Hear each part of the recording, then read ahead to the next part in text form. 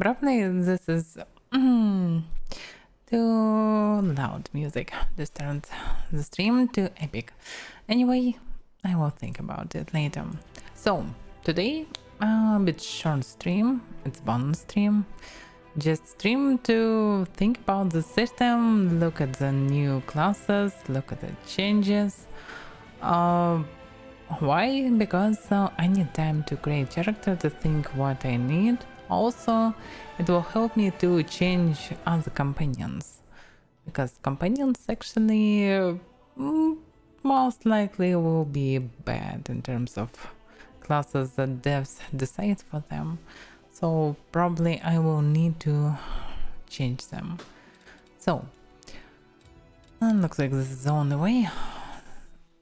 With developers are always striving to improve our work. To do this, we need information.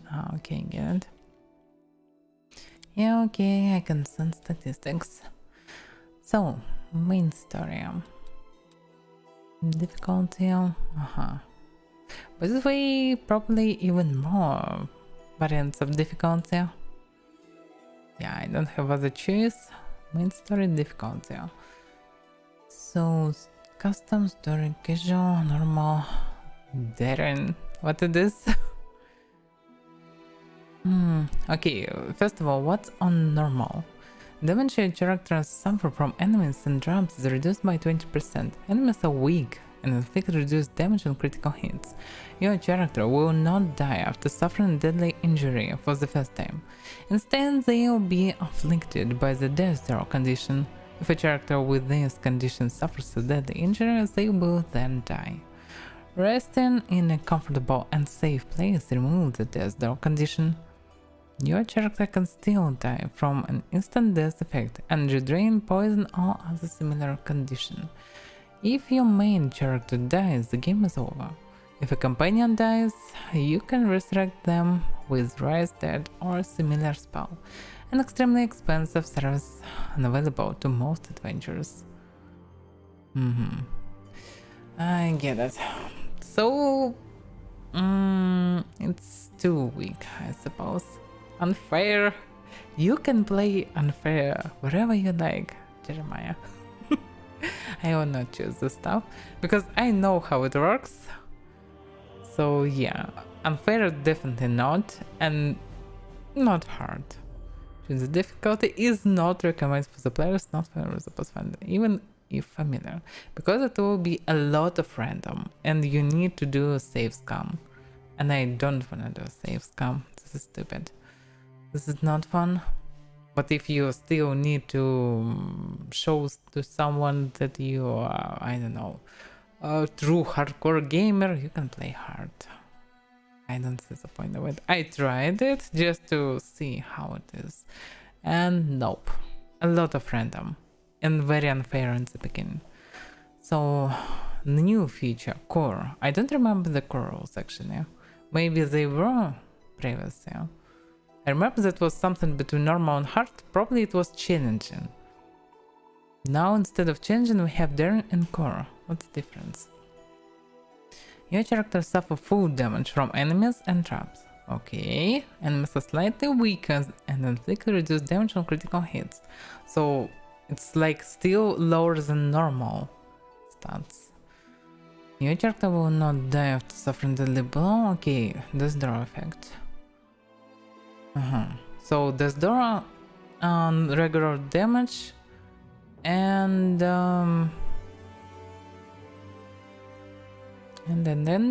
actually reduce damage on critical hits. Okay, characters suffer full damage from enemies and traps. There are more enemies than usual. They have standard power and inflict the usual damage on critical hits. Your characters will die after suffering deadly injury. If your main character dies, the game is over. If a companion dies, you can resurrect them with Rise Dead or a similar spell. I don't really like the last condition, that if your main character dies, the game is over. But what if someone just resurrects you? Why no one can resurrect you? This lead to save scam anyway.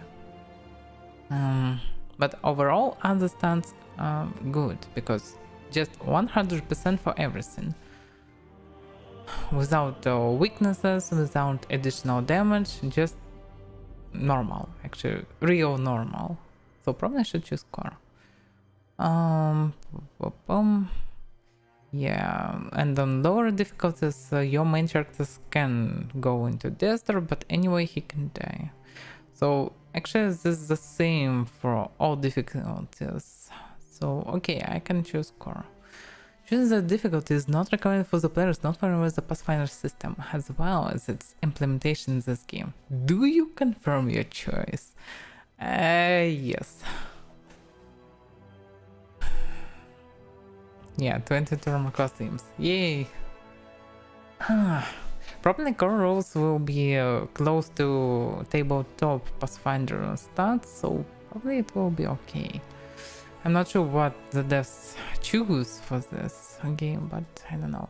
I just read it that all the demons, and you will mostly fight demons, almost immune or immune to lightning, and very resistant to fire, and also to other elements, acid and other crap. So actually choosing this caster maybe not the smartest decision in this game. But we'll see. Probably also can get something after 20 level, or I don't know after which level, when you get this mythic, or how they call this stuff, when you transform into something else. So maybe then you can somehow overcome this immunities or other resistance. Anyway, you'll probably get something to deal with them. Okay, what about us? Probably if I will change something, it will switch to custom. Okay, do we have respect here? This immersive mod. This mod disables almost all interface hints in combat. Nah, let it be. Mod, nope. Only skill user receives skill check experience. Probably better to just give it to everyone. Okay, on active campaigns receive experience. Nope. Crusade auto mode. Yeah, nope. It campaigns rise after combat. Remove negate effect on rest. Remove control effects after combat. Additional enemy. By the way, this is nice stuff. Actually. There's no point of wasting time after combat will end. It also would be nice to remove all this clouds, grease or other stuff. Some roots. No other effects. Okay, additional enemy behaviors, what it is. Enable this option to allow some enemies to use additional abilities and spells. Okay, if you wanna really die against imps and quasites, you probably should activate this to make them use, I don't know, fireballs, controlled fireballs, improved controlled fireballs, empowered improved controlled fireballs, something. Enable character drain. Yeah, off. When enabled, allow certain NPC in the game to retain characters and companions. Change this option will change the game to custom. Why? Why, Mr. Anderson? Why? You have retrained only on normal difficulty. What the fuck is wrong with this game? But okay, you probably can switch the game on the fly. So, okay. Anyway, I can use mod for this if I will really desperately need it. Okay, let's go core rules. Next. What it is? Beginner characters, I suppose. Looks weird, by the way. Cleric difficulty. If they did difficulty, why not to add also effectiveness or something? Like how many stars for this difficulty? Okay, and what you should choose actually if you are newbie? Cavalier half elf, cleric Orient, I have no idea who are Orients. But okay. Dudes with blue crystal hair, I suppose. Probably some limited race. Either human. So clerics are mean difficulty. Okay, rogue. Really? Rogue it's 1 point difficulty?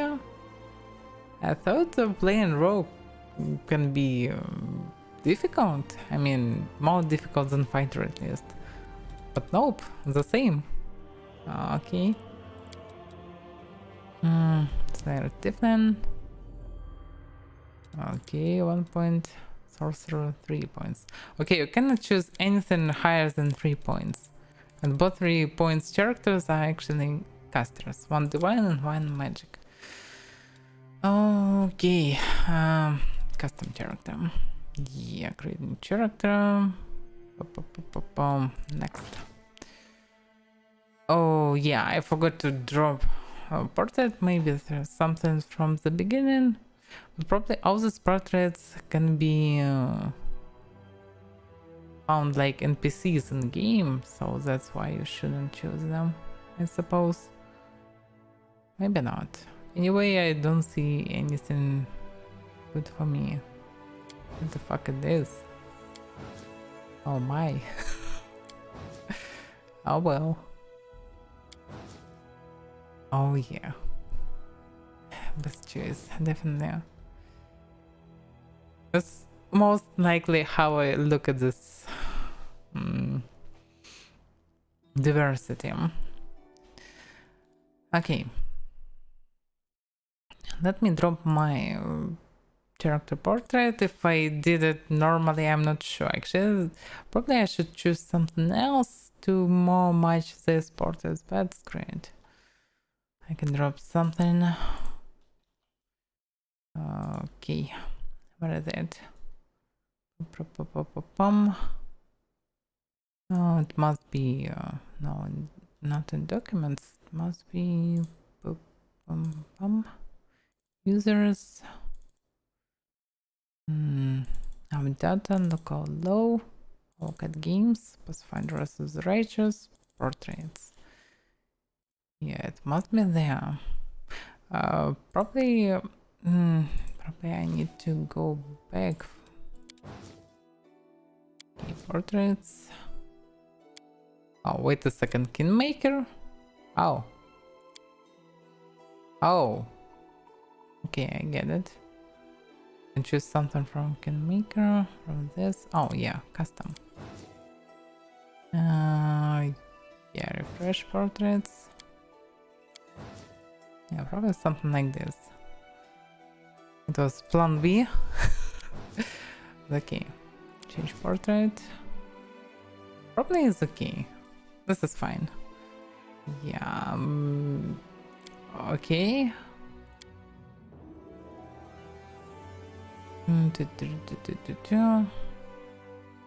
This is alchemist. Okay, you choosing class before race. This is not too smart, I think. Oh well. Okay, let's see what we have. Let's spend 2 hours for nothing. So, alchemist, arcanist. I don't remember arcanist.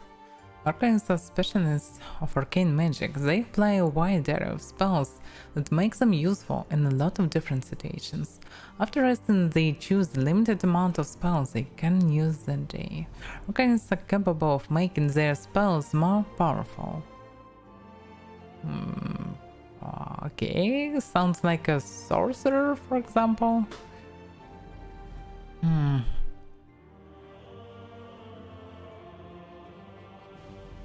Actually, they most likely are like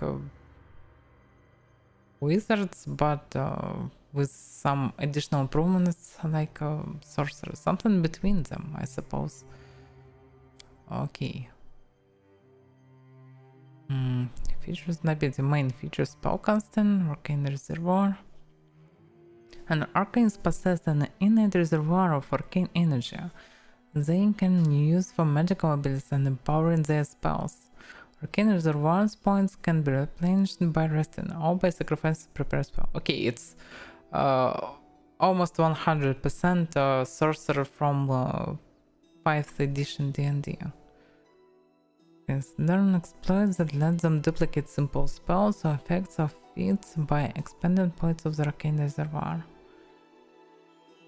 Yeah, but for some reason the sorcerer was made on basis of wizard system of spell. Yeah, finally, I'm really not playing it, I'm creating characters. I'm learning new system, new changes, and creating characters today, because the regular stream will be tomorrow, as it was planned. But today, okay, they released it on evening on my time, so let's just learn everything we need, because I will need this information also to change companions, not only for main character. Plus, I want to understand how new features work. So we probably spent a lot of time today here before creation. So, Arcanist looks like Wizard Sorcerer. Okay, which one is the base stand? They have this basic shit, but they don't show me any details. Okay, now I can see details. This is simple variant. Okay, I want to see details. And this is way better. But now I can see base attack bonus. But what is low? It's 1 of 4 or what? Anyway, will high reflex force. Okay, 7 throws. Base attack bonus. So how many and how more accurate attacks will be? HP per level, basic HP, max level of spells, also actually go. Ability intelligence, yes, that's all. Most likely I need. The most important stuff you need to know. Caster type, casting spontaneously. This actually means this is really sorcerer, not wizard, because spontaneous means that you don't need to prepare spells, but you also need to prepare them. How can it be? So others are born with magic in their blood, commanding unbelievable forces of effortlessly as they breathe. But still others seek to meld the science of arcane scars with the natural might of innate casters. These arcanists seek to discover the mysterious laws. Okay. It's just about different variations.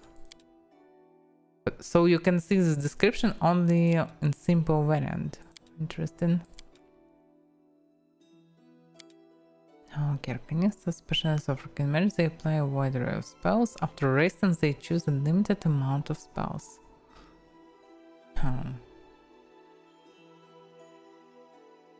So they need to prepare spells. Probably it's like a no. It's hard to say how it was implemented. Looks like you need to choose some spells and then you will use them as a sorcerer. But basically know more of them. Somehow. Okay. Looks mostly interesting. But also minus intelligence. So let's think about what I actually really need. What you need from the leader. The leader must be charismatic. You need to speak a lot with everyone. Yeah, you can go with someone who can speak instead of you, but in probably some situation you will be alone and you need to speak well. So you need charisma. Also you need mostly not charisma but persuasion and other skills for speech. So it's better to choose someone who uses charisma as caster stat. Also we'll fight demons mostly. This whole story about demons. So if you fight in demons you need someone divine, I suppose. Someone who can do a lot of damage against demons. Also demons very resistant to regular elements, so probably you need some special stuff like sacred to kill them. So A good choice will be something from divine casters, like clerics, paladins, and other stuff. Paladin probably most iconic variant.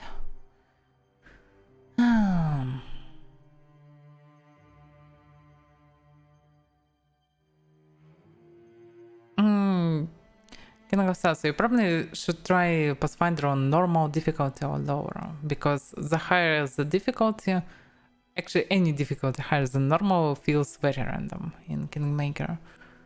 In second game, it feels way better.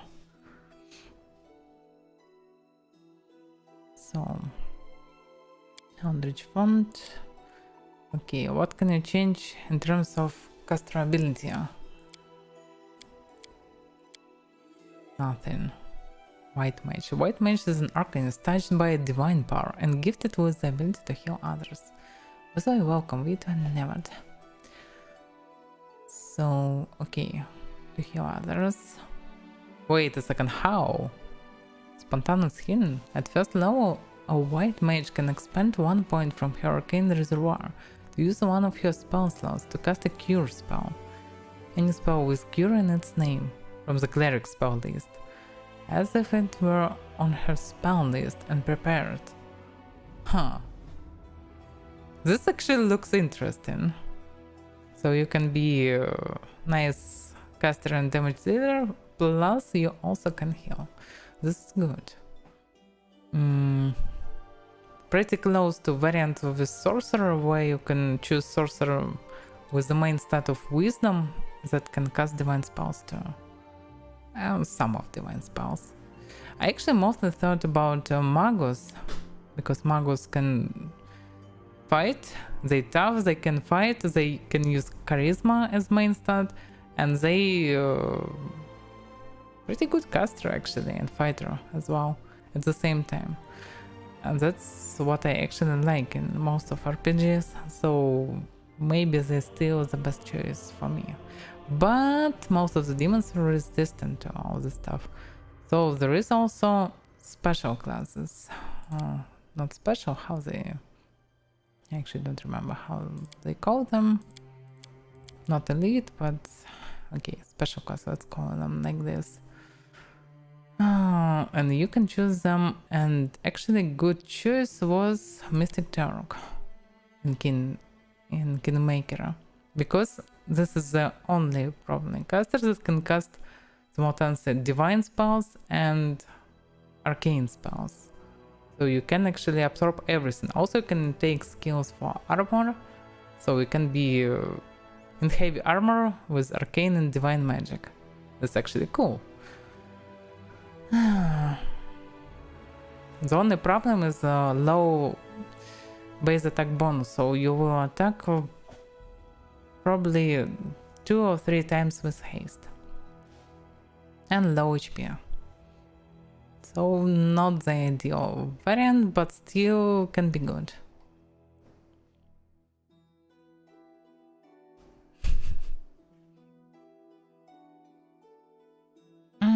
I'm not sure, the Orc is still interesting variant. Okay, Arcanist looks interesting, but I'm not sure about for the main character. I wanna fight in melee. So okay, Arcanist looks interesting for some other characters. Can be good. But I don't see any more melee version of it. Okay, let's see next one. Barbarian. Okay, everyone know who barbarians are. They barbarians. They can use rage and smash faces. Bards. Bards can be... Bard actually can be not bad variant for half melee, half caster. In theory. But let's see. Siege Bard, Flame Dancer. Dancer studies the moment of fire and adds grace to his repertoire. 6 truths, blah blah blah.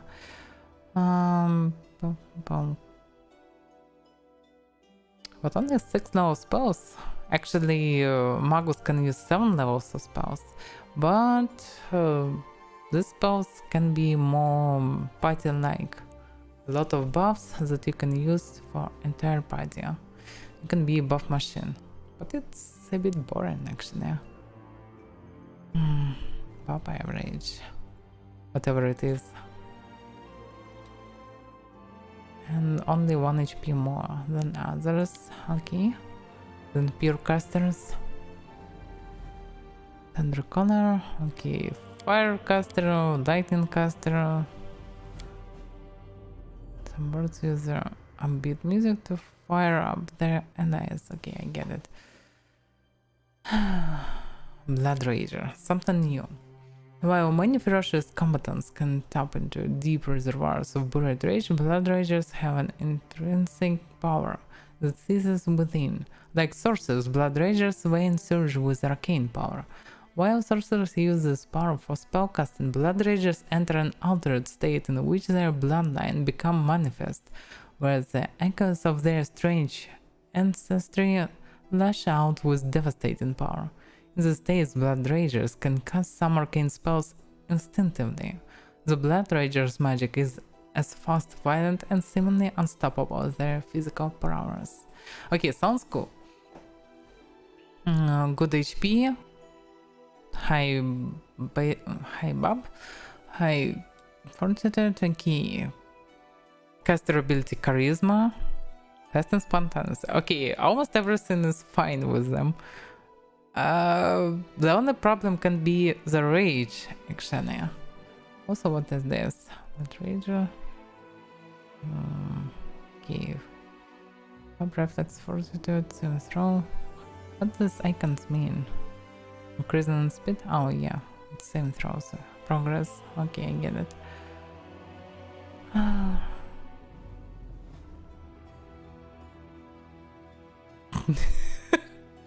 Okay, I can try it, yeah. Hi Ray, how your day is going? Have no idea. I just from vet clinic, so I don't know. Can be worse though.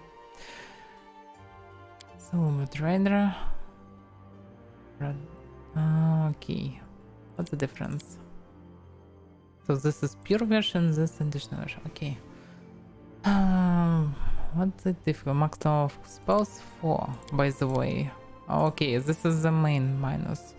And this one cannot cast spells at all. Sometimes the mixed blood make an unstoppable mortal machine out of Blood Rager for conflicting impulses in his mind. Primalist. Withers to blood. Yeah, it's a lot of stuff actually. You need to read a lot about all of them.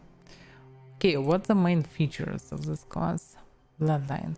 Each Blood Rager descends from someone who possessed innate magic, dragons, fae, devils, etc. Bloodline gives them a number of spells, feats, and unique abilities to choose from, allow them to specialize in a particular style. Can I see these feats? No.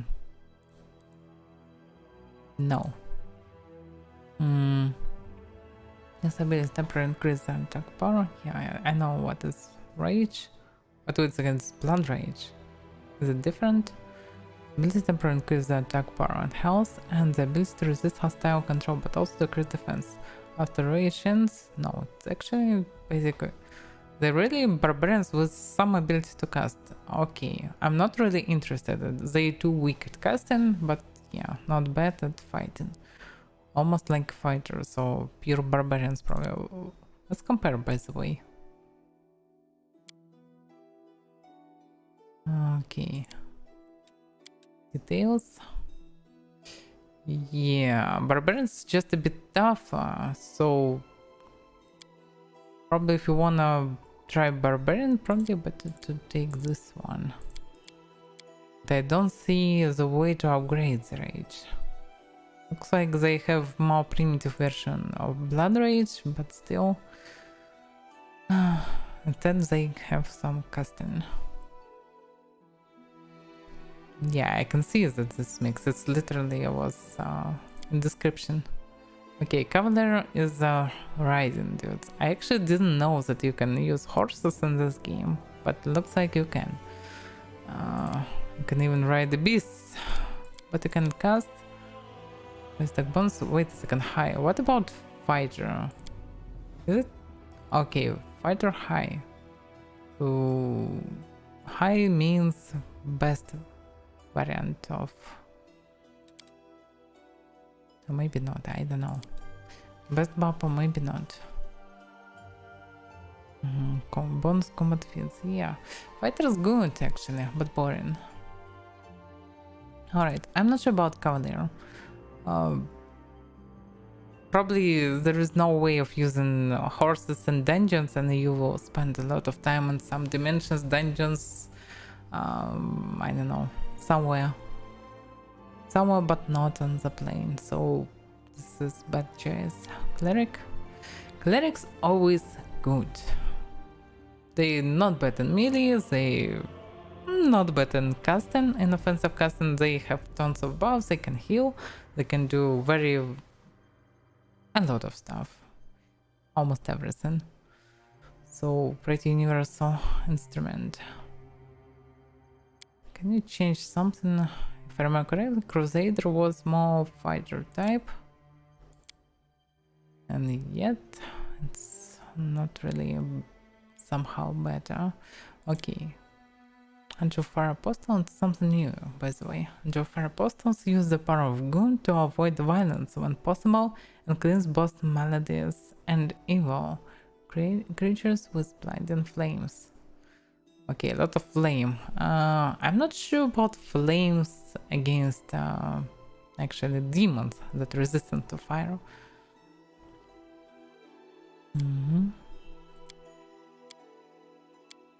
Okay, if I remember correctly, there was 4 variants of priests, basic and 3, I know, Crusader, Ecclesiarch, and probably Herald. About priest of bounds, life and death are two sides of the coin called the universe. Those clerics who do not give preference to either side and can compensate both types of energy in themselves become priest of bounds. The equal good of both given and taken life, depending on how much their goals match with yours. Very low amount of abilities, by the way. Equilibrium, what it is? Probably better to choose simple version, or maybe not. It would be nice to see main features of each class instead of reading everything. Is there any of priest without wisdom? No, all on wisdom. Okay. Druids, I don't wanna use animal stuff. And probably you cannot choose something really unique from it. Druids we use their innocent adventurous companions as a herd of a pack to be protected. Okay, I get it. I don't wanna be a part of the pack. Fighters. Fighters. Probably no caster fighters because there is no point of them, because you can choose other classes, because there is a lot of classes in this game. And I don't wanna choose pure fighter. Also two-handed fighter probably still the best one. Hunters. What's the difference between hunters and rangers? Basic bonus average, HP 5. Level spells 6. Probably ranger level spells 4. Yeah, but higher base attack bonus. Okay, it's just ranger with more custom abilities. Hunter.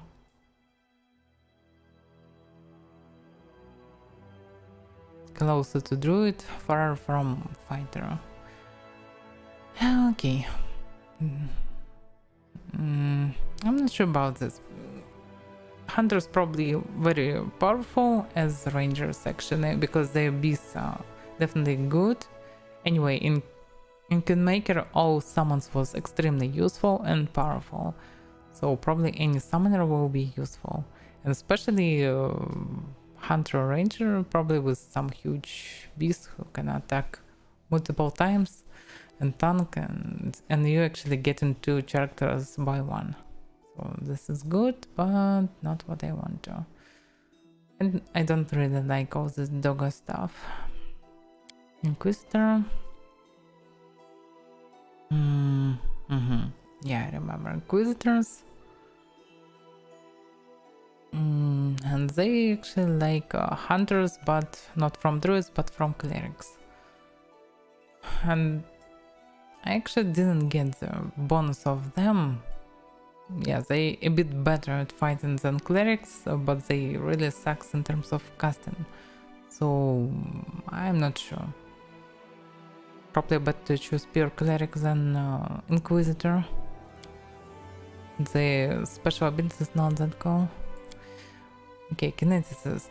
They were interesting class, very interesting, very effective, but very bugged. That actually lowers their effectiveness a lot in Kingmaker. So I don't wanna choose another kineticist for rest of the righteous. So yeah, let's skip them probably. There is some blood kineticist. The blood kineticist, the water in a creature's blood is just like any other sword, and she uses that knowledge to brutal ends. Okay, sounds dope. Still sounds cool. Yeah, they mostly important because most of their stuff doesn't work at all. And yeah, not much you can do from them, but they're very effective. Anyway, the even basics abilities are really cool. Okay, Magus.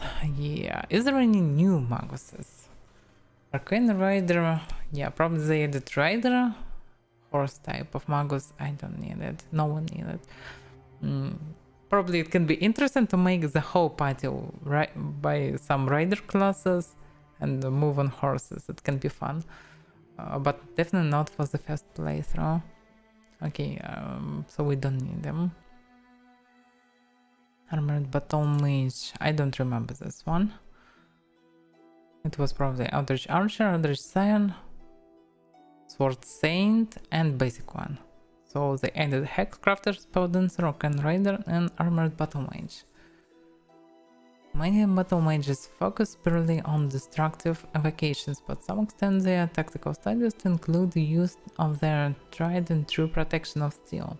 These armored battle mages learn to move and cast spells in even the most restrictive armors and have developed new methods to magically enhance their armor. Actually, basic or Eldritch Scion can use heavy armor. Are they not? Arcane heavy armor, yeah. On 13th level, you can use it freely. Alright, what about Armored Battle Mage? Arcane heavy 13, the same level, same armor. What's the difference?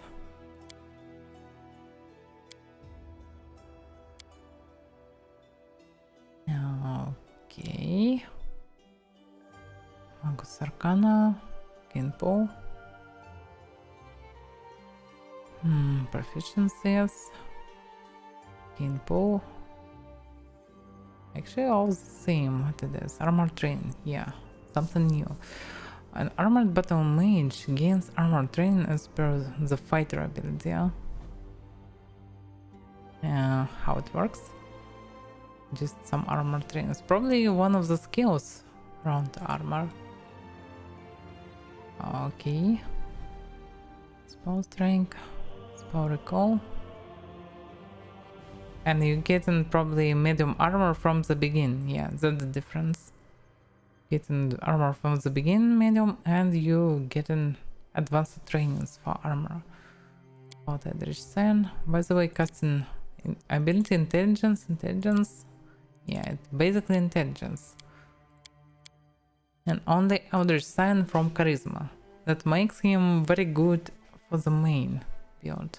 Why do I max level spells on 6? I thought it was 7. Okay, this is a minus. The downside. And base attack bonus on the average. Maybe better to choose, but I'm not sure, yeah. Yo, the minus of choosing someone like this, you will never be able to cast most powerful spells. But you can fight in melee, plus you still can use some useful stuff. Also, you can use some teleport spells, something that can help you to move like a fighter or do something like a fighter or rogue. Hexcrafter, what is this? Hexcrafter Magus has uncovered the secrets of using his arcane pool to recreate with hexes.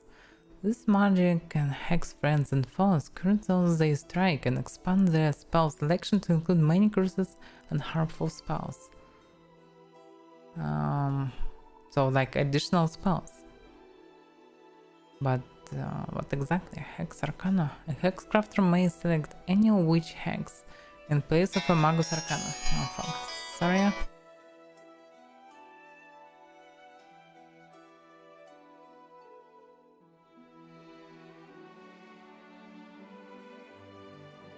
Okay, this is spam. I hate it. So, what is witch? New class? New class. Okay, let's see the witch. What it is.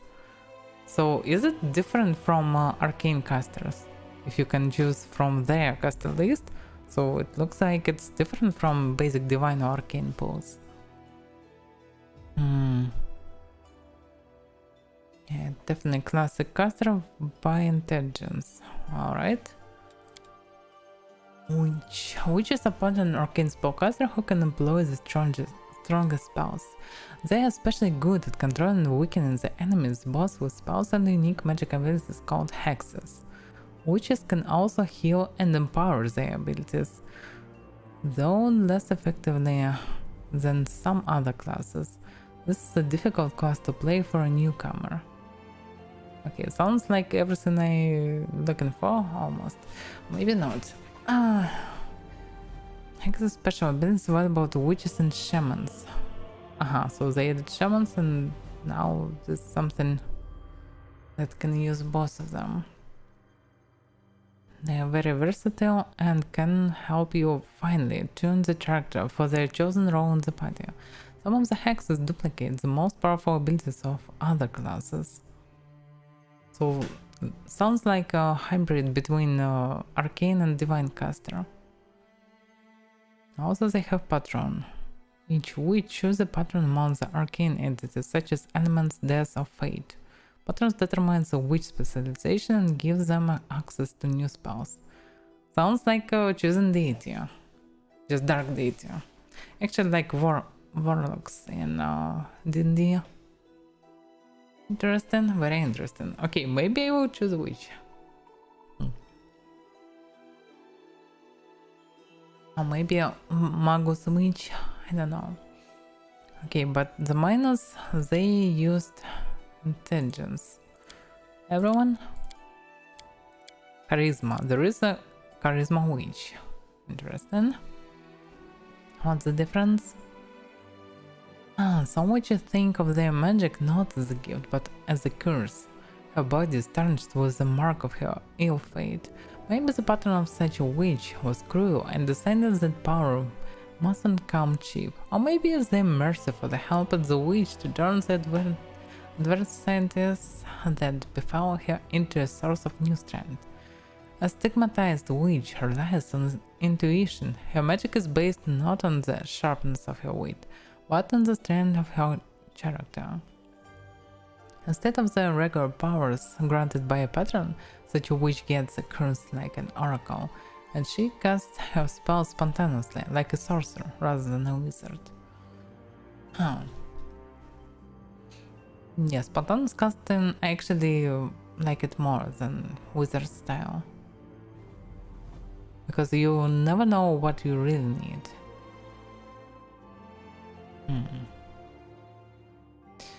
Yeah, the only minus of witches, they cannot fight at all. They're really bad at this. And the only magus that can use witch hexes will use intelligence. Okay, I can afford intelligence anyway. Especially for magus, you don't need much. You need 16 most likely.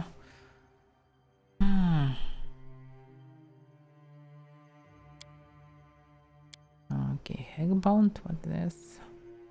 Punched muscle. Get muscle to the Hegbound's body, achieving +2 size bonus to her strength score. Okay, more strength. Does it mean this is more melee? Probably not.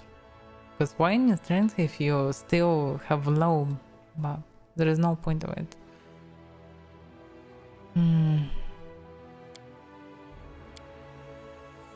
Yeah, elemental witch probably sucks because demons resistant to elementals. Which of the wheel? Okay, what about the basic one? Is there any difference? Bottom proficiency, which is familiar, hexes, patron, abilities. Stigmatized witch, abilities, patron. So you can, no, you will lose patron. Yeah, because you're getting your powers from the beginning. Okay, it still looks interesting.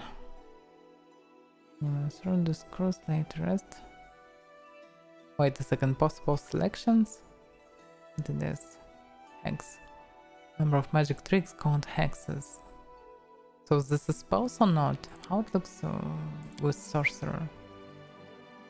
Bonus feat.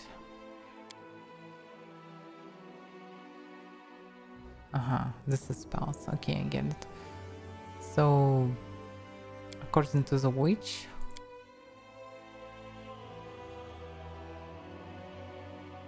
to getting some spells, and you can even see them. Nice. So how it looks like? Burn hands, inflict light wounds, cure light wounds. Yeah, definitely something between. Looks really interesting. And also you can use hexes. What about Magus that using it? Hex crafter. He still can use armor. He loosen spell recall. What is this? And for those Magus learn to use his arcane pool to recall spells he has already cast. Yeah, I almost never used it previous, so I don't see the point of it. By the way, can he use it? Yeah, I never used it because Alderson also didn't get it. Okay. But what about your spells? Are they as from hexes? Hands, crosses, reinfeeble. No, you don't get an healing spells. Only offensive spells. Only arcane spells. So you still get only from Magus pool. What about hexes? Crime, Bane Blade, Arcane Accuracy, no, it's different. Magus, Animal Thorn, Death Curse, Lay to Rest, Life Giver, Hex Channel. I'm not sure what it will get. Give me a Major Healer, Regeneration. Okay, it will give some abilities, but I'm not sure they're good or not. And choosing character when you have no idea what you will get, this is not the smartest decision.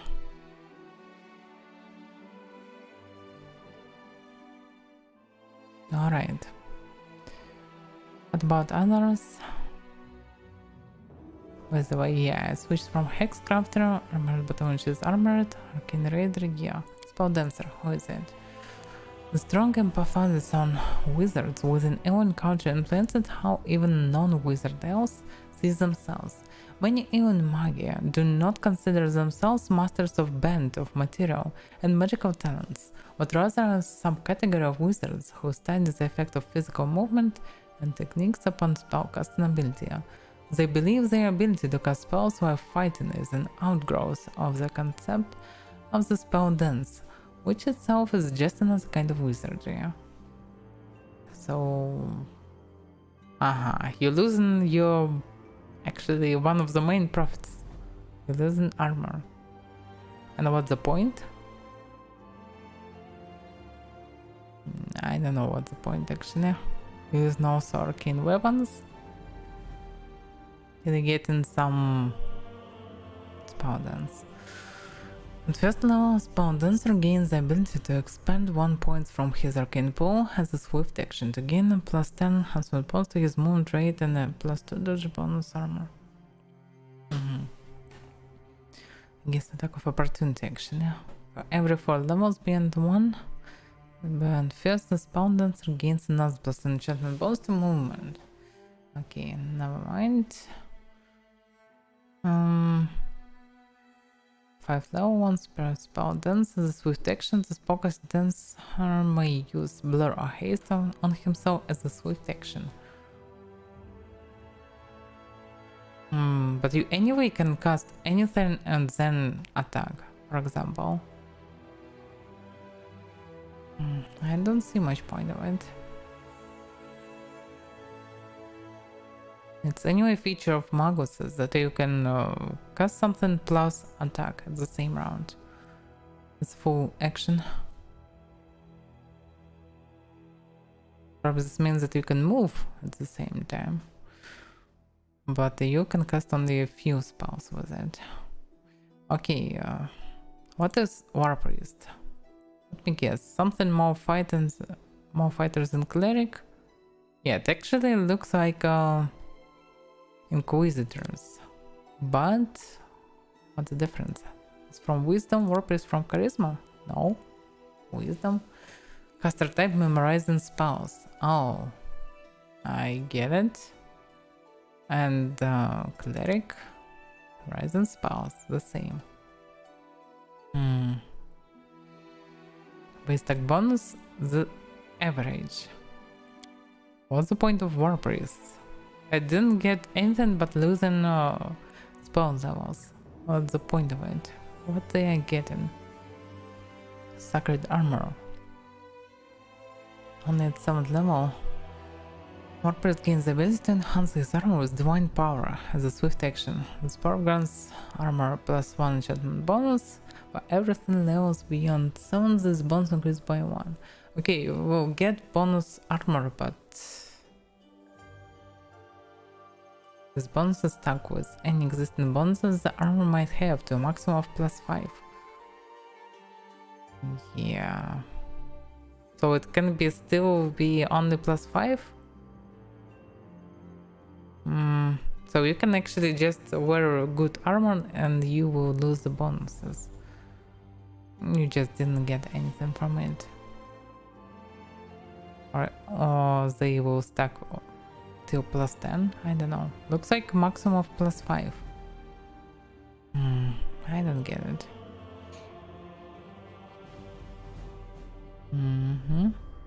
Proficiencies in everything.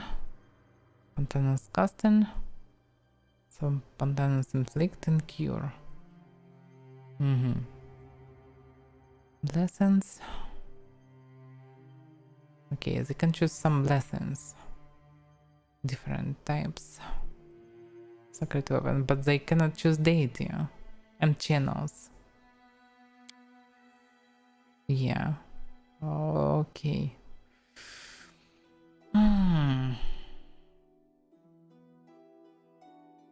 And what about their spells? Yeah, typical divine spells. I don't see the point of this class, really. Maybe some special abilities from one of the types can be really lit, but mostly I don't see the point. They like just a more tanky variant of Inquisitors. If Inquisitor can do more damage instead of casting better spells, War Priest can tank more, mostly. Okay, Scout, I don't know. Oh, nice HP, best attack bonus average, okay, and 6 level spells. Is it just different version of bards or what? Damage reduction. It's actually always cool.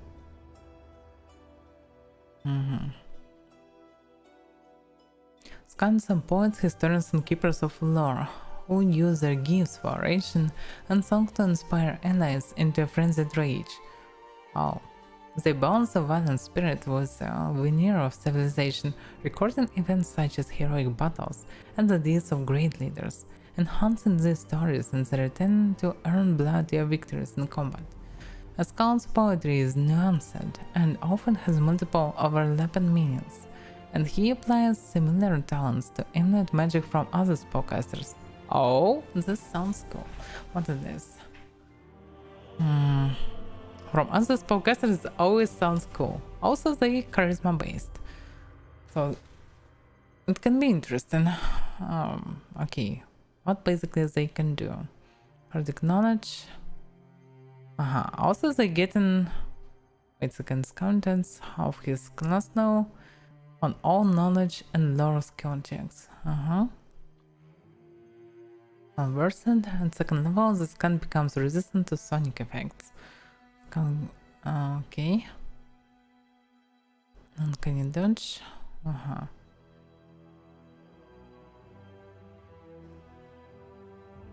And this raging song. At certain levels, Count can start the raging song as a swift action instead of standard action. Oh, so basically he can do it. Okay, Scout's talent. As Scout gains experience, he learns a number of talents that aid him and confound his foes. At second level, Scout gains a rogue talent, as rogue class features of the same name. At third level and every 5 level thereafter, the Scout gains an additional rogue talent. Scout can select rogue talent that modifies the sneak attack ability. So actually you can choose any user's ability because you cannot choose the main rogue ability. Me. Rage powers. At third level and every 3 levels thereafter, Scout learns rage powers that affect the Scout and any allies under the influence of his inspired rage. If rage power requires another rage power, such as disruptive, which requires superstition, whatever it is, the Scout cannot grant the rage power to allies unless he can also grant the powers requires. Okay. Animal Fury. And I can read about them. Oh my god. Some totems. Metal stance. Okay, what is this? The Barbarian can focus her strike, she gains +1 competence bonus on melee attack rolls and thrown weapon attack rolls. This one increased by 1 for every 4 levels the Barbarian has. Stance rage power, Barbarian can have more than 1 stance. Okay. Okay, you can buff, probably not bad buff everyone. The only minus, probably spellcasters cannot cast in this damn range. This can be very bad. Yeah, Inspired Rage. At first level affected allies gain +1 bonus to melee attacks and damage rolls and +1 bonus on will saving throws. Those take a -1 penalty to armor class. While under the effect of Inspired Rage, allies other than the Scout can't use any ability that requires patience or concentration. At 4th level and every 4 levels thereafter, the song's bonus on will saves increase. Okay, like the Barbarian Rage ability, those affected are not fighting it after the song ends. Yeah, so they cannot cast or not. Concentration. What abilities actually require patience and concentration? I don't know. How can I understand it fully?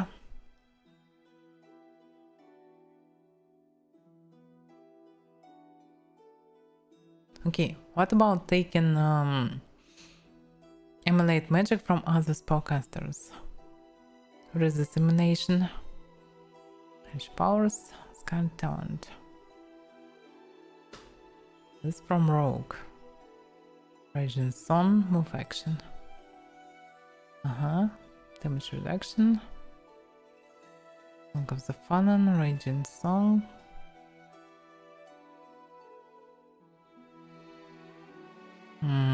I don't see anything like this. Bonus feed. Scribe scrolls allows you to craft scrolls during campaign.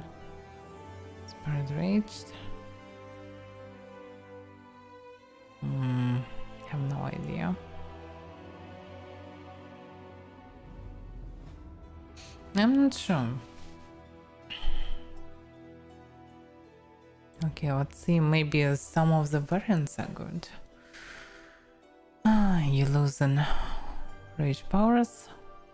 Wait a second. The battle scene possessed a unique mixture of country grace and on-site Martin magical prowess. She is a warrior point as skilled with her swords as she is with blades. Battle science sometimes rule with queens over corners of brave knights who scores the world champion both quests.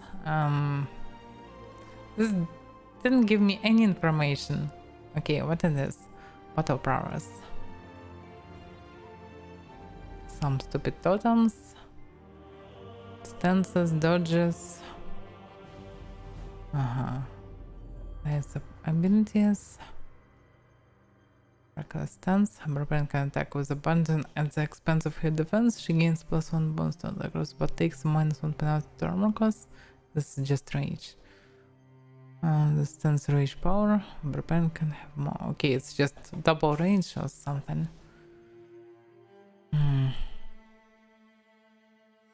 I don't see anything really useful.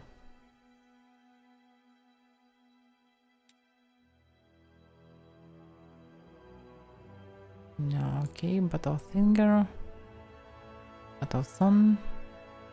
Can spend 1 round of scout performance to damage all enemies by sonic damage. Okay. It looks more like kineticist type, when you can just do damage instead of your abilities. Card point. Hand in the crowd. Master Marcos. Okay. Demon Dancer. Losing rage powers. Get in totem. I don't like totems. English mouse. And now a demon does inspire rage. All who accept his rage gains a bite attack. Demon conquest. Okay, Herald of the Horn. Hallucinate or what? But get in Horn Call. Enhance his sonic spells. Meh.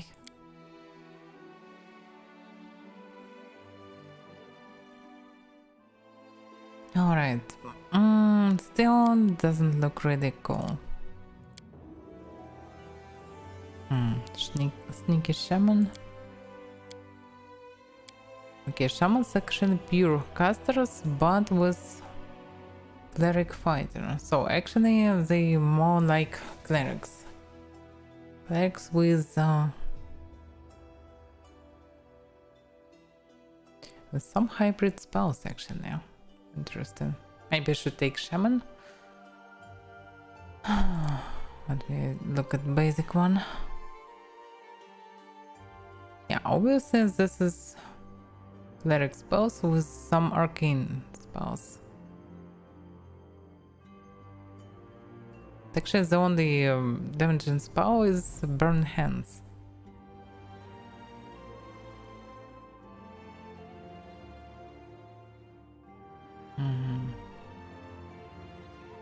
Almost only protective or debuff spells.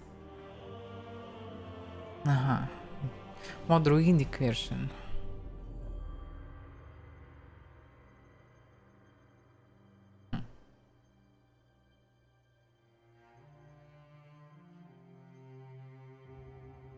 Most of the spells really boring.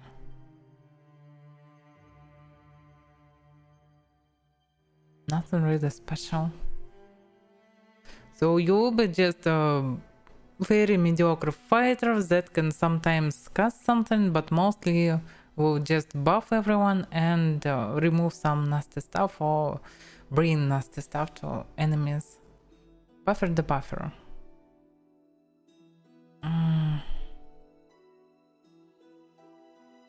I'm not sure about fun. You just buff the buff non-stop and probably suffer in melee because you're not that tough as some other classes and not that good in terms of base attack bonus.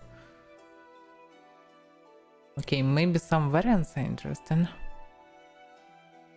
It can be good, it's like alternative variant of priest that going from druid or witch. Yeah, hexes may be powerful. I don't know, because I don't know anything about hexes.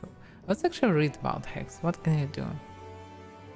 There is actually a lot of hexes. And this mostly spells. Oh, so hexes is mostly just spells or what? Yeah. Interesting. No, they're not spells, just same icon. Remind me of kinesis bonuses. Okay. So what can I do? The shaman can touch a creature to protect it from negative conditions, suppress their effects. Shaman choose one of the following conditions each time. Okay, aura of purity. This season heals poisons and noxious gaseous effects. Negated in 10-foot aura. Okay, cool. Chant. A shaman can chant as a move action. Creatures that within 30 feet that is under the effect of the shaman's UI, fortune, fury, or misfortune hex. Is that effect duration extend by 1 round? Okay, it's like passive to their spells or what?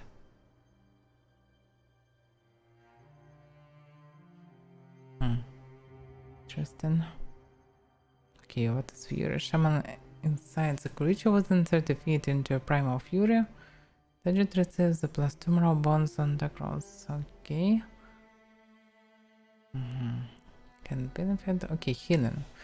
This acts as a cure light wound spell using the shaman's caster level. Once the creature has benefited from the healing hex, it cannot benefit from it again for 24 hours.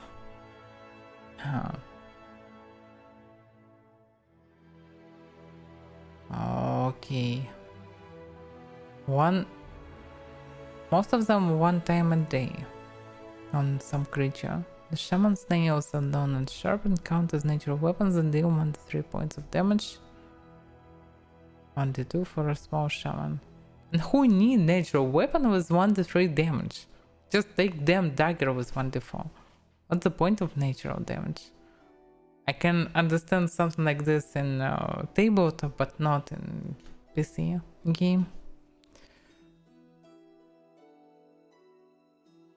I didn't saw anything about oracles, so I don't know about oracles. I will read about them soon. Okay, I don't see real point. Maybe some of them from this is really useful, but most of them looks pretty boring that you can use 1 2 times a day, and this is boring. Doesn't look like something really cool. And spell list mostly looks like bardish variant. Yeah, they can use heavy armor, but meh. Share skills. Shadow Shaman can be a bit of rogue and can be interesting because of it. What is Wonder Spirit, by the way? Shaman can form a temporary bond with the spirit other than the one selected using her spirit class feature. She must make this selection each day when preparing her spell. While this feature is active, she gains the spirit ability granted by the spirit. She also adds the spell granted by the spirit to her list of spells. Okay. Can choose only Wandering Spirit. Or what? Okay, Wandering Hex. I don't know. It looks complex and I don't know what you can get. But I don't see good damaging spells. I don't see something unique and interesting. Hexes looks at first glance pretty mediocre. You can do the same with the spells, so I don't know what's the point of it. And as fighter, it's pretty meh. Just average fighter.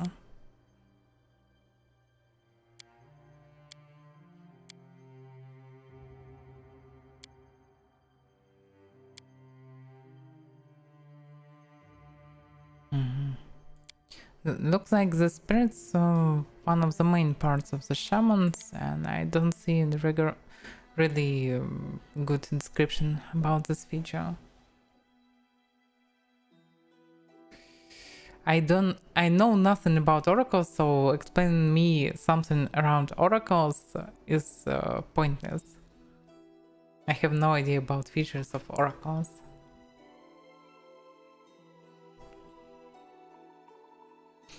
So, okay. Now let's see oracles instead. Charisma based. Actually it's the same as shaman. In terms of basic stats. Okay. Although the gods work through many agents, perhaps none are more mysterious than oracles. These divine vessels are granted power without their choice, selected by Providence to wield powers that even they do not fully understand. Unlike clerics who draw their magic through devotion to a deity, oracles garner strength and power from many sources, namely those patron deities who support their ideals. Instead of worshiping a single source, oracles tend to venerate all of the gods that share their beliefs. While some see the powers of the oracle as a gift, others view them as a curse, changing the life of the chosen in unforeseen ways. So, okay, spells.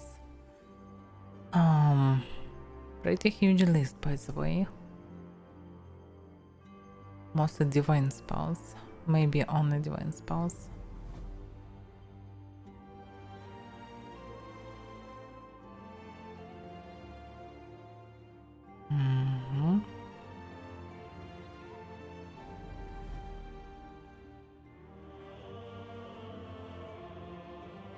Yeah, it feels like another cleric. Just with a bit different stance. Okay, let's see. Revelation. On the first and third level and every fourth level thereafter, an oracle uncovers new secret about her mystery that grants you powers and abilities. The oracle must select a revelation from the list of revelations available to her mystery. If a revelation is chosen at a later level, the oracle gains all of the abilities and bonuses granted by the revelation based on her current level. Unless otherwise noted, activating the power of a revelation is the standard action. Unless otherwise noted, death check, save against red, blah blah blah. Okay, never mind. What you can choose? A lot of abilities. Okay, what is this? Hair barrier. You can create an invisible shell of air that grants you a +4 armor bonus. Some level and every 4 thereafter this bonus increased by 2. The barrier causes common arrows, rays, and other ranged attacks require an attack roll against you to have a 50% miss chance. Use the shield for 1 hour, number of times per day equal to oracle level. Okay, so you can be like in heavy armor, I suppose.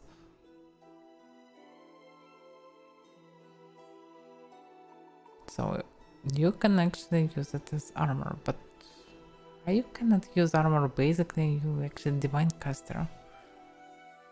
Okay, acid skin, armor bones. Upset is the same bonus in terms of armor. Also, you gain damage reduction 5 bludgeon. You can use the shield for 1 hour. Okay, interesting. What about actually wielding? They can't wield anything. That's why you need it. Oh no, they can. They actually proficient in light, medium, shield proficiency, simple weapon proficiency. So for any good weapon you need to spend some skills, or maybe choose one of the variant. Okay, the idea that you can get something interesting may be good. It's like hexes but different. Firestorm, fire breeze. Okay, what is firestorm? Instant action can cause fire to erupt around you. You can create 120-foot radius area of fire. Any enemy caught in these flames take 1d6 points of fire damage per oracle level. This fire lasts for a number of rounds. Charisma modifier. You can use this ability once per day. You must be at least 11 level. Okay, once per day. Fire breeze. Instant action, can unleash a 15-foot cone. Okay, it's like a basic attack. Looks like this touch. You can cause terrible wounds to appear on a creature with a melee touch attack. This attack deals 1d6 points of negative energy damage plus 1 turn for every 2 oracle levels you possess.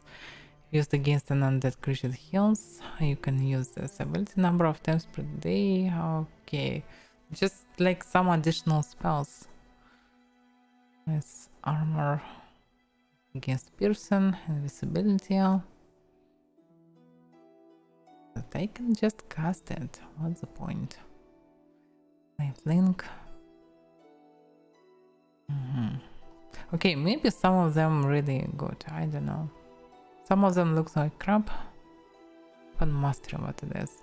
Gain a weapon focus. At 8th level you gain improved critical. At 12th level you gain greater weapon focus. You do not need to meet the prerequisites to receive the speeds. So you can actually choose for some special weapon that you want to use. Foresight, when I roll initially, you can roll twice. Maneuver mastery. Yeah, I remember about maneuvers.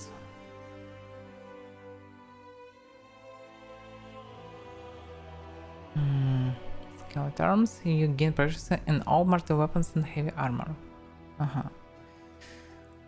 Oh, interesting. How many times you can actually take it? 6 times.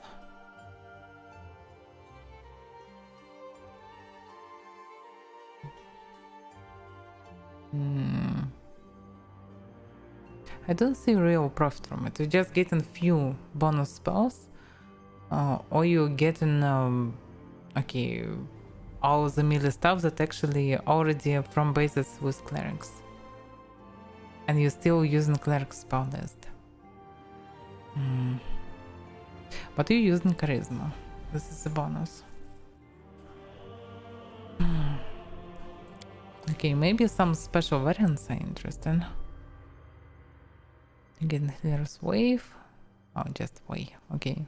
Divine Herbalist combines alchemy, acupuncture, and divine magic to heal wounds by touch. Okay, 6 points for every 2 level. Using this ability, standard action. Oracle to his soul, in which case it is swift action. The ability counts as a Paladin's lay on hands ability for the purpose of its spells. Blah blah blah. Like lay on hands, this ability can be used to harm undead. The ability replaces the revelation gain at first level. I'm not sure about this.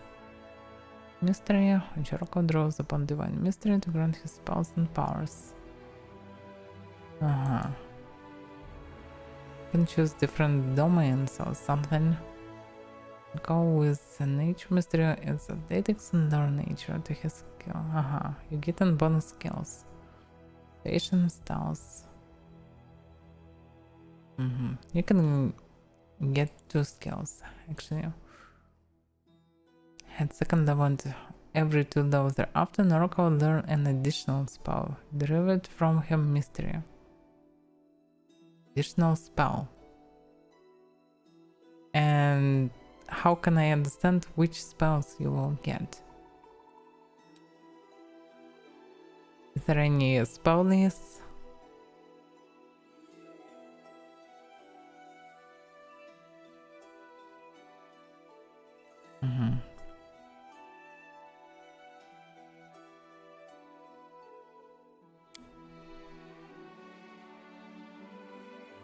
Oracle's curse.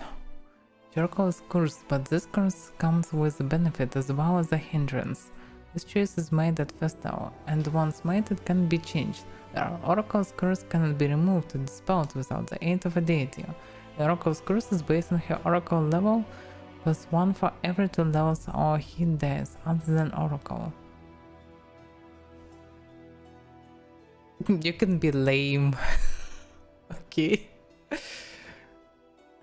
One of your legs is permanently wounded. Reducing your baseline speed by 10 feet, your speed is never reduced due to encumbrance. Okay. Immune to fighting condition. Speed is now reduced by armor. You are immune to the exhausted condition. Process looks interesting. Oh, scarred face, yay! Beneficial curse. You have found out that curses can be a blessing, and now you know how to use them. In additional oracle curse, but it gives you no penalties. Oh. I don't fully understand how it works because in the description you can see that you get other stuff on next levels, but cannot see it on the levels progression for some reason. So I don't fully understand, but it looks mostly interesting. Okay, what about others? The enlightened philosopher seeks enlightenment through compassion, moderation, and humility. By following her philosophy teachings, the enlightened philosopher seeks to reach enlightenment and become one of the with universe. And what does it mean? Get an additional revelation, but you didn't get mystery, but you get mystery. How this works? Okay, you get in not every one of them. Alright, I don't know something. Okay, it's hard to understand because of the bad description of this scrub.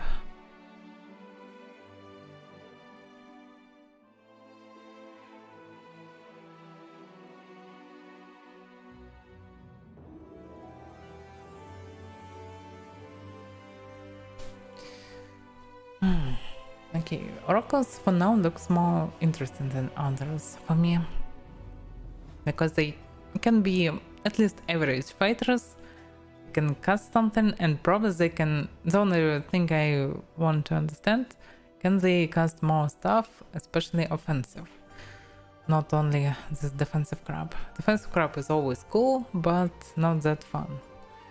It would be nice to know something else, but it's hard to understand from the description. What can you do? Also, there is a lot of types of oracles, so I need to look carefully.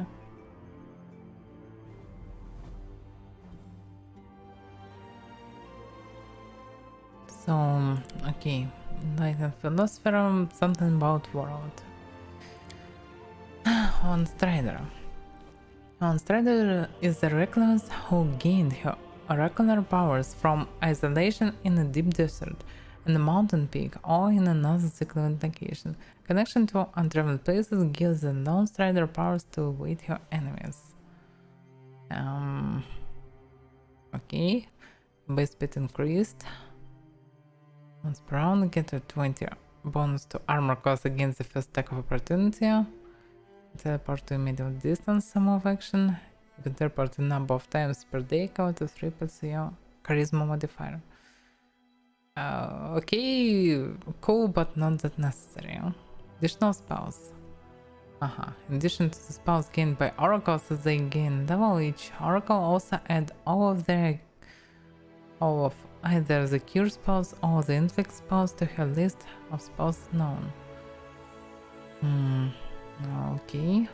The spells are added as soon as the oracle is capable of casting them. The choice is made when the oracle gained her first level and cannot be changed.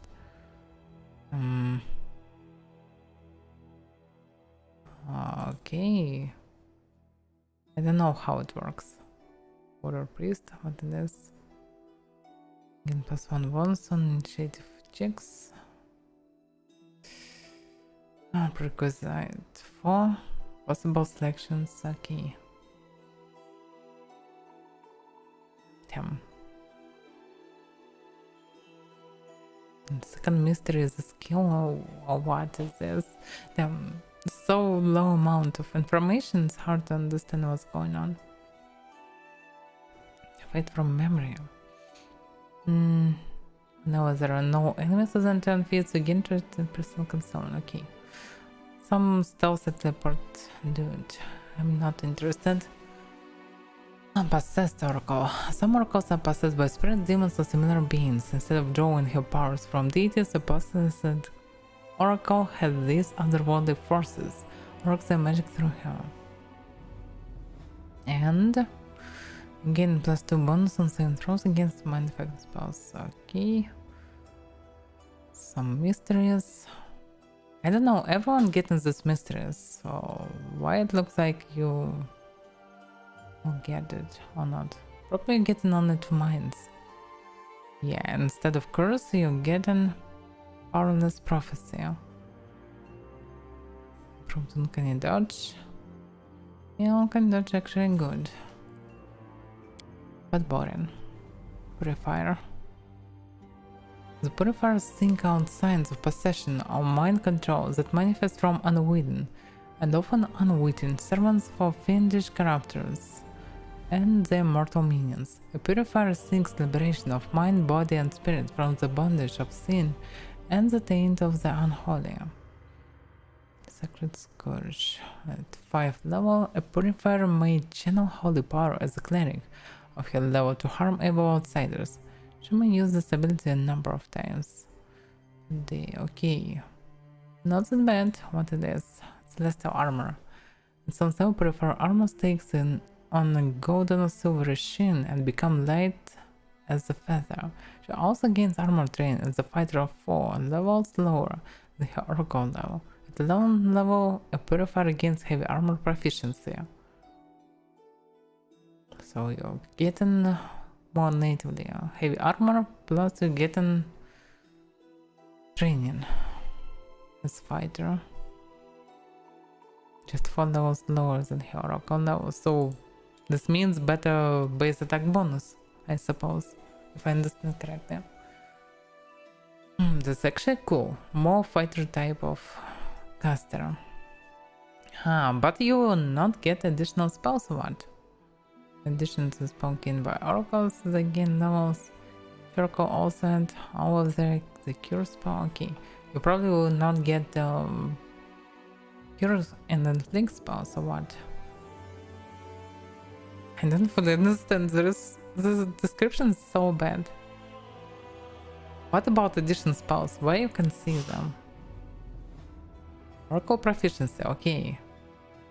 Mystery.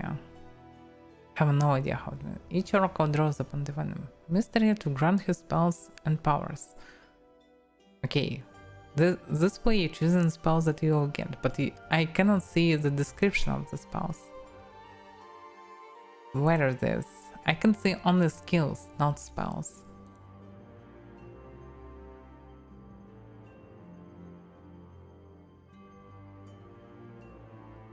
I see only skills. Where are the spells? No spells. It looks like domains for deities, but I don't see any description about spells. What you will get, I have no idea. But also you can get spells, skills that you need. So this is cool. Also basically class skills are most that I need. Just skills to speak and know everything. That's all you need actually as a leader. And they charisma base and they can fight, they can cast, so probably I should choose Oracle. Just need to understand which one exactly. Okay, looks like this is like domains. Okay, for example, you will get spells from Mystery, even if you have no idea which exactly. You also will get cure spells. The spells end as soon as the Oracle is capable of casting them. This choice is made when the Oracle gains her first level and cannot be changed.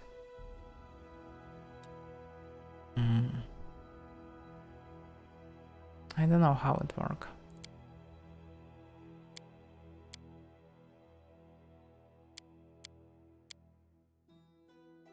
Because armor is good, and first of all, good is actually armor.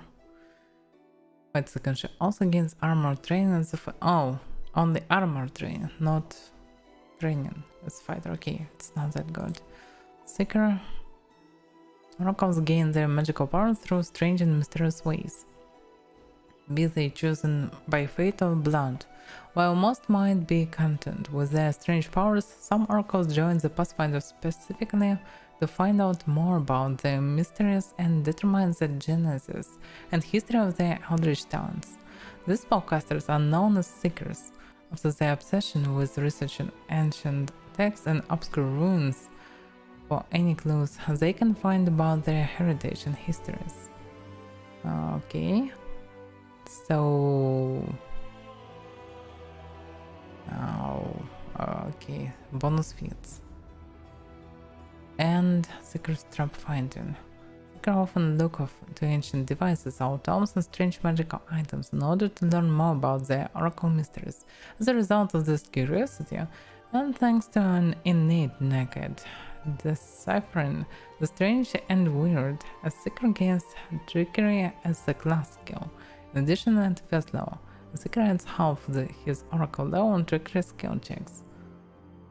That's actually cool for the main character because you can see and disarm everything by your own. So you can be a caster, healer, fighter, and disarmer. It's actually cool. Really cool. Also getting trickery, not just for the traps, you get in trickery so you can unlock the stuff. So this type of oracle probably combine every mechanic in this game. In terms of basic mechanics. Basic roles probably, not mechanics, roles for the party. You can speak, you know everything, you can cast, you can heal, you can fight, you can stealth, you can see everything and unlock. Sounds cool. Also you can get bonus feats. Meta magic. Spell penetration. That's actually very useful. Combat casting. Yeah, spell specialization. Okay, everything there is useful. Maybe not everything, but a lot of useful stuff. Okay, you can just choose 3 times the stuff. Looks interesting, but you will not get 2 revelations. Okay, looks interesting. The Whisperer. People often find themselves listening to the rustle of the wind, but only a handful of them hear whispering of the mighty nature element and can use it as a source of power. Okay, some elements. Wind, an oracle with the wind mysteries, mobility and stealth. A list of class skills. And you can see actually all the spells that you will get. So you actually get only 1 spell for each level.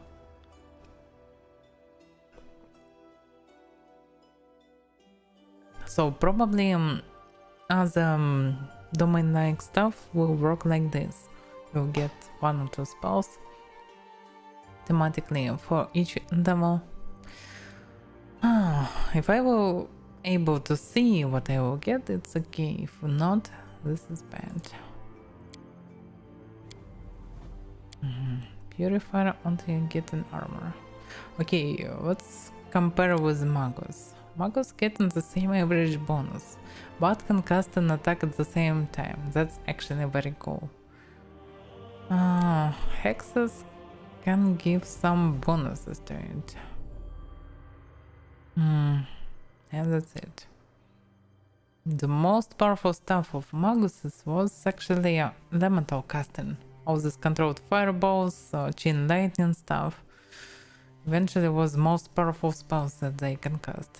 Also they can cast haste and other crap, but everyone can cast it. So they can cast powerful and safe for party always spells and attack at the same time, focusing the most powerful targets. It was cool. The only nuance is demons mostly will be resistant to all this crap. That's why Magus not that good choice. You mostly will need not elemental magic, but some different type. Maybe necromancy mostly. Maybe divine magic, something like this. So Oracle looks like more interesting way. If you can get some special spells, some additional, just to not have this boring list, it will be cool.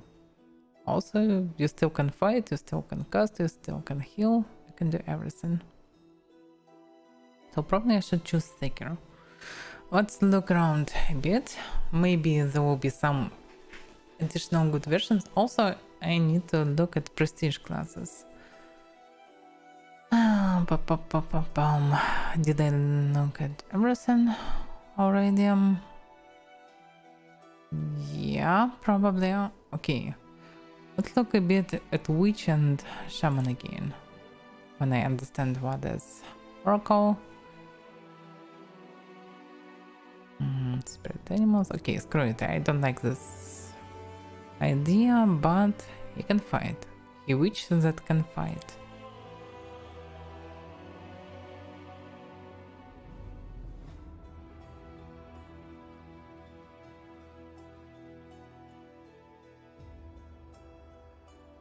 I wanna see some damaging spells, some offensive spells.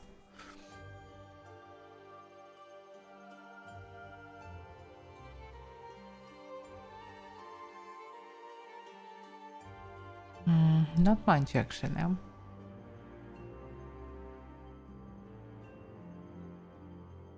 Actually, Lightning and Venom and Acid, all that uses against demons.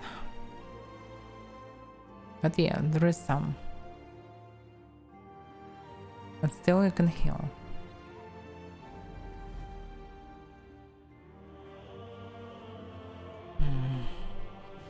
But most of the damage in here, okay. Most of the spells and debuffs. Okay. What about Wizard and Sorcerer? Pure ones. King Bomber, Chronomancer, what it is? To those who know how to manipulate it, the blood of Dampier can be a powerful component to magic. A Chronomancer infuses his necromantic magic with the power of his unique mixture of living blood and undead ichor. As his power increases in this strange arcane art, a Chronomancer finds potent ways to infuse his unique blood with necromancy spells. Okay, blood magic and necromancy, I like this stuff. But what do you exactly get?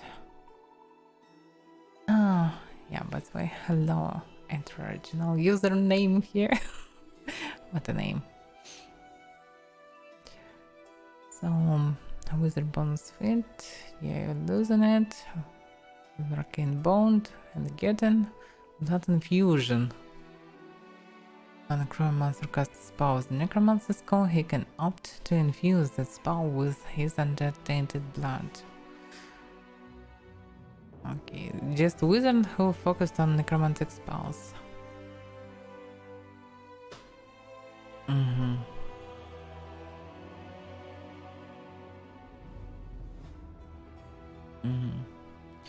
But still can do only one roll, and this is not cool.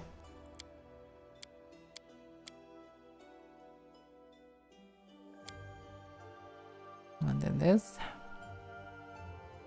While the concept of wizard specializations along the classically recognized schools of magic certainly dates back to the time of Aslan, and perhaps beyond into the dim recesses of time before humanity rose to prominence, it was the rune lords of Tassanon who explored school specialization to its full extreme, focusing their research on the discovery that each school of magic was opposed by two specific opposition schools.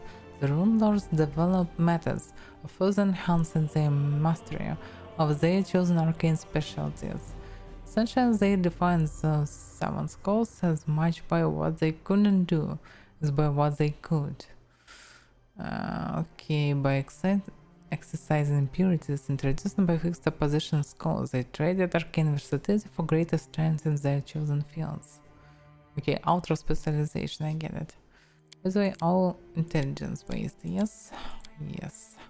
By the way, also always was curious about Scroll Summoned. Very unique type of caster. By the way, where is the description? Okay, some will consider scrolls a natural extension of their magical abilities. Yay, let's use scrolls. Yo, the third. A third. Third. Anyway. Okay, what about sorcerers? Yeah, sorcerers. Even more sorcerers. Imperial Sorcerer was interesting, especially if you go in Mystical Cleric. You can combine it with Divine Caster, actually with Cleric. But now when you have Oracle, you can actually combine Oracle with Sorcerer and then go Mystical Cleric. Just in case. You don't really choose, probably, but still you can do it. Still Mystical Cleric sounds interesting. Okay, what about others? Charisma, intelligence, yeah, it wasn't. Okay, so one sorcerer. It has to nature have more to do with creatures than with apparitions. Okay, not interesting. By the way, another seeker. There is sorcerer seeker and oracle seeker. What's the difference? Sorcerers gain their magical power through strange and mysterious ways. It even the description is the same. What the hell? Really? Can trap find it the same, absolutely the same skill. What the hell? Even bonuses probably, yeah, even bonuses the same. Huh.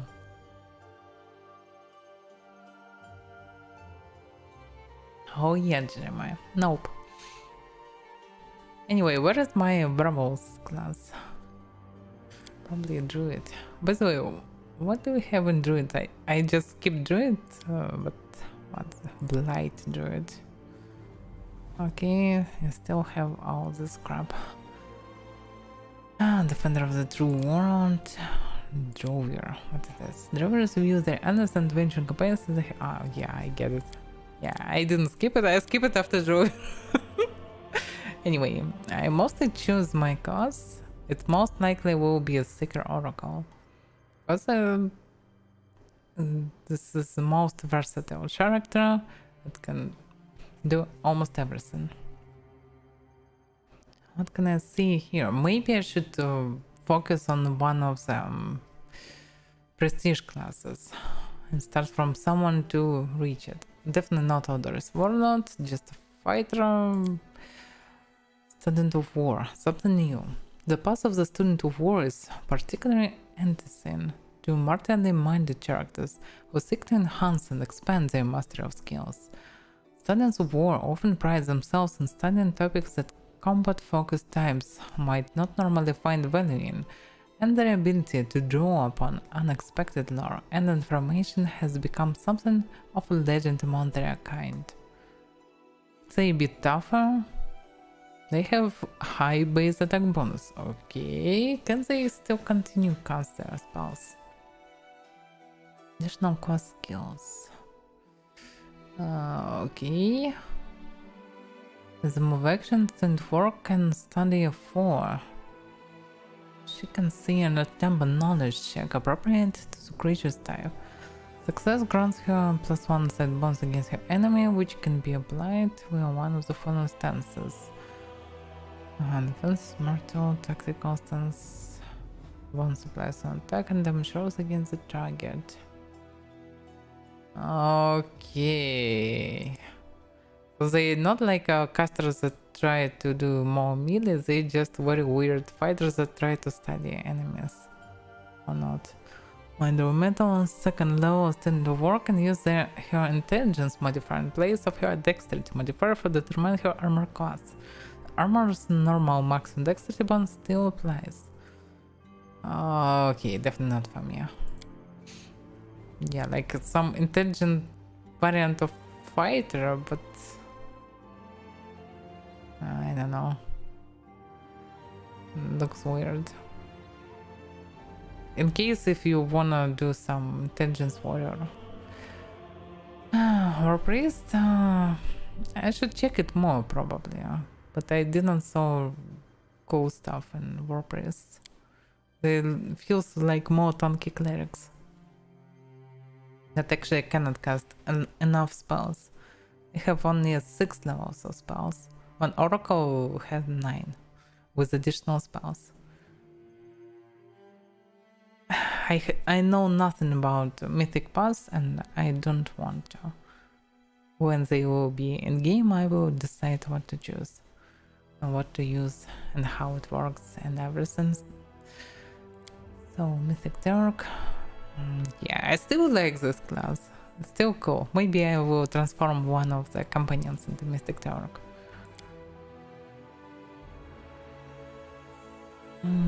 Also, I wanna check Paladins, by the way. So, Hell Knight Signifier. Hell Knight signifiers from the spellcaster armor of the Hell Knight Orders.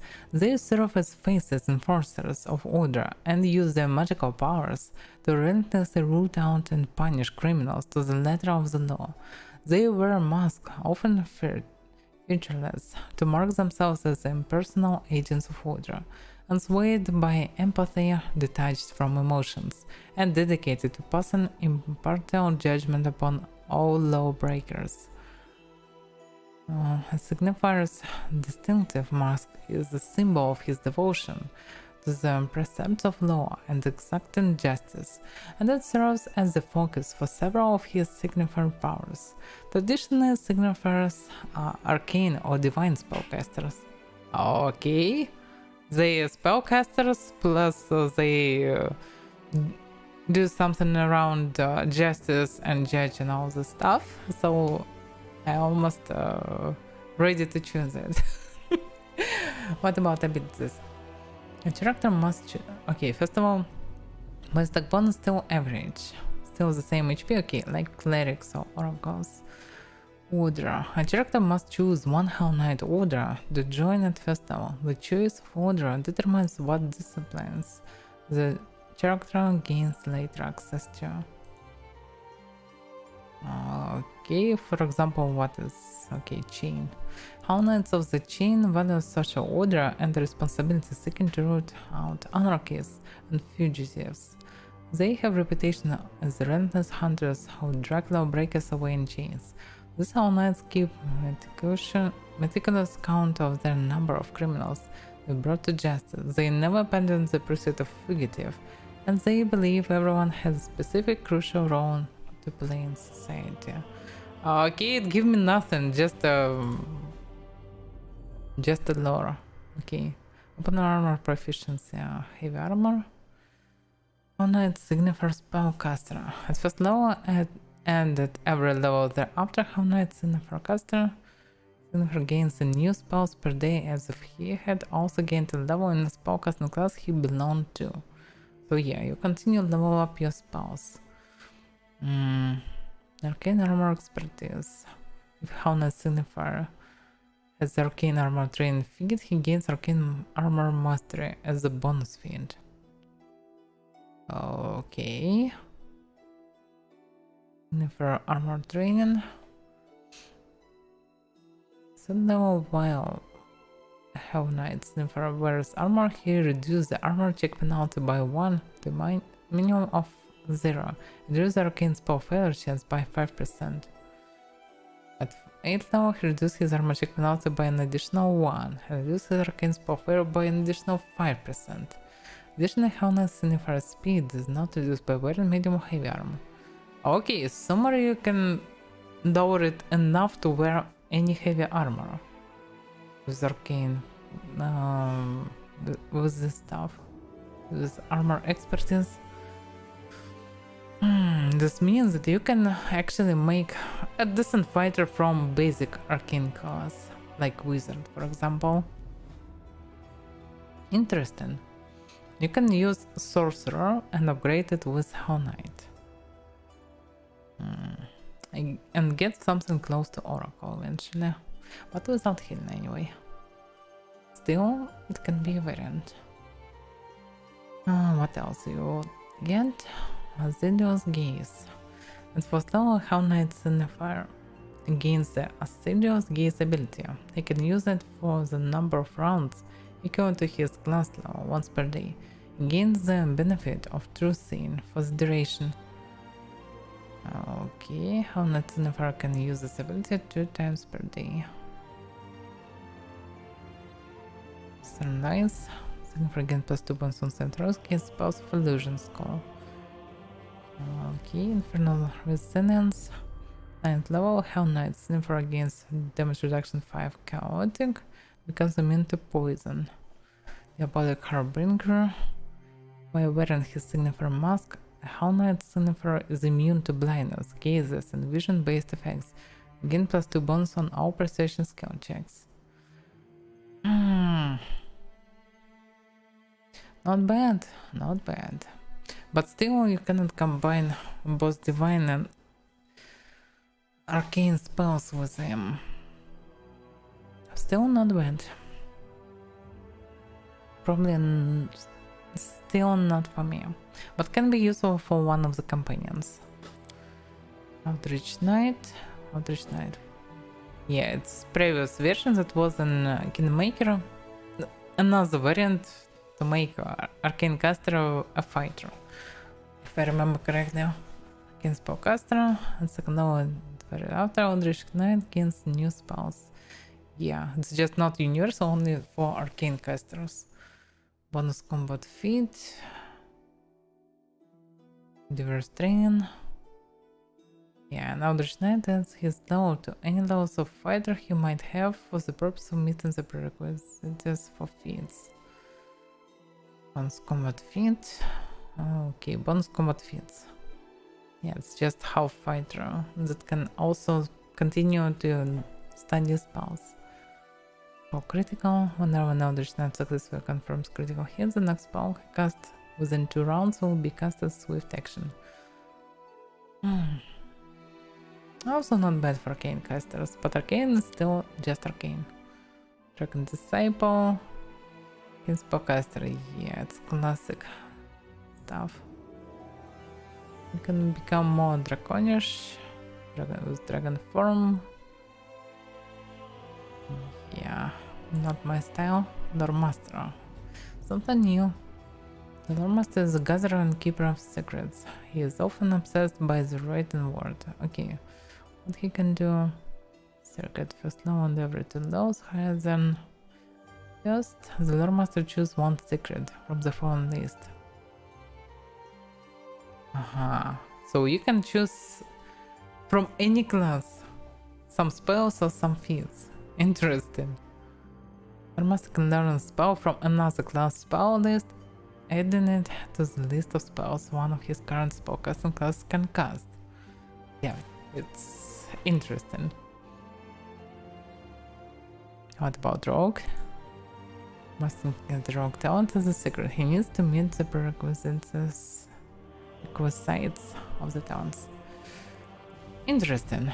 And spellbook selection. When a new master level is gained, the character gains new spells per day, as if he had also gained a level in a spellcasting class he belonged to before adding their prestige class. He does not, however, gain other benefits of a character of that class would have gained, except for additional spells per day, spells known, he is a spontaneous spellcaster, and an increased effective level of spellcasting. Character had more than one spellcasting class before becoming Loremaster, he must decide. Yeah, it's actually interesting because you can actually get new spells from different casters. Loremaster levels again, the character gains new spells per day as if he had also gained a level in spellcasting class he belonged to. Yeah, the only problem, low base attack bonus, low HP. Yeah, it's like alternative way of Mystic Tower, actually. Very good variant, especially if you have a low amount of casters in your team. But not for the main character. I wanna fight in melee too, so nope. Tower Defender. Probably dwarf or not, what it is. Becomes a master of melee combat, trying to prove that the best defense is a good defense. Normally found on front lines of battle, in position, no. It's just universal type. Just top fighters, arm cost bonuses, defensive stance, defensive powers. Okay, just tanks. Assassins. Mercenary undertaking his task with skull, blah blah blah. Poison use. Sneak attack. Additional sneaky. What is this? Character can catch an opponent when he is near, blah blah blah, shot attack still, okay, just sneak attack. Oh, it's just prerequisite for, okay. So, get a sneak attack, save bonus against poison, this attack. Assassin can make a special attack with a melee weapon against a target that doesn't know about the assassin. The attack has the additional effect of possibly either paralyzing or killing the target. Nice, very nice.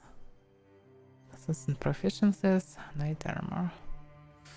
Okay. Yeah, nice addition to some rogue probably. And trickster. I already know it. The probably main ability is ranged ledger domain. And also probably I can take, if I will decide to take Oracle, in theory I can use this one too. Because the ranged ledger domain was extremely useful in Kingmaker.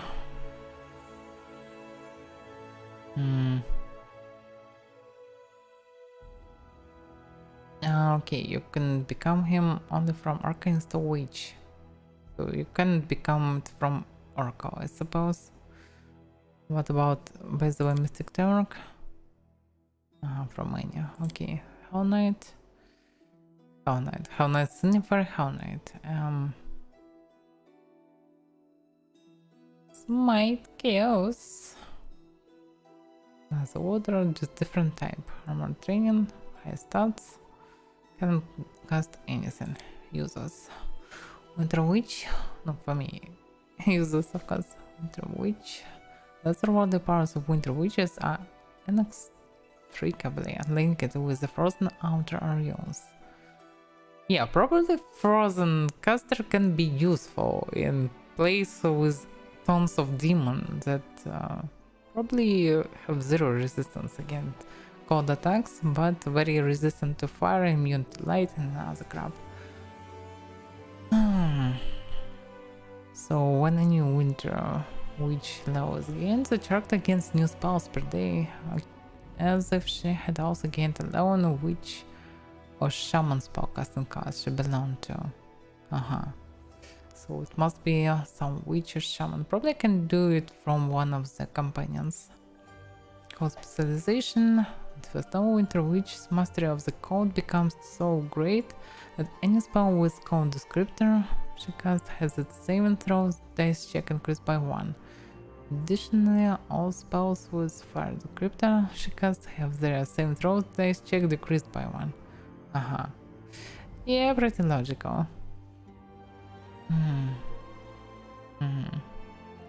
Cross power Winter Witch level stacks with Shaman levels to determine the power of Shaman hexes and Frost Spirit abilities, and with the Witch levels to determine the power of Witch hexes and access to measure and grant hexes, and for acquiring patron spells.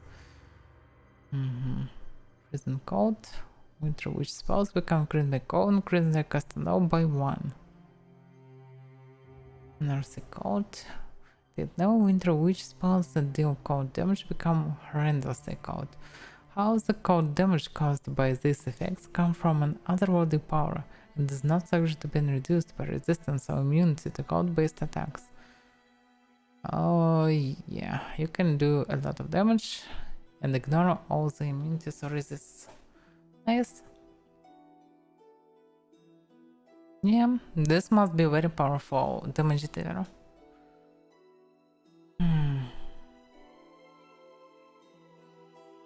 So, we studied almost everyone. What about paladins?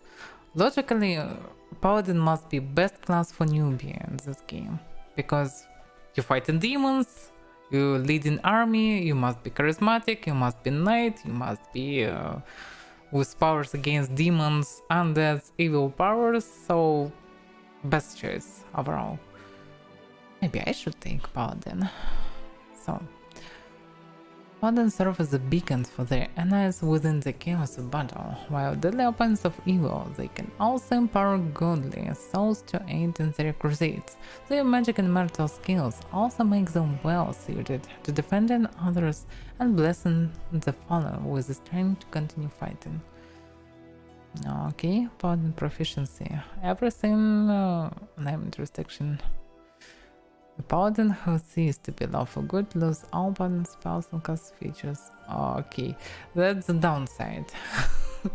Because for some reason in Pathfinder system, paladin still stupid goody and lawful goody. You can choose neutral goody as most goody version actually of goodies, or you cannot choose cowardly good. Maybe some others can, but not here. Divine Hunter. Okay, what about full level spells? Charisma, red spells, high attack. Actually, just fighters with less fighters shiny stuff, but oh, wait a second, Warrior of the Holy Light, no spells. What's so special about him that he cannot cast spells? Some paladins use the gifts to focus on the holy light that shines within their souls. With the gifts of purity and redemption, these paladins spend much of their lives helping others find the true path. Unleashing this power takes patience and comes at a steep price. Okay, what's so special? He gained only this line. What's so special? Power of Fate. The fourth level, the Warrior of the Holy Light, gains one additional use of her lay on hands ability per day. Really? Wait a second, that's it? She gains one additional use of lay on hands per day for every 4 levels she attained beyond force. She can spend the use of her lay on hands ability to call upon the power of her fate as a standard action.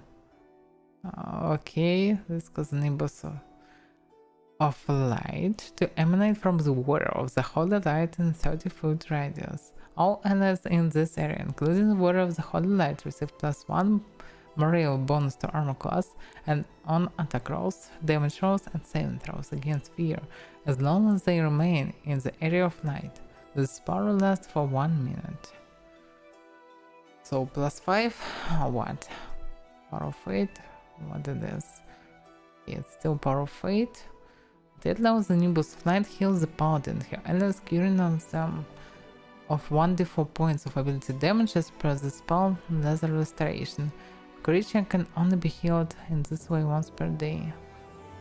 At 12th level, the Nimbus of Light grants allies in the area resistance 30 to fire, acid, cold, electricity, and sonic energy. Okay. At 16th level, the Nimbus of Light grants the Warrior of the Holy Light and her allies protection from critical hits. There is 25% chance that critical hits might against the Warrior of the Holy Light and her allies in the area are instead treated as normal hits. This does not stack with other abilities that grant similar protection, such as Night Fortification.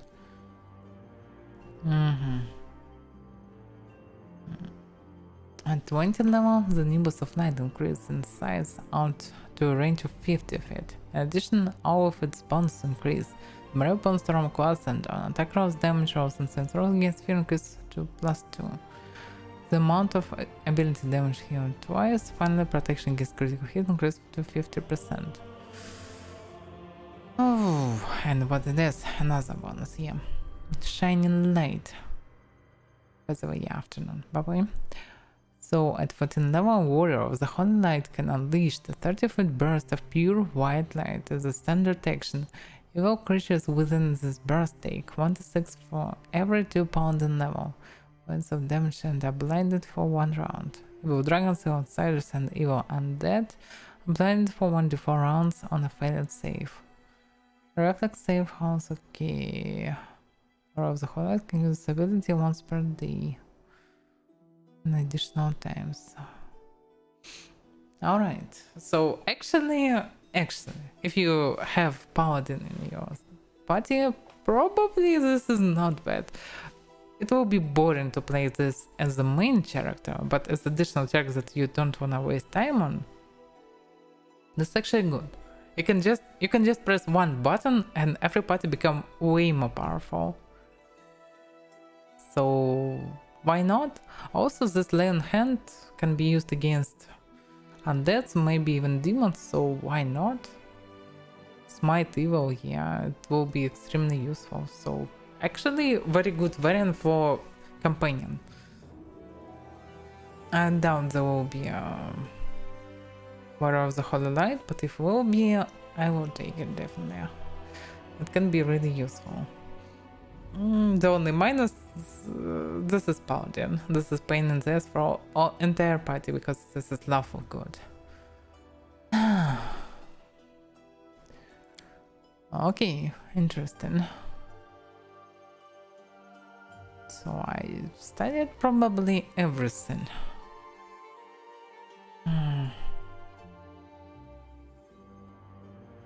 So there is two main options for me.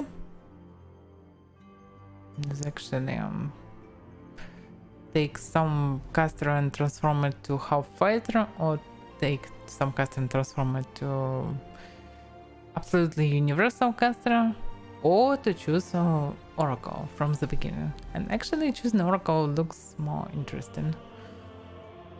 Because you can also do fighter stuff, not only stand far away and cast something. So yeah, I probably should choose Oracle.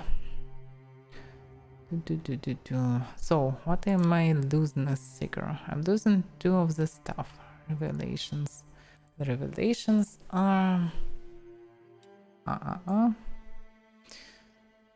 This is skin. Okay, you can take something useful. Basically, what about oil dance? Proficiency, I mean. Light, medium, short, simple weapon proficiency.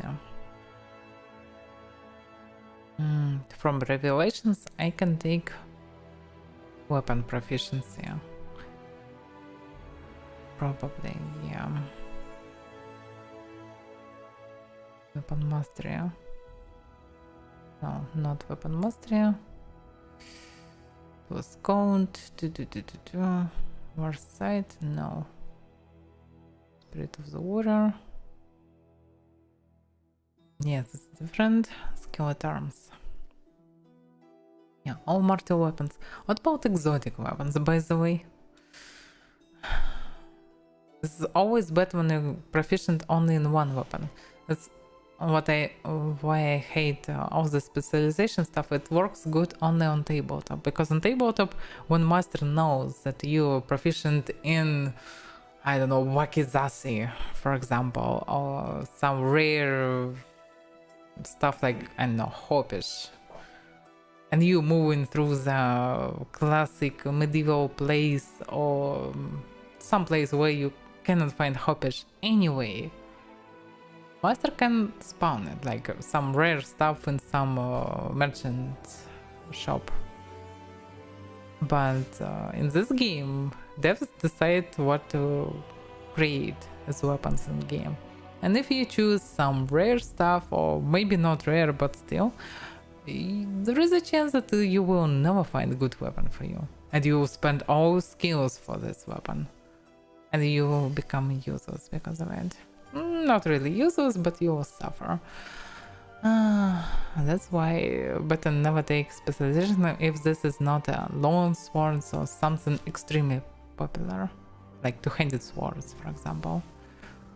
You will definitely find some two-handed swords, but you choose some exotic weapons, probably you will never find them. Or maybe you will find, but there is no guarantee. Life leech. You can draw a knife first from the bodies of enemies and channel it into yourself. Sounds dope. Okay, nice. So I can choose only one. By the way, what about this? Saving throws. I'm getting feats. I mean basic feats. Or there is no basic feats for oracles. Or they are there. Because I don't know how to see it. Logically, everyone should take them. I'm not sure how to say it. Okay, someone classic, like Cleric. This is spells. What about abilities? I don't know. Have no idea how it looks. I don't see anywhere this information. Probably it's just basic for everyone, so we all get it anyway. Okay, let's choose Oracle finally. Seeker. So I will need armor, heavy armor proficiency from somewhere, or weapon proficiency from race, I suppose, or from nearest skills. Actually, it's easier to take armor proficiency, so I can get weapon proficiency by revelation, because I will get second revelation only on 7th level. And first I can have heavy armor. Additional spells, Seeker. Okay, nice. Seeker. Human. Yeah. Why it's so weird clothes? Damn. I really hope I can remove this stuff from my head or something. Anyway. This looks awful. Okay, humans, elves. Okay, what do we have? Humans, elves, dwarves, gnomes, halflings, half-elves, orcs. How huge? Oh my god, they're huge. It's just half orcs, not orcs. Azamara. 15. Oriad. What is Oriad? Oriads are humans whose ancestry includes the touch of an elemental being of Earth. So not just elemental, particularly Earth elemental. Someone down the line, often that of a shaitan genie. Stoic and contemplative, Orions are raised, not easily moved, yet almost unstoppable when spurred to action. Okay, good for them. Vampire. Oh, something new.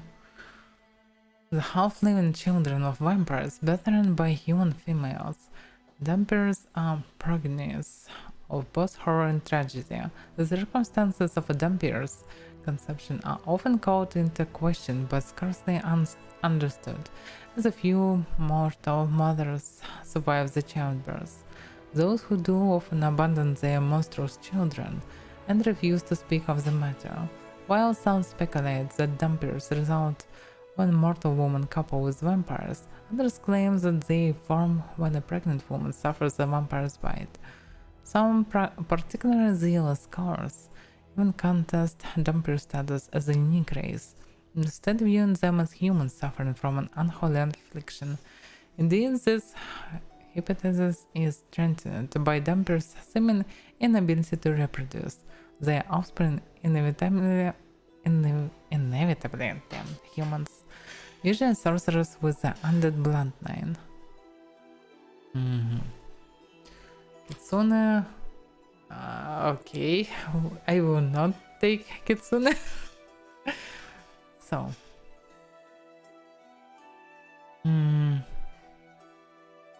What are you actually getting? Damper heritage presented here. Alternative dampers descended from specific breeds of vampires. Player may choose one of the following heritage for her damper in place of the traditional damper racial features, which are assumed to be born from the superior mixed heritages. Okay. Negate energy affinity. Though a living creature, damper reacts to positive and negate energy as if they were undead. Oh, this is bad. This is very, very inconvenient if your whole party not dampers or some undeads. This now drains. The damper takes no platform energy drain effects. Yeah, this is good. Damper gain +2 ratio bonus and saving throws against disease and mind affecting effects. Okay, it can be interesting. Let me just check what actually inside heritage. Can you choose something to be not so undead? Different certain heritage have +2 response to dexterity. Oh, that's why you can see feats, because they based on races. That's why. Okay, some bonuses. Okay, skills mostly. Skills and attributes. Okay, I don't want to take damper because This will be extremely inconvenient in party, especially when you're using hidden spells. So probably classic choice: human, elf, or half elf. Probably I don't need elf because yeah, elf has nice bonuses, but I'm not sure that I really need excellent. So probably human, but what about half elf? Consensus plus 2 bonus on perception checks, not necessary. Limits immune to magic sleep effects and gain plus 2 ratio saving throw bonus against enchantment spells and effects only plus 2. And also immune or something. I guess the same. Oh, they're way weaker than in earlier D&D. Alright, so there is not much point of it. But half-elf also getting what actually? Racial heritage. This place in living conditions creates sub-races different from their peers. They gain unique racial traits in exchange for losing some of their usual ones. Okay, what about racial heritage? Basic. Oh. Damn, can I read about it somehow? Because when I remove it, I cannot see. Oh, okay. Basic heritage, low advantage, kindred traced. Those can sense and update in their own immunities, but gains plus 2 ratio bonus to charisma. This can be useful, but I can take charisma just like human. I don't need it. What about this? Skill focus on basics. Okay, getting skill focus on something. Dual heritage.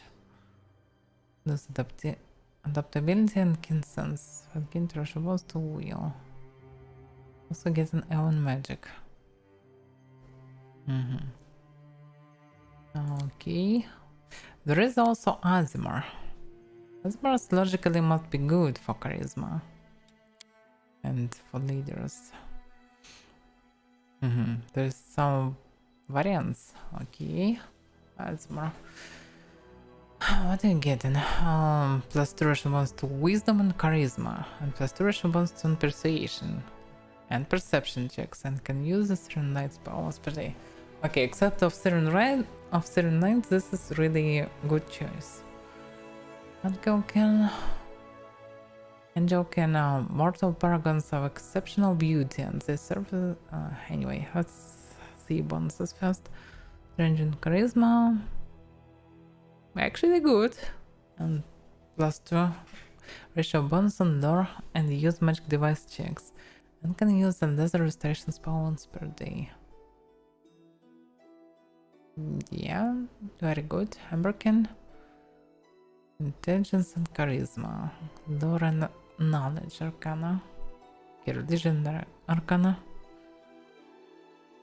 Hidalkin, constitution, charisma. Also very good.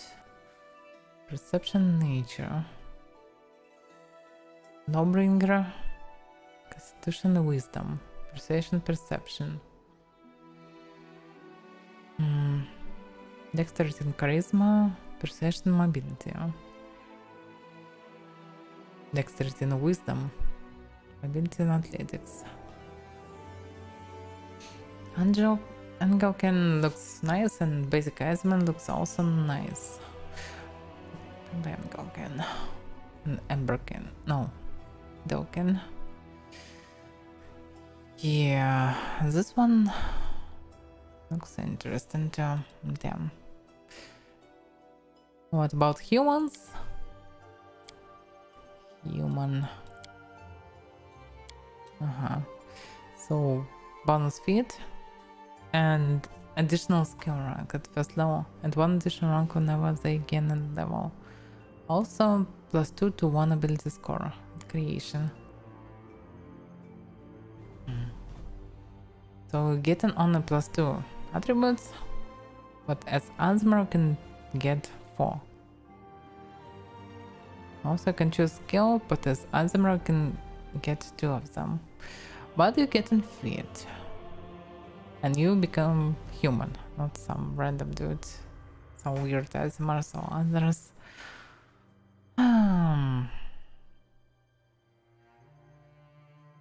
By fit I can take armor, for example, so I can take from revelation something else. This is good. So I don't know.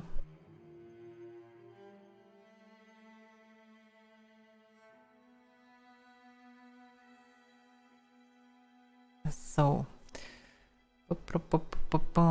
probably human. Let's be human. Not some weirdo with shining glowing eyes. Craftsman, noble, known. Your background is unknown, doesn't grant you any bonuses. Okay, this is cool, by the way, that you can very human, I mean. By the way, yeah, the bonus of being human, you can become a lot more. It can become any interesting species if you will find someone who can give you a part of him. I don't know. Someone who can infect you a bit by biting, licking, or doing some other weird stuff. So you can become a lot of stuff from human. Because any half race is actually half human and half something also. Yeah, I willing to become modified. Give me some implants, laser in my eyes, and something else. I know, some hand skies. Some cool spider legs in my back or something. Just to slice enemies with steel sharp arms. But okay. By the way, that's how I can describe my character in D&D right now. So, craftsman, noble, no,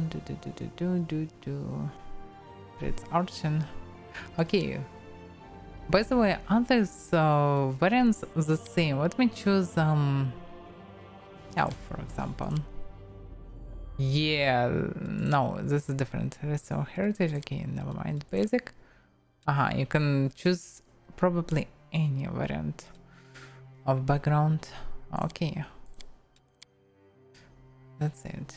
By the way, human. Okay, I can choose one. Why can't I choose another feed right now? But oh well. Craftsman.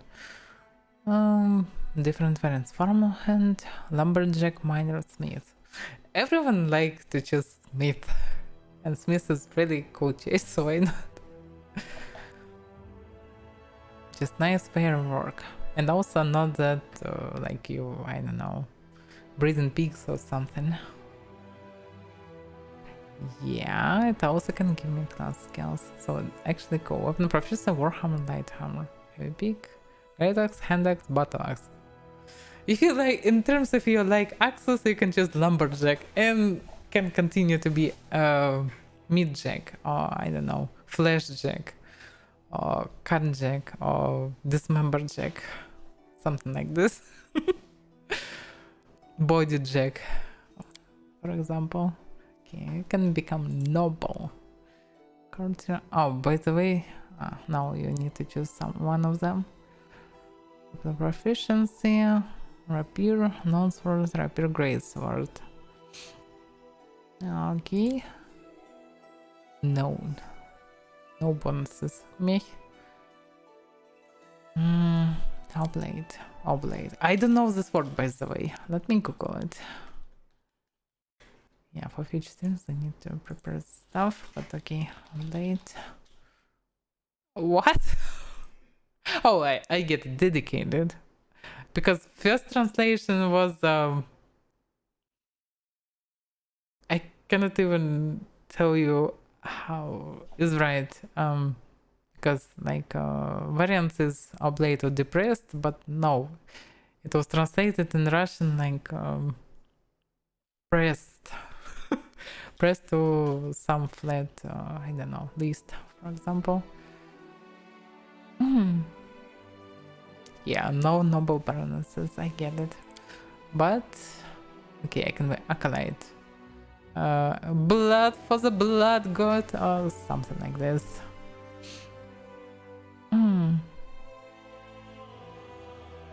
Killer. Mortal Disciple. Improved unarmed strike. Okay, I can kick some asses and become Mortal Disciple. If I'm healer, what will I get? Healer and Lord Nature and Lord Religions to the list of her class skills. She can also use her intelligence instead of wisdom while attempting Lord Nature or Lord... Oh, this is actually interesting stuff. Because I can, if you lack of some skills, of some attributes, you can switch some skills from low attributes to your high attribute. Like from intelligence to charisma or to wisdom or something like this. Interesting.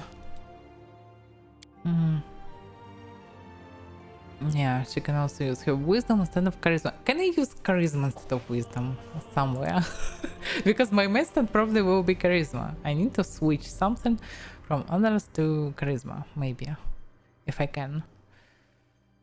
I'll get some proficiency. Regional. What is this? Outdoor Swords. Oh, so you can become Outdoor Swordsman from the beginning. Nice. Why you need to choose some weird classes with some pre-requirements? You can just choose Outdoor Swordsman from the beginning. Just screw you guys. I am noble. I'm Outdoor Swordsman. I can go wherever I like. Yeah.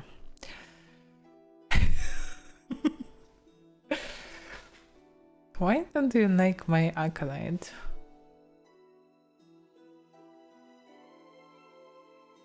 I can run around, just find someone who a real leader and just run around him like, yes, master, right away, master. Yeah, we will sacrifice them all. Something like this. So, bum. By the way, I really adore not acolytes, probably basic units from Warhammer Dawn of War. The builders, they was fanatics probably, or zealots, I don't know. They were so fun, but so suicide, especially when you're giving them grenade launchers. Okay, what you getting? 100% adds persuasion to the list of her class skills. She also become proficient with doing swords and bucklers. The character already has the class skill weapon proficiency for armor proficiency granted by selected background from her class during character creation. The corresponding bonus from background changed to a +1 captain's bonus in the case of skills, +1 enchantment bonus in case of weapon proficiency, and -1 on check penalty reduction in case of armor proficiency. Okay, I get it. So there is no minuses, only pluses.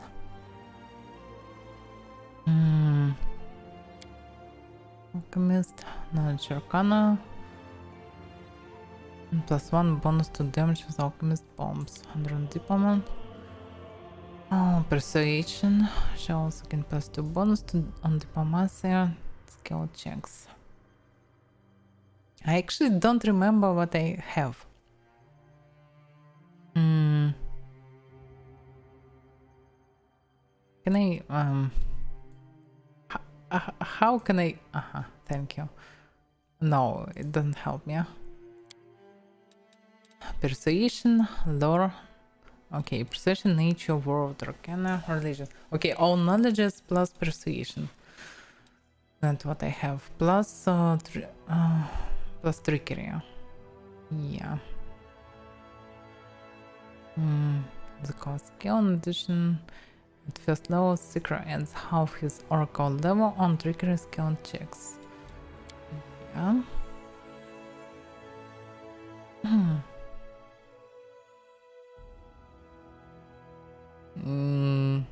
Are you sure this is 25 points? I mean, it's probably we'll spend more of them. Yeah. I'm sure this is some OP points. I mean, there is not that many points. If they all count as one, yeah, it will be OP. But probably 25 is okay.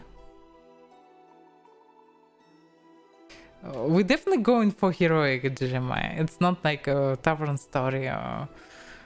This is definitely an epic story. Ultra epic story, I can tell you. So, yeah.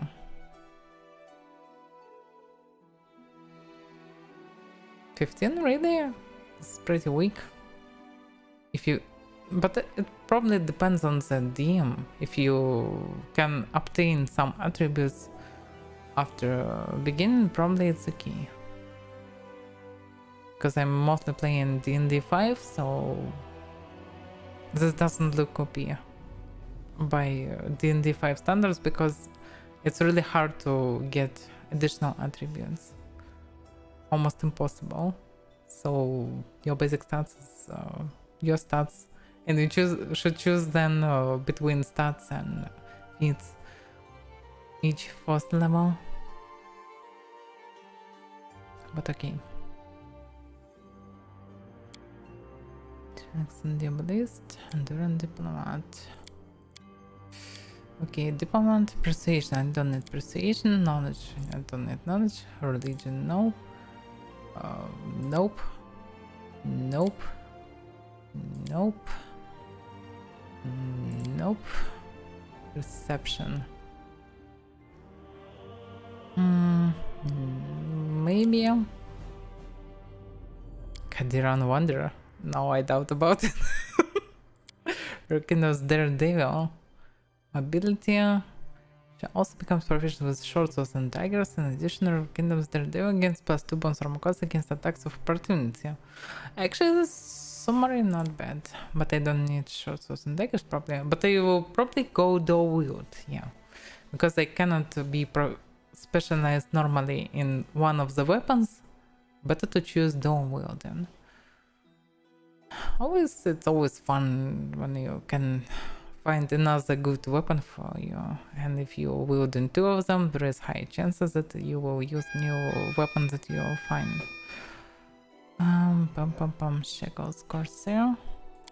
Hostile of Peasant. Oh yeah, I can be Hostile of Peasant. By the way, weapon proficient skies. I can be very brutal Hostile of Peasant. With athletics. I also become proficient with skies. As an additional Hostile Peasant can +1 bonus from cost and damage while under fear effect. They're really funny stuff. Peasants really still OP.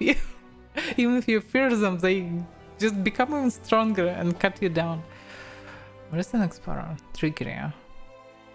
Yeah, I already have trickery. Oh, by the way, this one giving you 2 skills, not 1. Trickery knowledge. Does a list of your class skill. She also can +1 bonus on reflex sensor. Interesting, so this is different. Mobility and athletics. Shackles Cursor. She also become proficient with scimitars. Additional Shackles Cursor against +2 bonus to CMD against 3 patterns. Mobility and athletics, not bad. So I can become even more universal. But also I will never be really dexterous, I suppose. I can go through dexterity instead of strength, but I'm not sure about this. Better to choose something more unique. I don't really need weapon proficiency, plus I don't... It can be cool to have armor proficiency, yeah, but not weapon proficiency. Okay, by the way, yeah, I probably should search from warriors, but okay, let's see everyone. By the way, original, who was the last one? Warrior of the Lindom Kings. Yeah, also of Lindom Kings, and mobility to the list of class skills shall also become proficient with hand axes, battle axe, and great axe. Additional warrior of the Lindom Kings gained 5 cold resistances. Meh. No. Scholar Arcane. This magic device. Knowledge. Kinda. She also gets Scribe Scrolls as a bonus feat. Do I score use magic device and lore religion? And Scribe Scrolls. Nature. Oh my god. Okay, flare. This can. Oh, it can select one artisan from druid list and get it as a spawn like ability at will. Pretty good for fighter.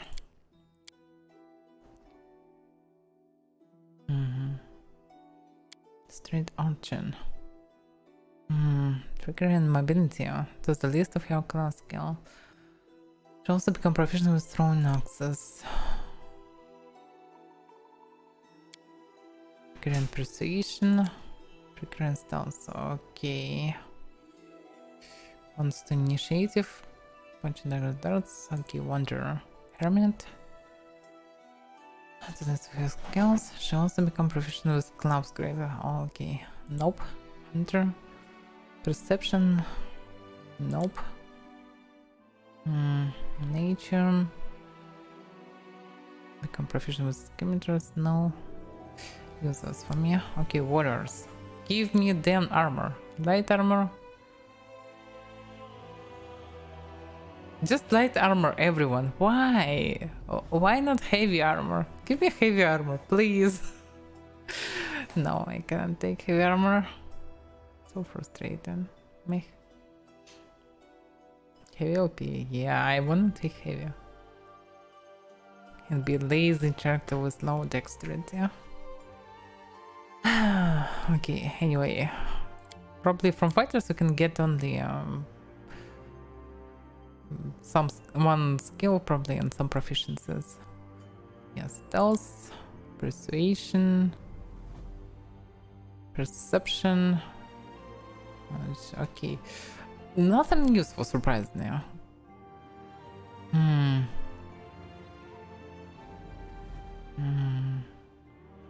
Athletics, bonus, athletics. All of them give you athletics, surprisingly. Nobles.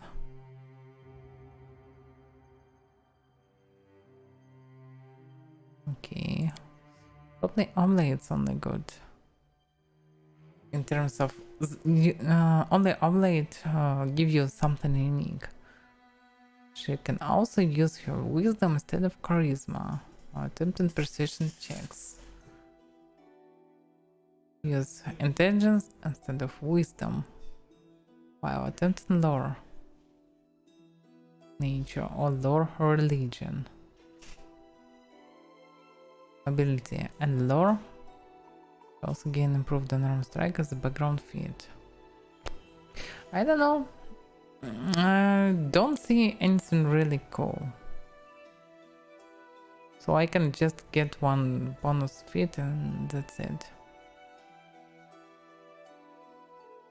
I already have persuasion.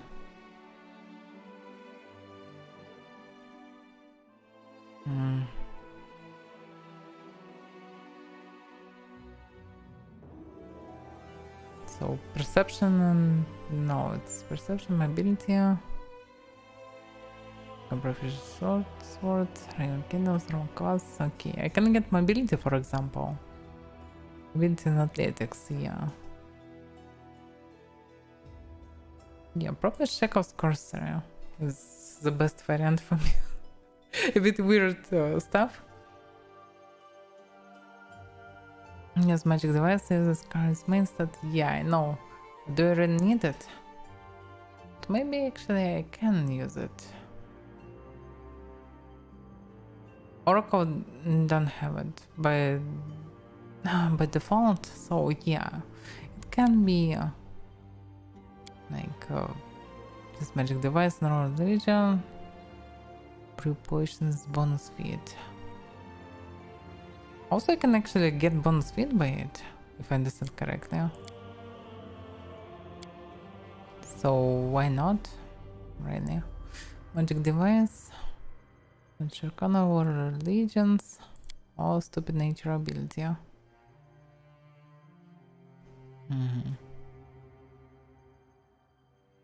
Yeah, getting on the spell. Okay. So divine or arcane. Yeah, it can be at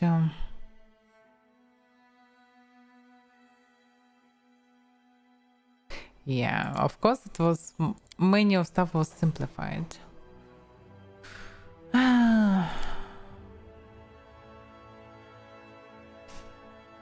Still actually getting original, yeah. Still getting 2 skills like mobility and athletics, also cool. It's not 1 skill, it's 2 skills. And also, if I already have high charisma, I will anyway can use magic device normally. Actually, how can you use this skill in game? Use wands and scrolls, I suppose. But I can...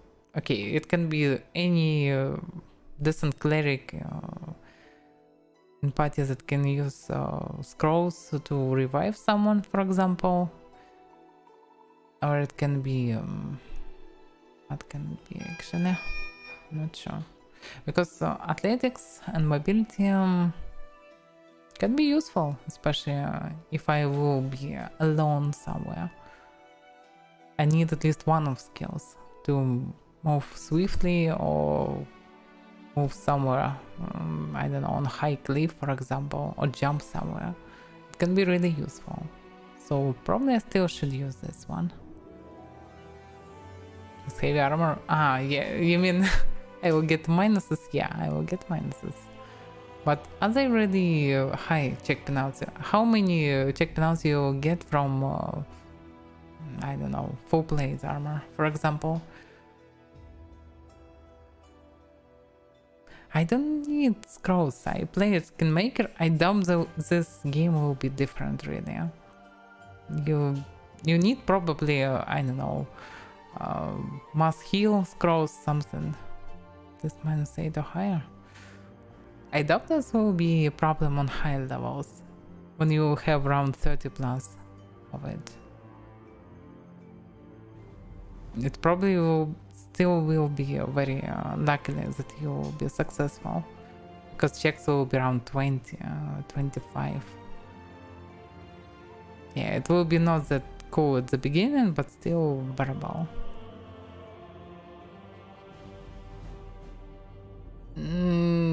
Yeah, but I'm speaking about high levels actually. So still, probably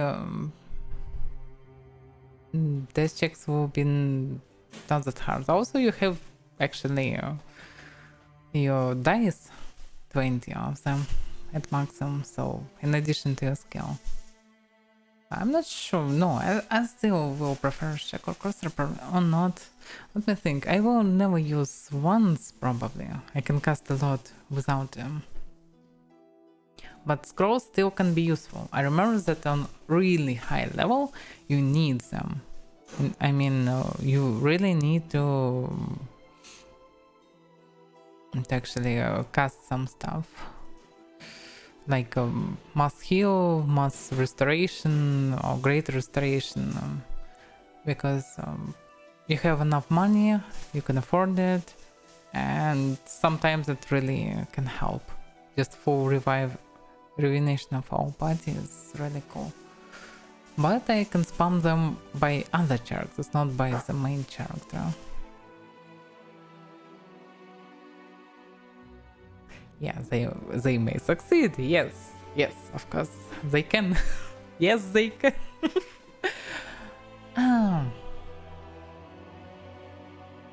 Also, magic devices can be something different. Meh, I don't know. Also, can I use all of them? Probably, yeah. So many variants, so many choices. I will anyway have a high charisma. Probably I will get this skill high. But no, I will not get this skill high. But probably high enough to use all this stuff. I suppose. Maybe not. Hard to say. They need at least something. Athletics, for example. I will get athletics, not only mobility. You probably still can do nice athletics in heavy armor. Are you not? Probably can. Okay, let's still choose cursor. Otherwise, there. Okay, list of his core skills. I already have knowledges. And we'll get scribe scrolls or brew potions. I will not need potions.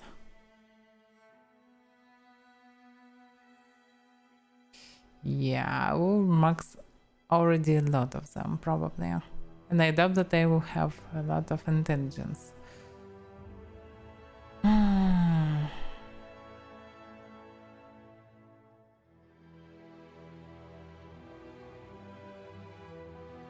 Okay, maybe right, maybe not. Still better to be more universal, I think.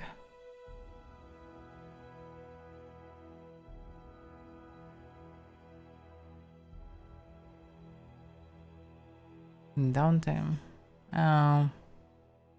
Maybe, but what you can do actually, I don't know. But yeah, you can scribe scrolls and use them. But,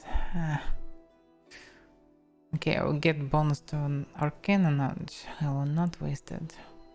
But still, athletics and mobility. But I also have trickery. I have so many skills already. Probably I don't have skills for this. So maybe you're right, yeah. Maybe arcane is my choice. Alright, yeah, I know rest, but it's not that critical, not that crucial. Alright, let's see. I will be useless in terms of strength or dexterity, but I will definitely have at least one very agility companion, and definitely one strange one. One tough and one fast. Maybe one that can do both of them. Yeah, okay. You can go to 20, huh? I'm not sure about this.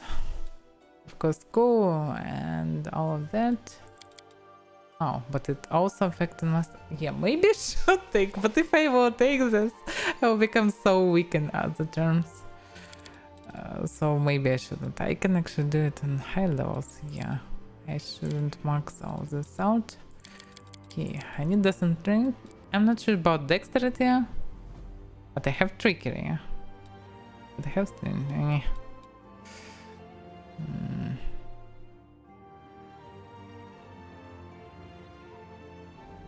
Yeah, I didn't think that... Okay, I can get trickery, but I still will be very bad at this.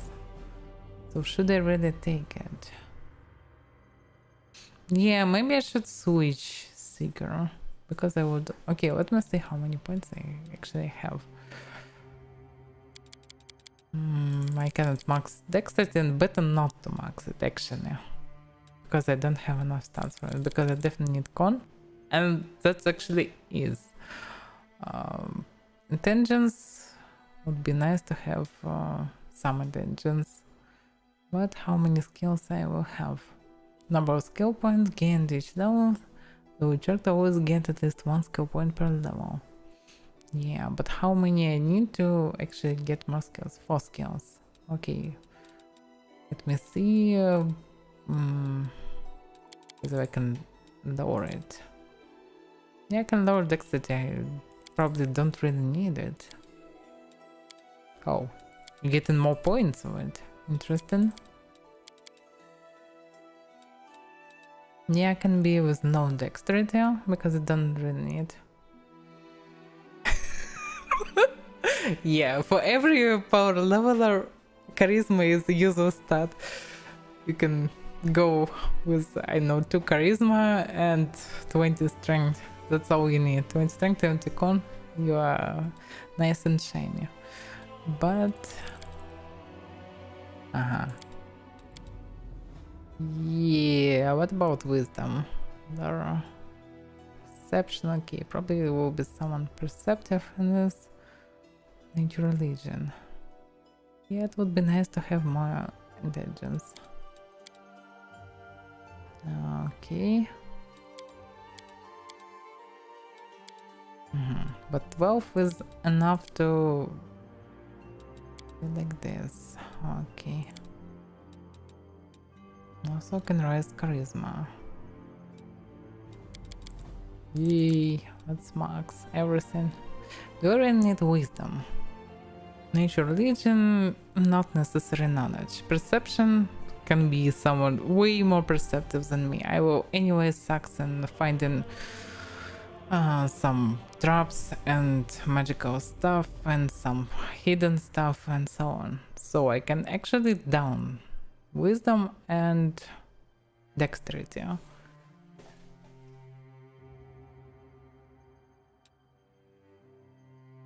I can replace dex to armor class with some masters.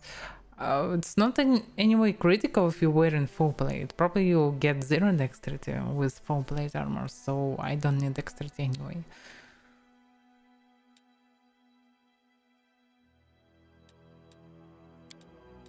Do I need 13 intelligence? Probably not. Do not give me anything. So I have one user stat. Why can I spend it? Yeah, I can lower constitution actually. I don't really need such high constitution.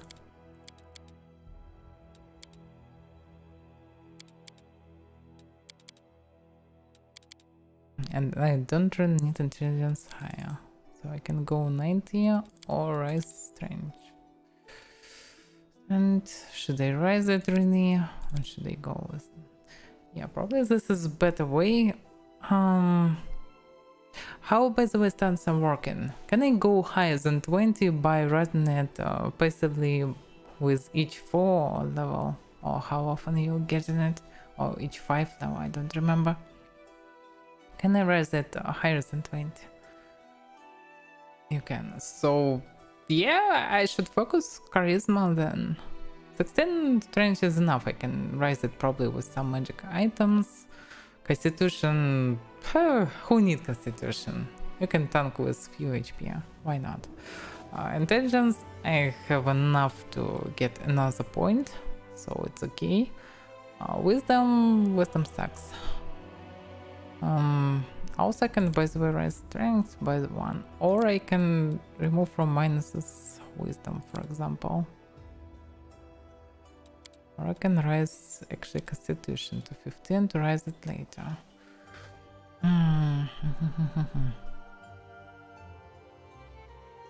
Yeah, wisdom sucks. Don't really need it.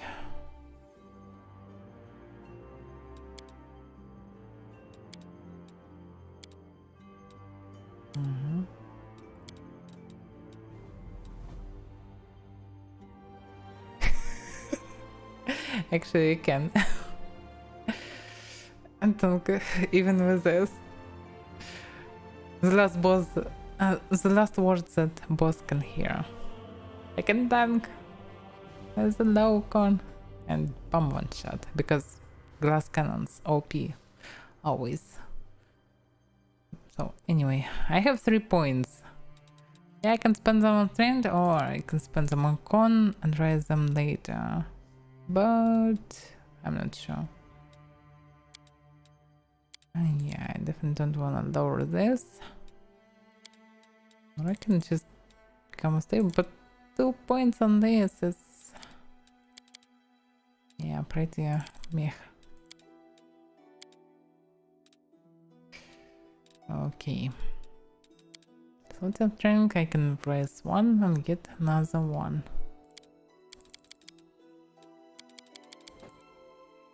It affects on this bonus, but not on base attack bonus.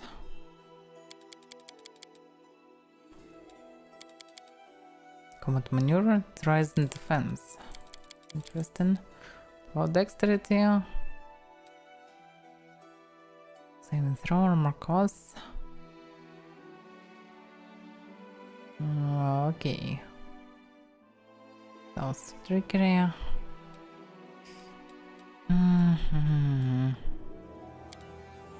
Also can be with more decent dex, but there is no point of it.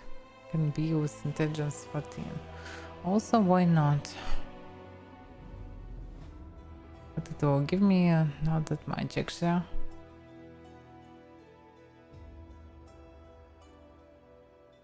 Also, I probably need more intelligence to use some feats, some special feats. Maybe it's okay. Okay, let's go like this. My character is not that thin, pretty tough enough. 16-14 is okay. Pretty smart and ultra charismatic. So all you need to be a good leader. So okay, the only thing I need to change, probably it all will be destroyed, but okay, I can redone it fast. I need probably to switch Seeker because I don't really need Seeker drops finding eventually because I don't have enough stats for it. Otherwise I can do a more Dex build, but I'm not sure about Dex build. I prefer to wear armor. I like armor, heavy armor. Oracle is a new build. We actually spend 3 hours of reading all the stuff and thinking what to choose. So Oracle is something like a cleric that can also take something like domains, but a bit different. So I can get additional spells from arcane and additional skills. By the way, yeah, I can get some skills from this. Yeah, persuasion, stealth, other crap. So it actually like half divine, half arcane caster, half fighter, half everything. And with Seeker you get also trap finding and actually trickery that use for open locks and finding traps and disarm them. So you can be everything in one, but you need to be a Dex build. And I can be Dex build, but I'm not sure. Maybe better to be a heavy build, or maybe it's good to be a Dex build. What do you think? Actually, why not? If I go in with dual wielding, I don't really need heavy armor. I can use the Dex build and actually, yeah, damn, I dumbus. And no one tell me, by the way, no one tell me that I'm almost done very huge mistake. I'm going for dual wielding and I have 7 dex but high strength. I don't need strength for this. I need dex, only dex, a lot of dex. Damn. Yeah, I don't need strength, I need dex. I shouldn't probably lower it really, but I don't know. I definitely need dex. The witness strength, it can work, but it's still bad. Okay, probably I should lower charisma even. Oh no. So then this meh, and that's it. Okay. I definitely need more dex.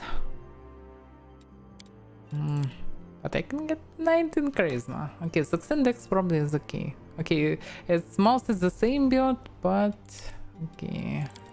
I'm doing this, I can do it like this, so I can take another dex. I don't remember actually how many dex I need. Probably 17 for all the dual wielding skills. But probably I still need some strength, but maybe not. Some strength actually means that I will be overburdened all the time. So maybe I shouldn't be so harsh with it. Like, we need some strength too. Something like this maybe. So this way Oracle with Seeker build make way more sense. And also I can be more universal. And also I can switch Scar Arcane to to Shackle Scar, so I'll get mobility and athletics. And now I can do mobility, athletics, trickery, all the knowledge stuff, persuasion, everything in this game.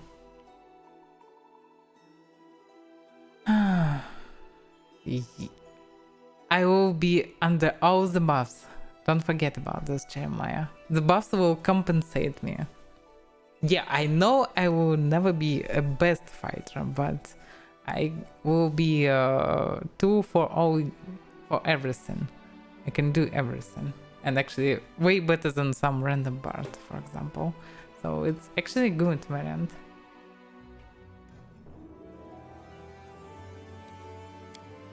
I need only to decide for stats. Okay, 18, it's already okay for charisma. Strength, I don't really need it, but I cannot do anything special about it. I can raise only +1 stat, so actually no good variant where I can use it. And I'm not sure about lowering it. Melee attack rolls, damage, as soon as melee weapon or thrown weapon. Basic skill now. Dexterity. Trigger mobility and stealth. This is vital for Dragon Stick and Excel. Yeah, but what about melee weapons? Probably with finesse I can use everything. So maybe I can go with 9th range. I can raise it by magic items. So actually I don't need this weight. And I will not use heavy armor, so maybe I can do it without it. Yeah, something like 17, 18. I can raise it to 18, then I can raise charisma. Yeah, I know that heavy armor will not work. I will not use it. Because I switched to text, because I need to use dual wisdom, because I will not specialize really on weapons, so better to use just random 2 weapons with finesse or something like this. Okay. Probably this is fine. Probably this is fine. Most universal character. It can do almost everything. If I understand correctly, actually. So let's go. Skills. Oh, boo, boo, boo. Yeah, persuasion 8. Nice. Trickery 8. Nice. Very nice. Ability 8. Very nice. I'm not sure about athletics, but mobility is definitely good. One could be fun as well. Yeah, of course.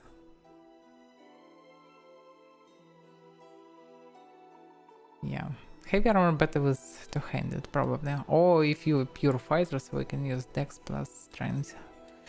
But when you need high other stats, by the way, even without taking they have +4, so it's not that bad. Perception, yeah, my perception sucks. I'm blind as fuck. What else can I do? Okay. What about other stats? Okay, I have mobility, trickery. Probably I can use mobility in most of the ways where I can use athletics, so it's okay. I don't need athletics really. Trickery also great. Okay, persuasion, yeah, I definitely need it. This magic device, I can use some devices anyway. Religion sucks. Nature. Represent your knowledge about the nature world and ability to command and train wild creatures. Examples where you can apply your character on nature. Now to recall knowledge about dungeons or nature gives an ability to cure a disease, delay fighting while traveling on the world map. Actually traveling, but it's wisdom, so I will suck in it anyway.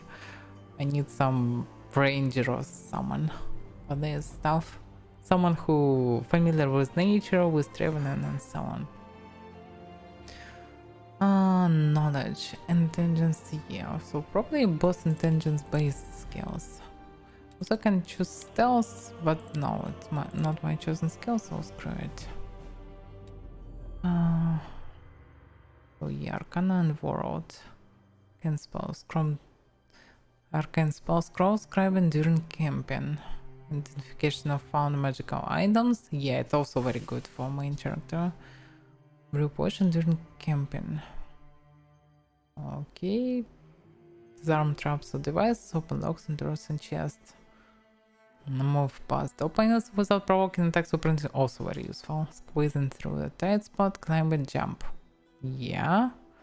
Jump, climb an obstacle, move a heavy object. Okay, actually, yeah, I don't need it. It's enough mobility.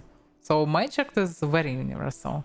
As fighter, as adventurer, as leader, as everything. And can cast a lot.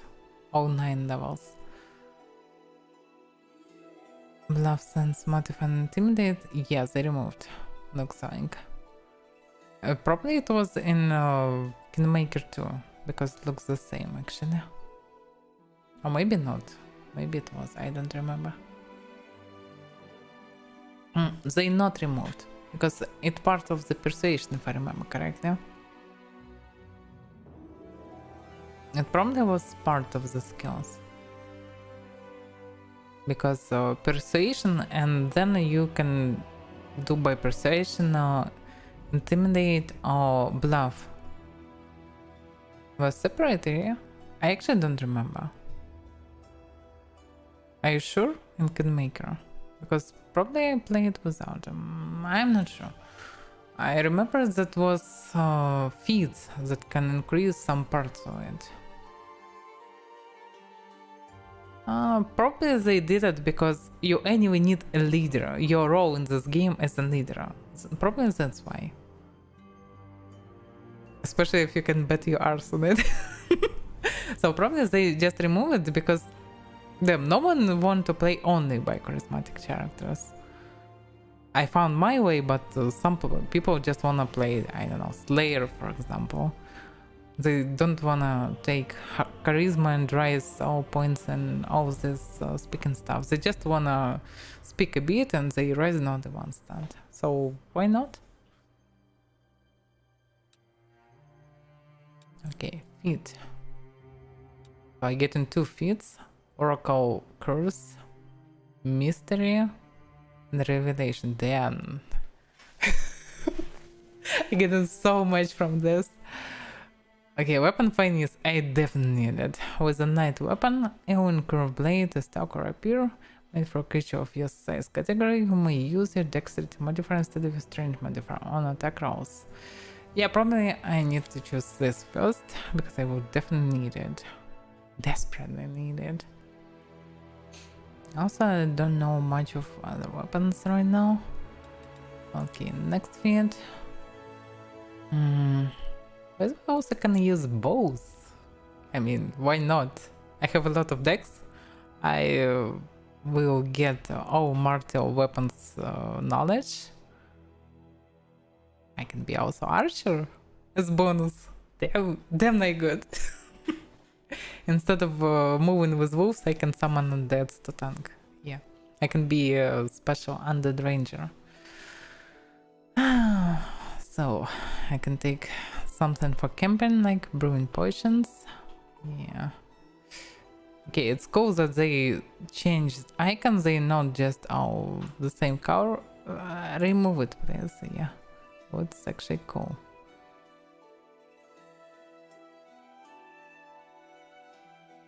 Start builds. That's probably cool because if you're trying to combine them, you don't need a lot of feats. Oh my god, so many feats, and most of them will just give you +2 to something. I will definitely need spell penetration, both of them, but I will get them as bonus feats. Yeah, like on 5 level and on 10 level, I will get both penetrations, so I can take something different from basic one. For example, so I can focus on 2-weapon fighting or something. Penalty for your primary hand lessens by 2, and the one for your offhand lessens by 6. Nice. Fighting this way, you suffer a -6 penalty with your regular attack or attacks with your primary hand, and a -10 penalty to the attack with your offhand. If your offhand weapon is light, the penalties are reduced by 2 each. And an armored strike is always considered light.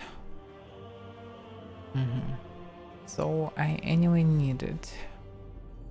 Probably from the beginning.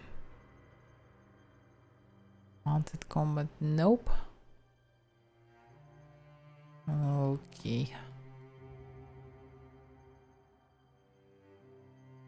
Alright, let's choose to open fight. What is this? Recent +1 circumstance bonus on attack rolls made with thrown splash weapons. Okay, toughness. You gain 3 hit points for every hit dice. You possess beyond 3, you gain an additional +1 hit point. If you have more than 3 hit dice, you gain +1 hit points whenever you gain a hit dice. Why not just... Nah. Okay, anyway. It's so better in, I don't know, D&D, for example, when you just getting +1 HP each level. That's it. You're happy. Or +2 HP each level. Anyway. Yeah. To open the fighting. Oracle. Yeah, this is one of the most intriguing part of the Oracle, actually. The entire idea is really cool. It would be nice to have more, I know, make a bit of tree of skills from this, because the idea is cool. When you're getting your bonuses from your weaknesses, and it also can affect really hard on your roleplay, especially when you're playing tabletop. Actually, only when you're playing tabletop, but still. Really cool class.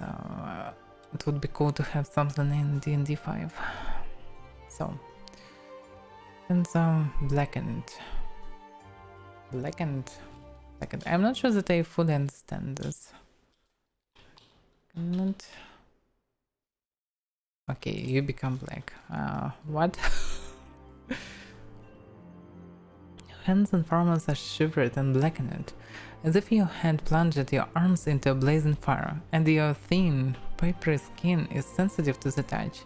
Dickman's for penalties and weapon attack rolls, but you add burning hands to your list of spells. Oh yeah! Oh yeah! I have some Icewind Dale flashbacks with this burning hands. Ah. Okay, demonic. Your heart is cursed with the pull of the abyss.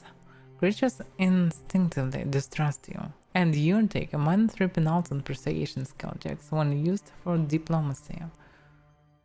I don't like it. Again, +2 on persuasion skill checks when used to intimidate or bluff. Just look at this, Jeremiah. Look at this. They still separate, but you don't need to spend skills on it, skill points on it. So they still separate, and you can probably still get feats that will raise your parts of the skills, like additional to diplomacy, additional to bluff and other stuff.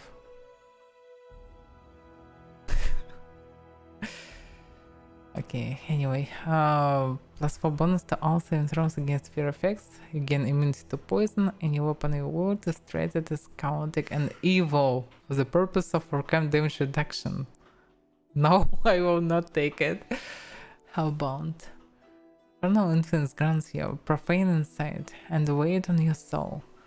Creatures instinctively distrust you. Why? This actually give me now flashbacks from Kingmaker with all this stuff around the werewolf, some, I know, doppelgangers and other crap. I definitely play it for Oracle with Hellbound. They never trust me, these peasants. Gain +2 bonus on percent skill checks when used to intimidate or bluff. Persuasion, okay. Immunity to fire. You gain immunity to fire in game about demons. Any weapon you wield is treated as lawful and evil for the purpose of overcoming damage reductions. Yeah, this is the bad part. But still, immunity to fire, yo. Oh. Lame. One of your legs is permanently wounded. Reduced your baseline speed by 10 feet. Oh yeah, Dex character. Slow Dex character. So, your speed is now reduced due to encumbrance. Actually, could play with Lola, but no. Increments is bad because you need to be in normal state to do all the other stuff, like athletics, mobility, and so on. Speed is not reduced by armor. You're immune to the exhausted condition. Can be good if I would choose heavy, but nope. Language. You suffer from mineral ailments and sicknesses. While you struggle to resist new disease, you have grown accustomed to the many inconveniences of sicknesses. Take -1 on all saving throws against disease effect, but you're immune to the sickened condition.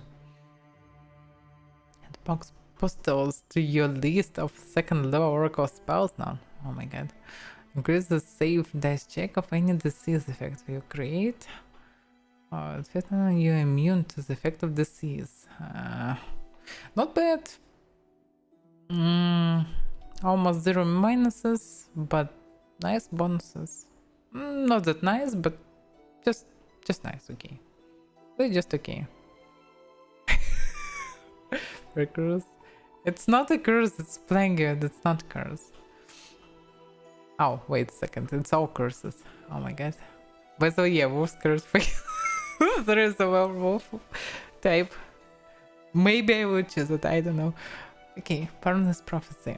You are forewarned of danger but can't act to prevent it. You gain Uncanny Dodge as the rogue class feature, but you are staggered for the entire first round of combat. No!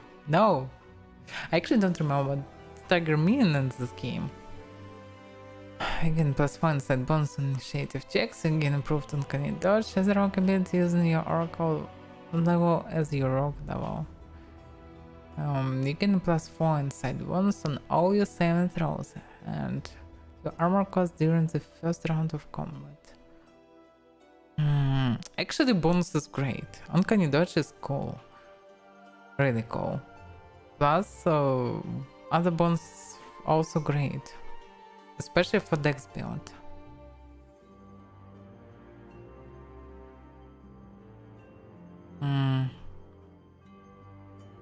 Move for standard action.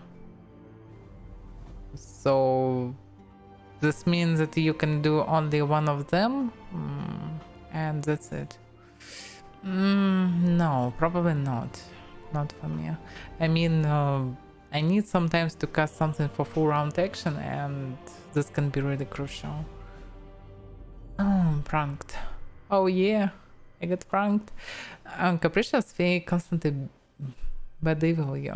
Playing pranks on you such as then your shoelaces. Oh, okay, shoelaces. I get it.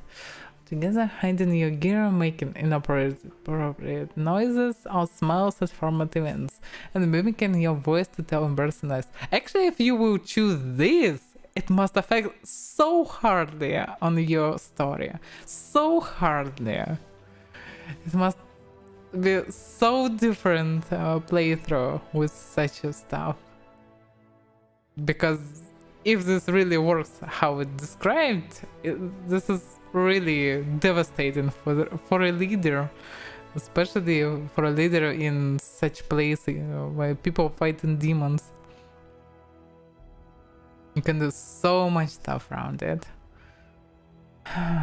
It's probably a very cool gift for any DM if someone will choose this.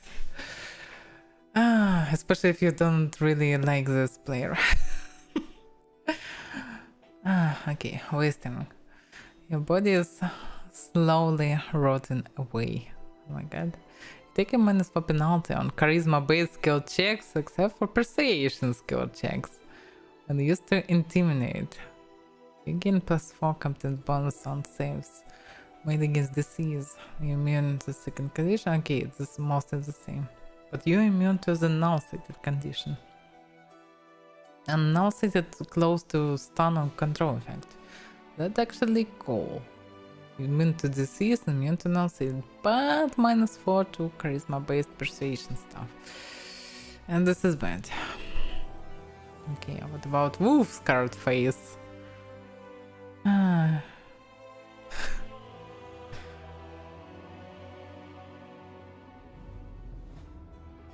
Okay. Your face is deformed, as though you were born with a wolf's muzzle instead of an ordinary nose and jaw. Many mistake you for a werewolf. And in areas plagued by lycanthropes, you must take pains to hide your face. You gain a natural bite attack that deals 1d4 points of damage if you are a medium creature, or 1d3 points of damage if you're small. Oh fuck. So I allow you add magic funds to your list of known spells and your bite damage increased.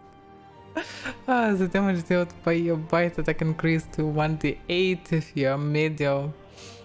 You add greater magic fund to your list of known spells, and the damage dealt by your bite attack increased to 2d6, like two-handed them with a sword. If you're a medium, oh my god.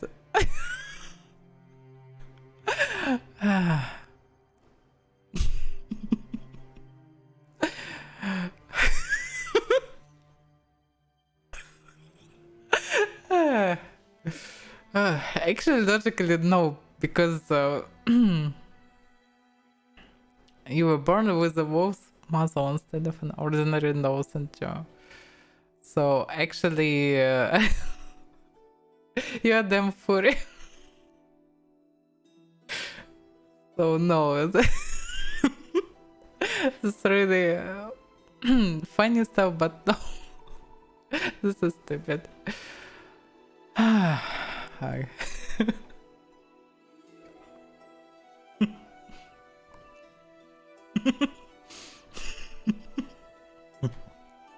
No, I will not take.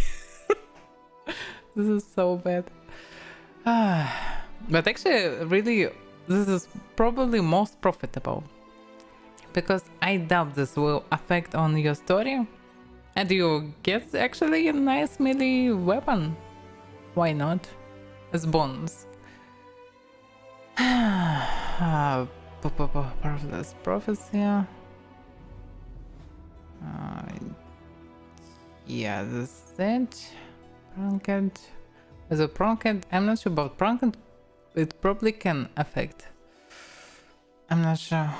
Oh, by the way, what the bonus is? It's very far ahead the list. In addition to any social consequence of such mischief, you take a man's weapon out on initiative checks. Get to just mirror image, confusion, insanity to your list of spells. No, it's boring. I cannot take demonic or hellbound because my character will definitely not be evil.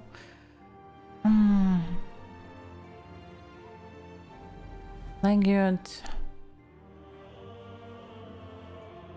Just penalty on saving throw as this is the effect, but you're immune to second condition and eventually immune to disease. So it's not bad. And the Western immunity to disease, immunity to null condition. But -4 to actually persuasion. Instead, except of intimidate. So looks like I can take actually only Plagueard. Probably, yeah. Black Hand. Oh, Fire Snake. Swap penalty and weapon attack roll. So yeah, I can take it. Yeah, if not the origin, if it would be like, I don't know, you can transform in this, I will take it, but but by this way, I don't know.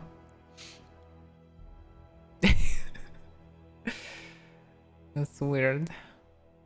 But will it affect visually? Because I still didn't choose any visual effects. Yeah, portrait, class, race. Can I change visuals? Probably eventually only. So actually I can take it because basically looks like I found the way how to remove it visually. So no one will know that I can bite. No one knows that that I am werewolf. This is pretty funny. Mr. Egg. Oh, just look at this. How many stuff I will get. Oh my god. Just look at this. I even choose deity, really? Oh my god. So many stuff. Okay, wolf scarred face. No minuses, only pluses. I can attack with this stuff. Why not? Maybe one day I will be without weapons. It's actually useless and still probably better to choose Plague Guard. But still. I will take it just for those. If it will not affect the vision, yeah? Because why not? Okay, mystery. I didn't fully understand how it works. So maybe now I will understand. So each oracle draws upon a divine mystery to grant her spells and powers. This mystery also grants additional class skill. Also, but what about actually spells? Oh, now I can see. Finally. This is really bad that you cannot see it before you will start to create character with this class. So, this mystery can represent devotion to one ideal, prayers to deities that support the concept, or a natural calling to champion a cause. Regardless of its source, the mystery manifests in a number of ways as the oracle gains levels. An oracle must pick one mystery upon taking her first level of oracle. Once made, this choice can be changed at second level, and every 2 levels thereafter, an oracle learns an additional spell derived from her mystery. So actually, this is not much. Getting only 1. But okay. It would be nice to take some offensive stuff. Animate dead, but I already have animate dead, I suppose. Yes, no? Yeah, I already have animate dead. So I should choose careful. They probably always be prepared, but also it affects skills. An oracle with bones mystery adds precision and stealth to a list of class skills. But why? Wait a second. If persuasion basically your skill, why you adding it again? Oh, does it mean that you adding in addition to persuasion it? How it works? I don't get it.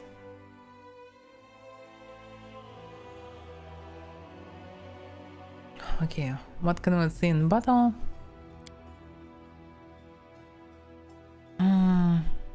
Rift of Ruins. Okay, it's actually buffs. I don't need this crap. In Revelations, upon reaching 20th level, you become an avatar of battle. So you become avatar of something. In responsibility, whenever you confirm critical hit, you can ignore any. Anyway, I don't like this spell, so I will not take it. Lame. Okay, I can cast fireballs. Firestorm, fireballs. Why not controlled fireball? It would be nice. Okay, life.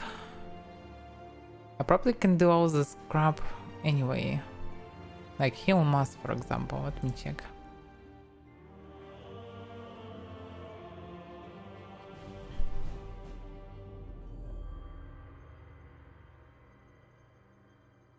Cure critical wounds mass. Maybe on next level, I don't know. Maybe not, maybe only for clerics. Maybe some spells only for clerics. But I still can use massive healing. Heal mass on 9 level. Okay, so I anyway can use it. They can use it on 1 level lower. It's interesting. But still, not really needed. Stone waves. Ice spells can be good in this game against demons. Slime, if I remember, it's also stun a lot.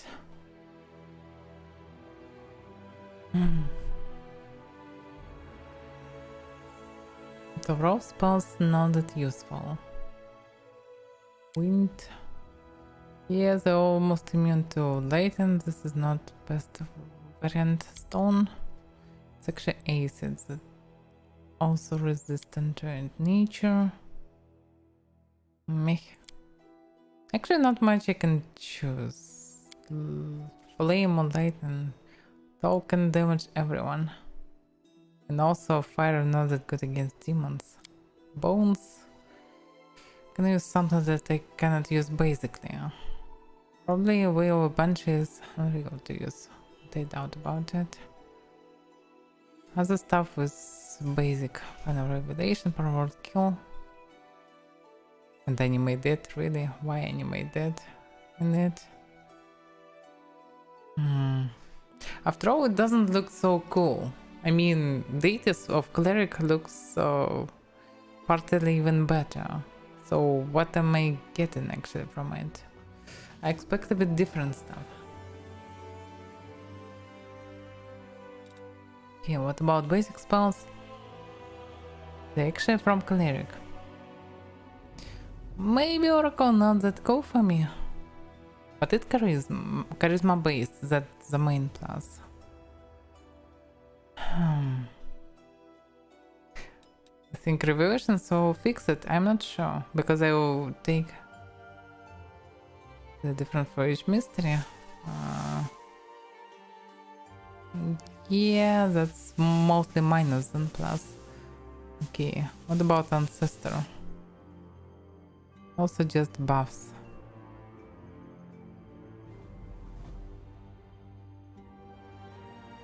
Yeah, I know it's Revelation different, but Revelation only for 20 level. This is not cool. I mean, Final Revelations and Revelations, they already doesn't look so amazing. Okay.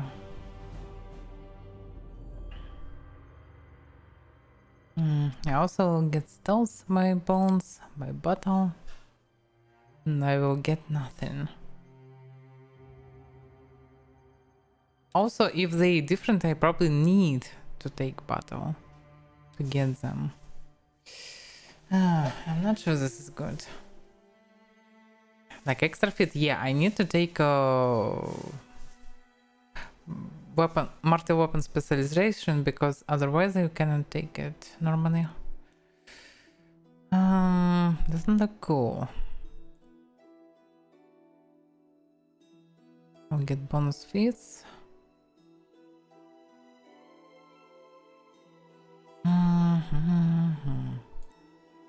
Now I'm a bit unhappy, okay. Yeah, I don't need free animal companion.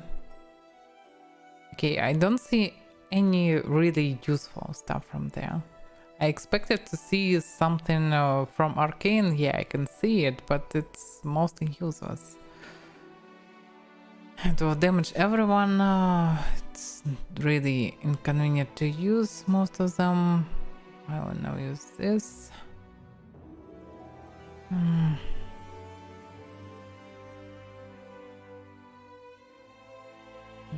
Yeah.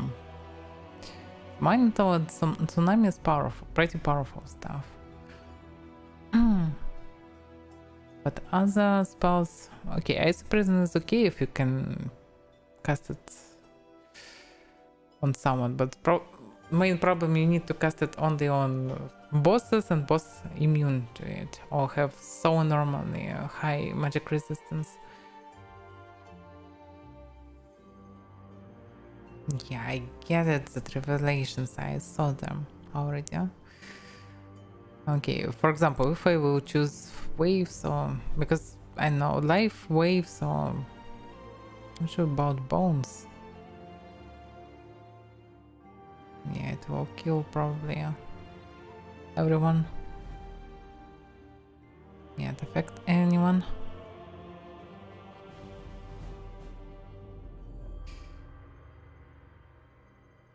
I can't attempt to stay any of the creation because the spell has, yeah.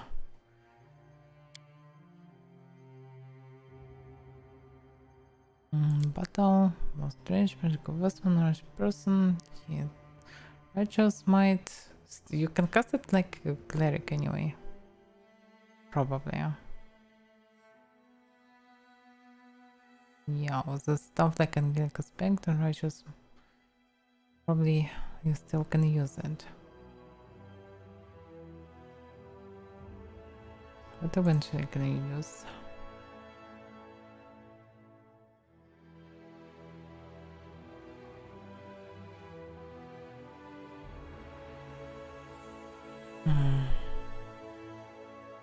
Okay, for example, I take in waves because others sucks. What will I do next? Revelations. Yeah, that's how I thought. This is actually bad. Because I can take very few amount of them. And I will never get the cool stuff. Okay, for example, I will choose battles that actually uses for me, absolutely. I will never use any of the spells. Maybe Righteous Might. Only. And I'm not sure about Rift's Ruin because I don't remember the stuff. Okay, Revelations. So this is the only way to take skilled arms. Oh, by the way, also getting heavy armor.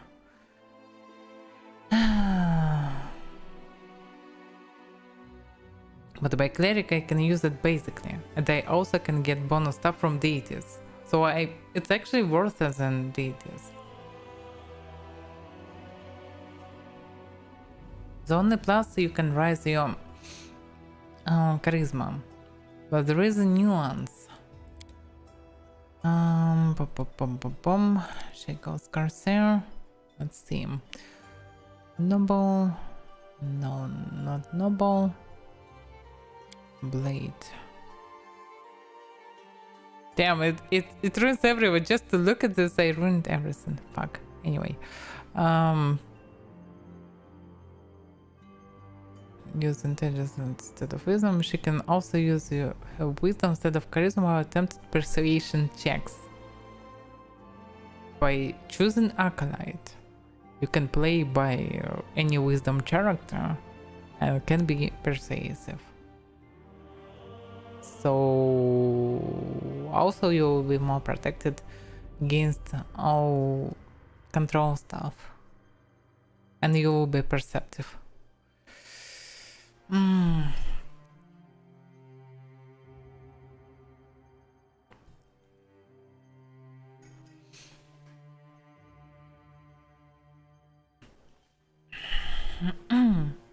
So actually Revelation sucks.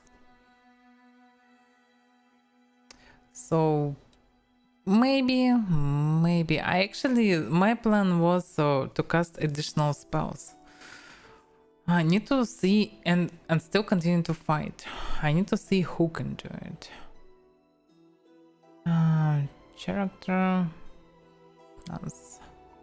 Damn, I thought I almost done, but nope. This is good that I doing additional stream for this. Do not, because it's actually full stream of learning all this crap. I'm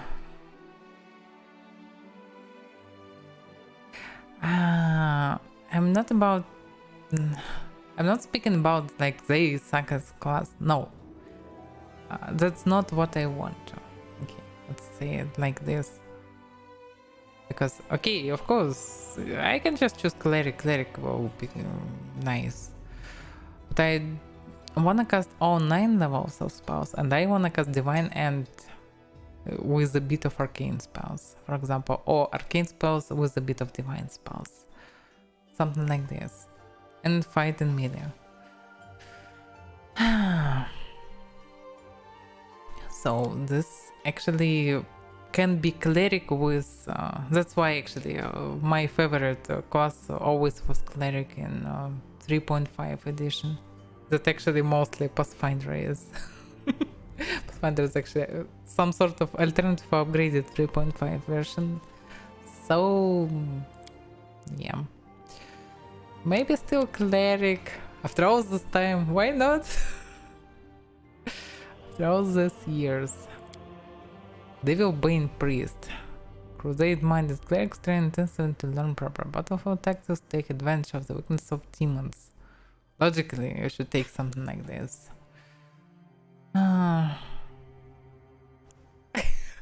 No, I don't need ranged. No. Melee, mostly probably against stealthy or okay, heavy as fuck and Russia with arcane divine spells. Yeah. Give me two of this.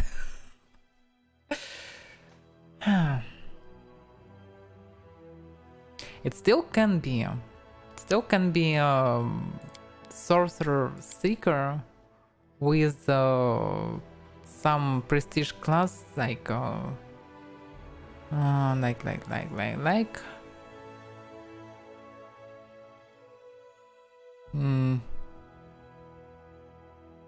Outreach Knight probably. So yeah, you can continue upgrading your stuff with spells and you can wear everything using. The only problem is when you can use it. Mercenaries blend the ability of fighting blah blah blah. What's the pre-requirements?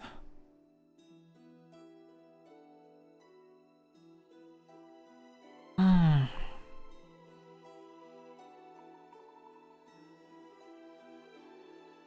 the other knight set his low to any levels of fighter. He might have the purpose of meeting the pre-requirements for feats. By the way, can you raise it higher than 10 levels? Probably not. Anyway.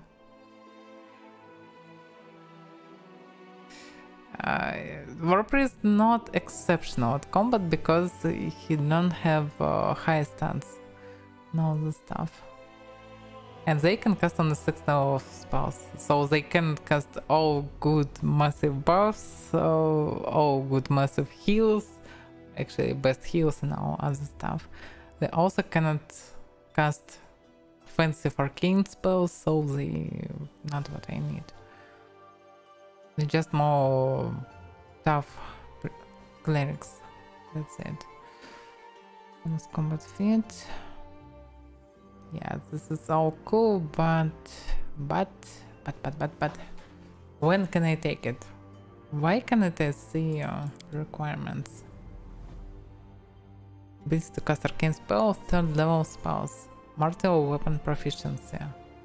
Oh, wait a second, you can take martial weapon proficiency from Eldritch Knight, but you need martial proficiency before. What the hell? This is not fair. What about this Helmet Signifier? Can they continue casting? I don't remember. Fire against new spell per day as if he had also gained level spell. Okay, they continue. Fit arcane armor mastery. Yeah, they arcane casters and fighters. Okay, let's go back to cleric. Also there is shaman. Shaman 9 level spells. Average. It's mostly like oracle. But his spells.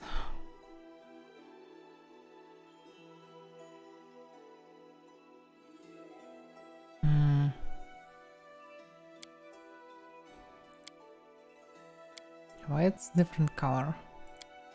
Need to be an orc? And my race was changed. Are you fucking serious? No. Like. Okay, get it.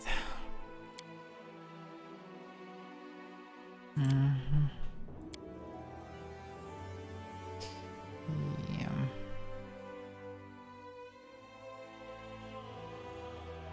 Okay.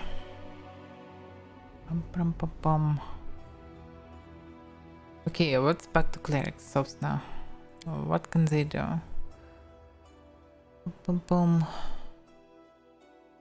Instant flames, blah blah blah. Oh, the open priest. Let's go back to it. Basic cleric. No channel energy, spells, and nothing. That's the minus of them. But 2 domains that can actually give you bonuses.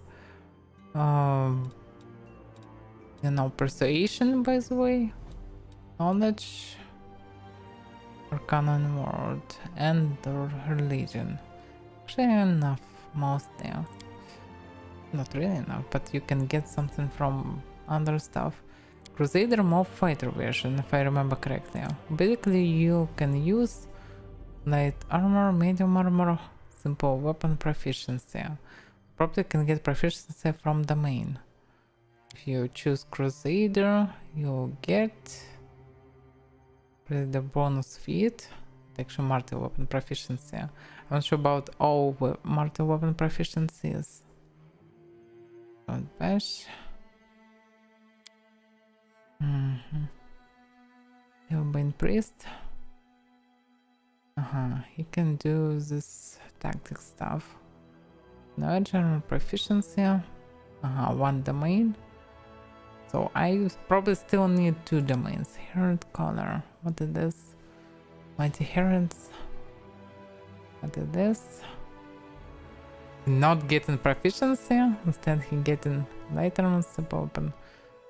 Okay, it doesn't matter if I will go dual wielding with light armor.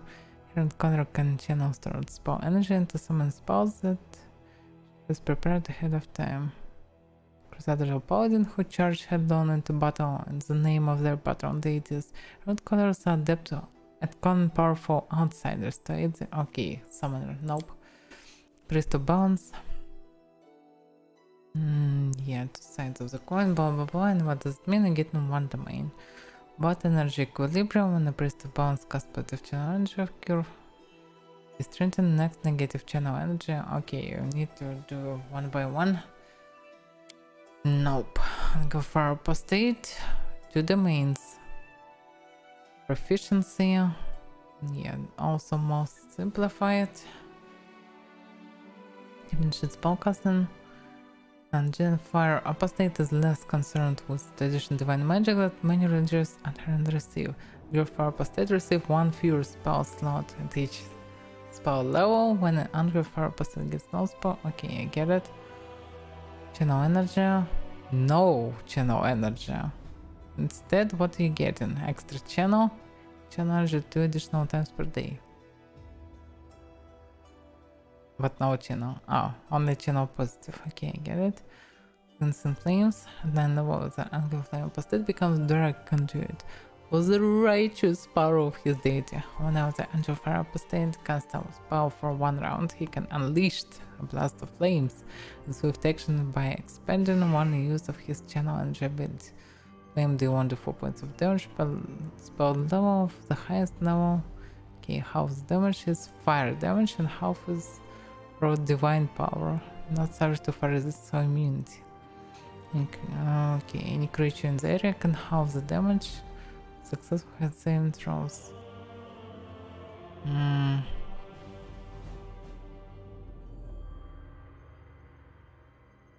So damage to everyone, really? All enemies, okay.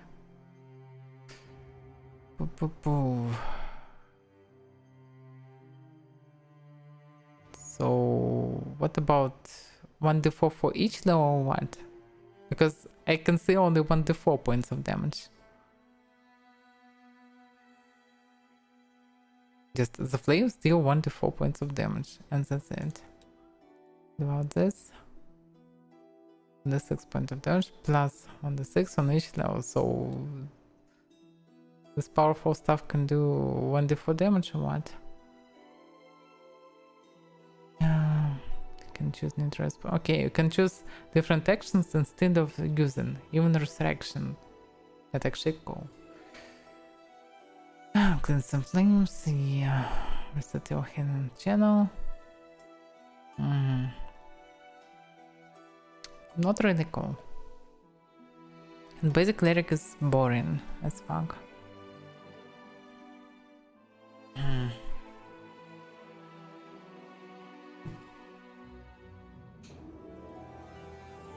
So it's not like cleric somehow better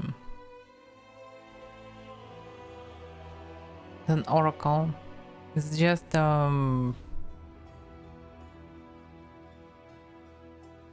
as boring as oracle mostly. But what about deities? Okay, let's look deities. Background. I don't give a fuck. Okay, I give a fuck.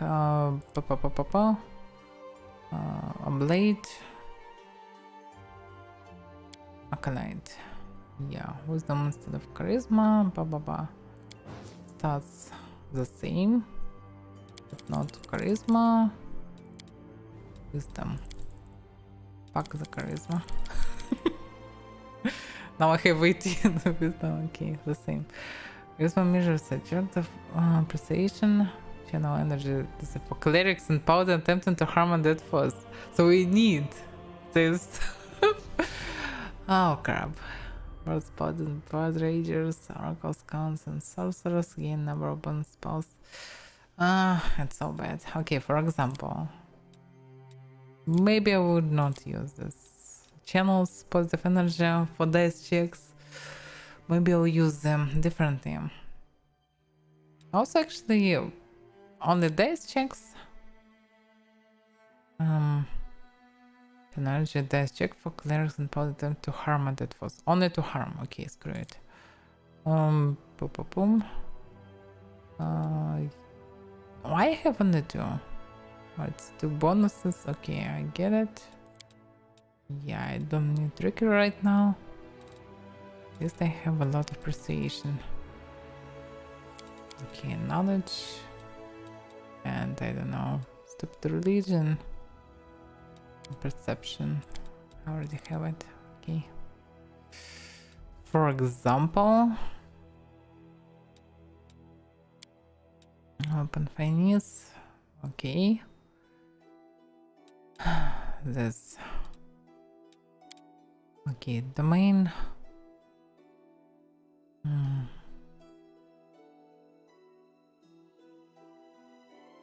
Okay, let's choose the same. By the way, will you get in, or you need to choose or what? You become proficient with all martial weapons. Oh, so this is not the problem. Okay. Nice. By the way, hand crossbow? We now have hand crossbows. Oh my.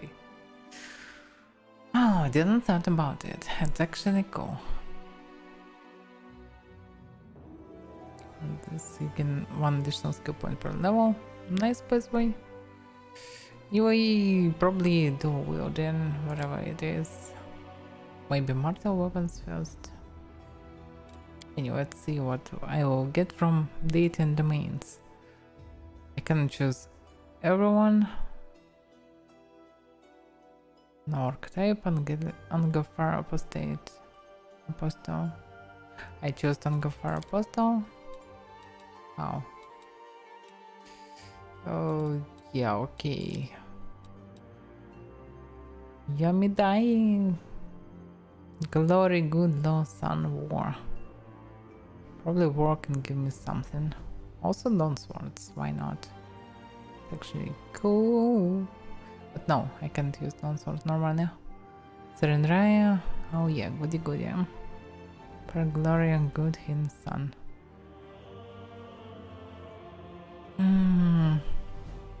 Yeah, the minus is I probably cannot choose Cool Arcane spells because I cannot choose Cool Arcane God. So to choose Cool Arcane God, I need to choose some, I don't know, someone else. What about Crusader? What he'll get? Crusader bonus feed. Yeah, nice. Yeah, boy. No, oh, but one domain, okay. Okay, basic cleric. Everything is fine. Deity. Okay, now I can choose whatever I like, I suppose. Atheism. Okay. And darkness, test, destruction, evil, law. Probably not. Warhammer. Here, charm, good luck, protection. Fire, glory, good. I need something like magic, maybe. Pharasma, for example. This hidden knowledge, repose, water. Norgrabber, charm, this evil knowledge, trickery. For example, what can I get from domains? Why I can choose positive? And why I have to choose if I cannot choose anyway. Which living, heal undead. Balance wounded. Balance hidden. Yeah, this is bad. Why? Because he is who actually?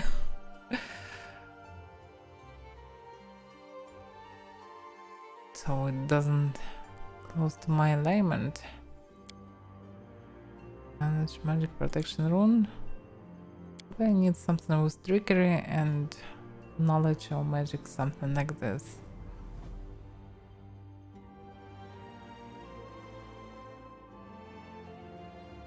Because I wanna see what in trickery. Okay, I can just test this natives. Oh. Wait a second, not natives? Destruction, knowledge, magic, protection. Yeah, okay, for example, magic knowledge. Domain. Knowledge domain. What will I get? Actually, now I can see all domains. This is good. Knowledge. What about spells? Teaching moment.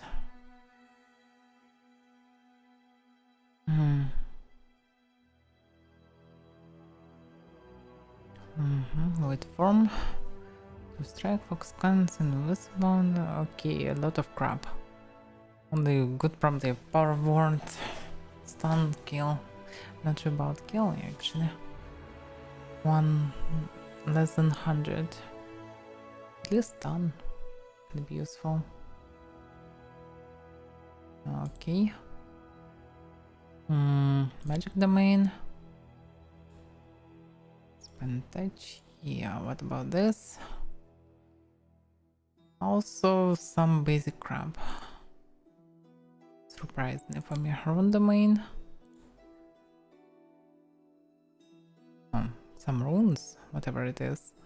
On tag action, you can create a blast rune and desired location. Any creature entering a 5-foot area around the rune take damage. Point for every all enemies. At every creature. The rune rust number of runs equal to your level.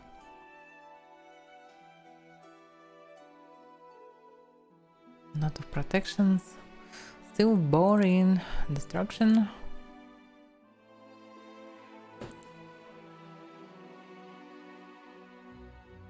Disintegrate tsunami.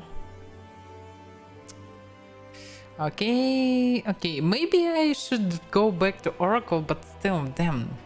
It's not what I'm looking for, probably. I mostly like arcane spells, not divine. Divine mostly buffs, heals, and nothing else. And Pathfinder can do something really cool with it. You can just buff, heal, or summon someone. And at higher levels you can do some damage, but very weird damage. Nothing like sorcerers can do, for example. Okay.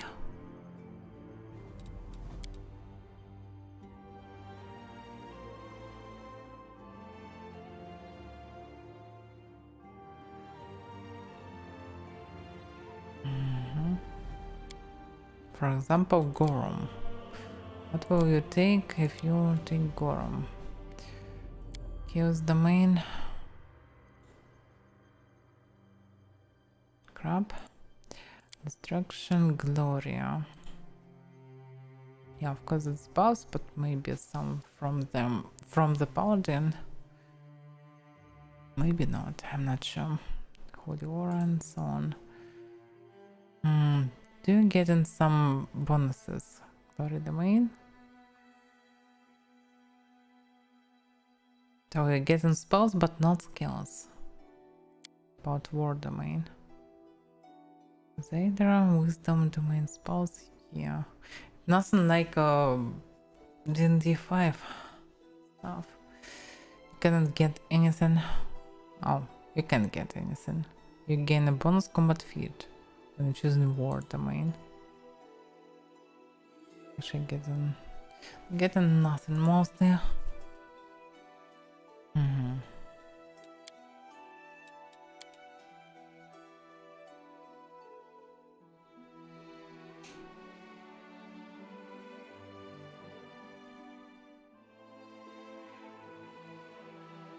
Travel probably can be good.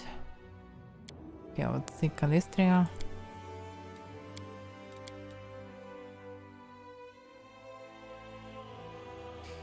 Knowledge, luck, trickery.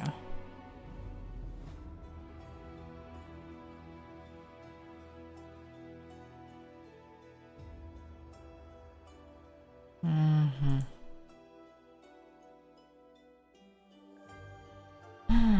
Maybe I just forgot how Pathfinder works. Yeah, in terms of spells.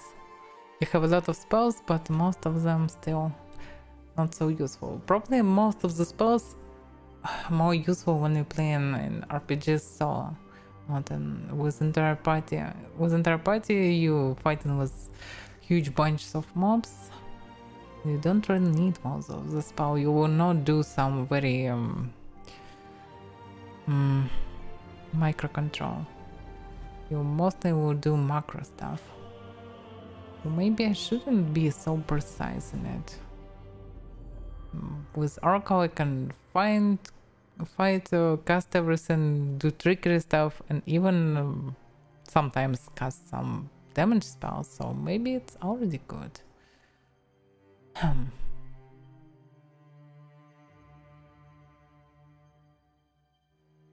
But the same I can do as Cleric. But this Cleric I will be with Wisdom and without it. So it's not that cold too. Damn, it's hard to choose.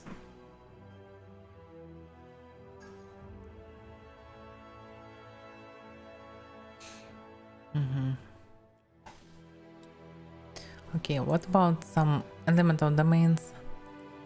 Because mostly it looks like damage and spells going from yeah, I cannot see them normally. To choose them. Also damage and spells is elementals that not that great in this against some demons and other crap, and that's the epic stuff. Open fighting. Not Calistria. Luck travel kills, good.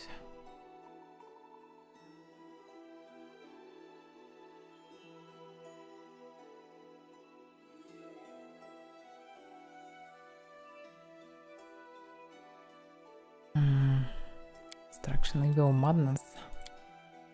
Okay, why not?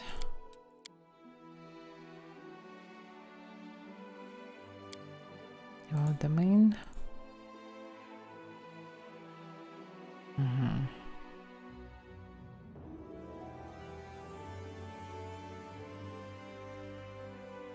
Okay.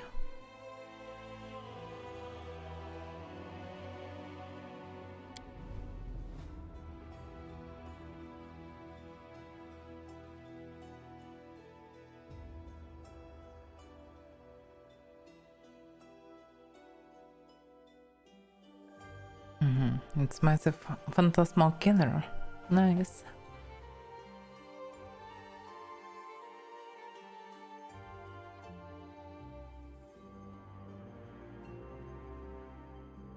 Yeah, it's actually cool.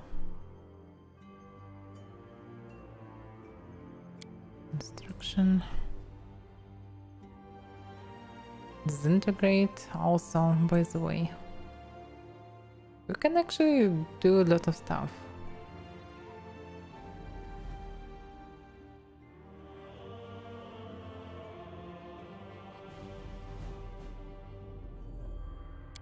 So still can do some spells like Destruction, Evil Domain. Evil not that cool. So Madness is cool. Madness, what are you getting from Madness? Because Fear not bad at the beginning. Confusion. All creatures.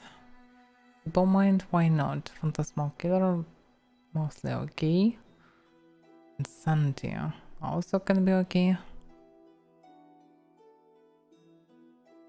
Pattern of cascading currents moving through the air, affecting creatures within. Okay, weird.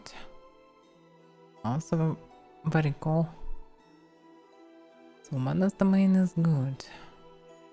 Can I do something like this from not cleric stuff? That's the question.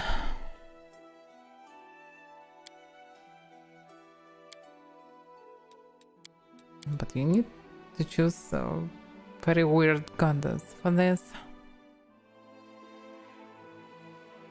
I'm not sure that there is. Oh, Lamashta was madness.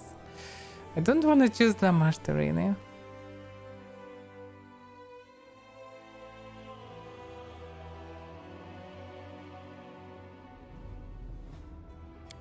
What trickery gives you?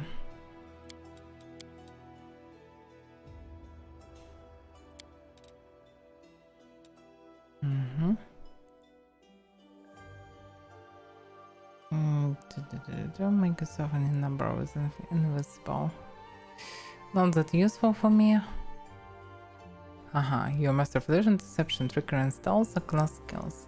Trickery can be useful, but the no mobility skills. Use a double of yourself with move action. Yeah. Wait a second. Create user double of yourself with move action. This double function is a single mirror image and lasts for a number of rounds equal to your double. The class that gave you access to the domain until the user duplicated the spell destroy, you can have no more than one copy at a time. The spell does not stack with the mirror image spell. Meh. Ability insanity weird. Oh, you can cast it from trickery domain. Uh-huh. Interesting. Yeah. Maybe not that bad.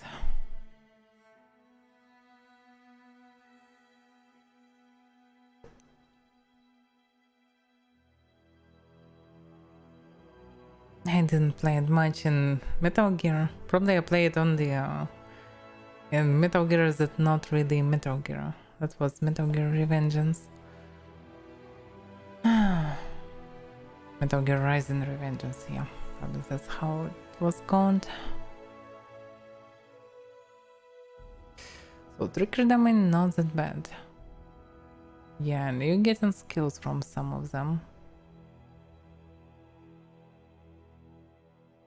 Okay, it can be cleric, but them clerics not that really boring. They're not boring, but still.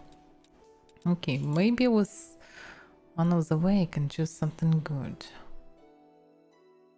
Or I also can choose a sorcerer through wisdom that will get some divine spells in addition. And choose some fighter type. Let me see.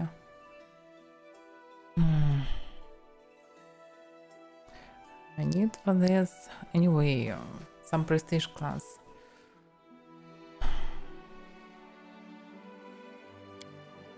Knowledge in the fire needs knowledge, persuasion, arcane armor train over your priest.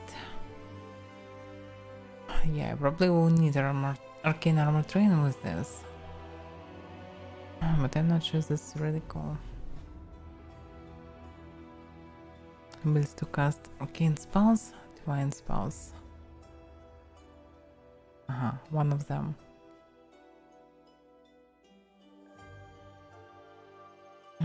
Yeah, because I can cast arcane spells only with this armor. But I don't need much for this. Okay, I don't really need it. Okay, maybe I should still go back to Oracle.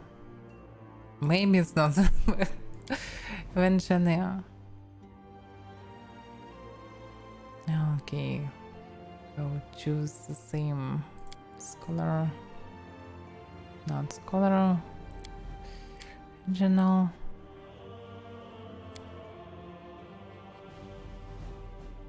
Actually, I need mobility plus something. List of your class skill, proficient with hand access, okay, I don't need. Ability and athletics, mobility, proficient with short swords and daggers, additional working with the +2 bonus against attack of opportunity. Is there anything else with mobility?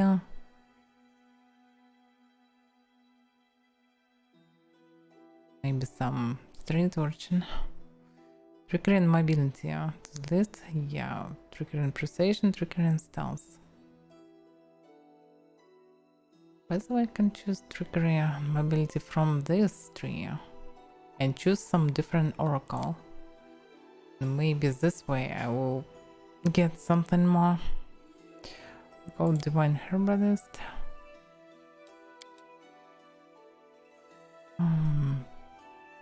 Restorative medicine. Now to brew potions of spells during campaign. Master herbalist, no. Hidden technique, no, I don't really need it. Philosopher. Getting what?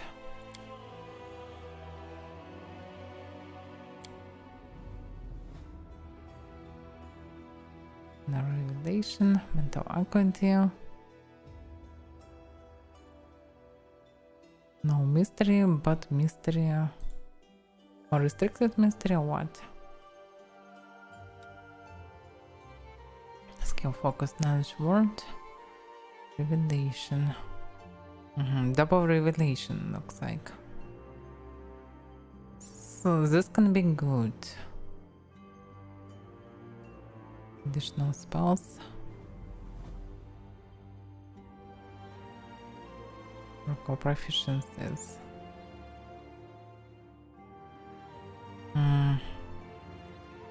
Mental acuity, exploration into the secret mystery of the world have granted you preternatural understanding of all things, and you just keep getting smarter. Nice. Gain +1 in her bonus to intelligence upon taking this revelation. Now that every third oracle level gained thereafter. Okay. One strider.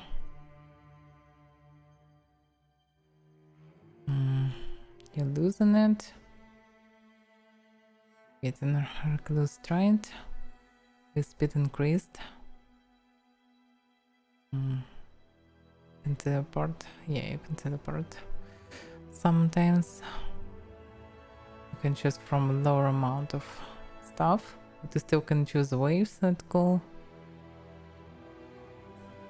But you can choose fighter stuff. You can choose fighter stuff from regular skills, so maybe it's okay. Historical. Yeah, 2 mines, 7 throws. Instead of oracle course, you get an okay dodge powerless prophecy. Oh wait a second, you get in powerless prophecy anyway. This is bad. Okay, seeker, wind whisperer. Focused on wind. Can I choose anything? Haste of the wind. The swift action. Yeah. Purifier.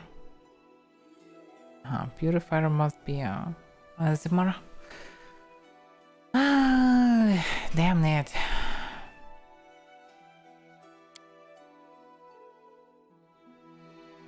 So many choices and I'm still not really happy with them.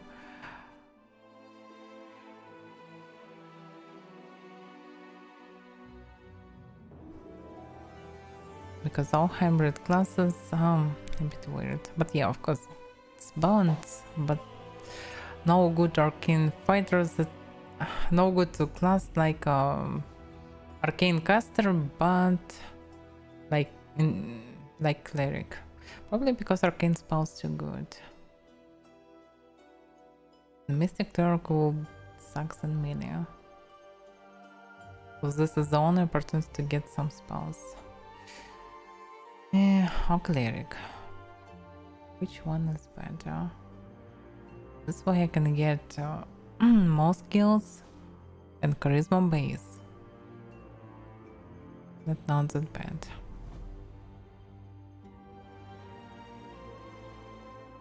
But I still can use Cleric too. But more skills there. Yeah. This mystery is a bit weird. Okay, you cannot take everything probably still.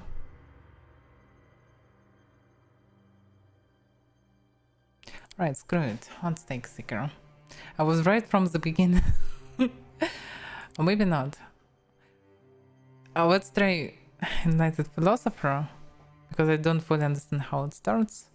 When I understand, I will probably switch back to Seeker, but okay. Probably still there is no better variant, because you cannot cast really cool stuff. As Cleric with few domains, you can cast one or two good spells.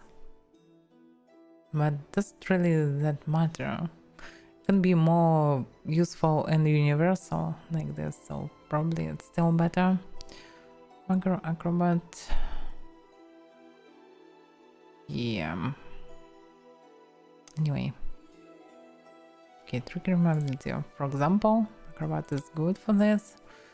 Getting rogue profits. Wait a second. Yeah, instead of wisdom. And charisma. And a lot of charisma. Why I'm getting so low amount of it? Probably because of charisma. Yeah, like this.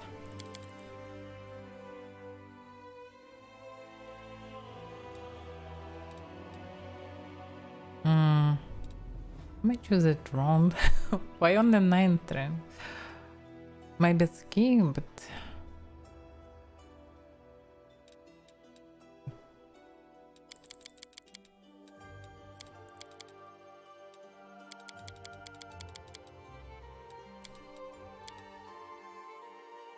okay, maybe this is fine. I'm not sure.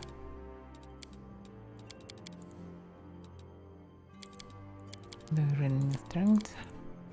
I'm not sure. And charisma. Hard to say. What is better?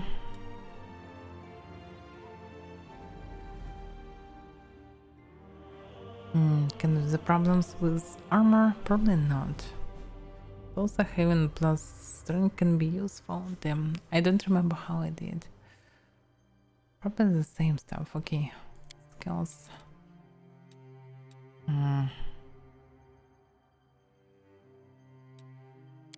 Knowledge word.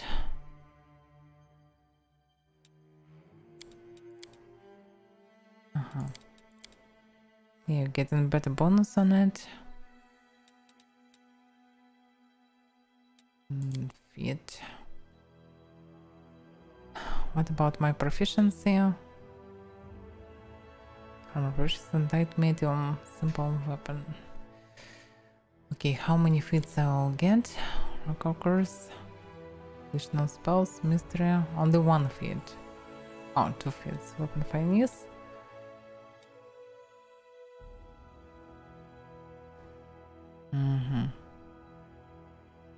The simple weapons. Need mortal weapons definitely. Also need dual wielding.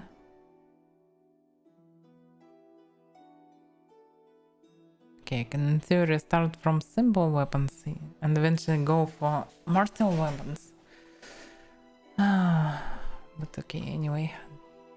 For example, if I would choose this one. Mortal weapons.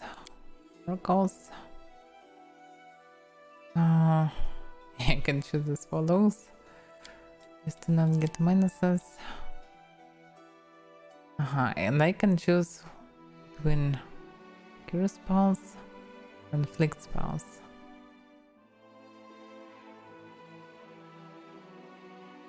I will choose cure. This is not that cool actually. Not that bad, but not that cool. But also can damage deads, I suppose. Undead, yeah. Inflict spells. the damage.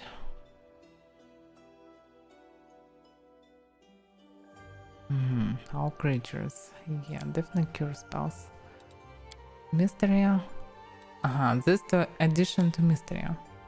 Addition to the spells gained by oracles, as they gain level oracles, add all the cure spells to her list of spell known. Cure spells include all spells with cure in the name. And I can choose this. If I will choose battle, what revelations I can take? Battle cry.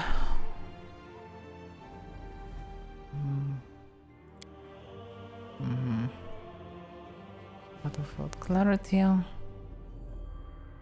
Detection can disability can reroll on the next failed sense roll. Okay, nope. Never mastery. Nope. Skill terms. I don't need heavy armor. Martial weapons I can just take by bonus feat. Oversight. Now we roll for initiative. You can roll twice and take either result. No. Weapon mastery. Again, weapon focus. At 8 level, again improves critical. At 12 level, again greater weapon focus. You do not need to meet the prerequisites. I don't really need it. Because I don't know what to choose, which weapon, because I want to use all of them. So I don't need battle variant. Flame. Knife. Mind blank, what it is. Spell function like mind blank. Okay. Spell grants plus 8 resistance bonus on saving throws against all mind affecting spells and effect. Not bad, but not that cool. Bones. Wait a second. How it works? Oh. You can choose burn magic or burning magic. How it works? What's going on? Oh, it's just switching. I have safe current. This is weird. That you like have a choice but don't have a choice. With mystery adds my ability at least can be searched to her list of class. Oh fuck. Also forget that I get in these skills. Yeah, ability at least can persuasion, life, door nature, athletics, persuasion. I mostly don't need skills. My ability and styles.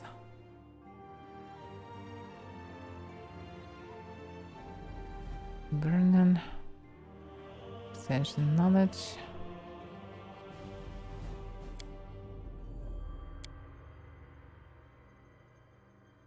Damn, that's bugged as hell. Why can't I see... Oh, I can choose something. Burn magic. Under dance, fire... Oh yeah, I get it. What can I take from bones? Armor of bones. Conjure armor made of bones and grants you a +4 armor bonus. Will it work with my armor? I'm not sure. Can cause terrible wounds to appear on a creature with a melee touch. Again, +2 side bonus on saves against disease, mind effects and poisons.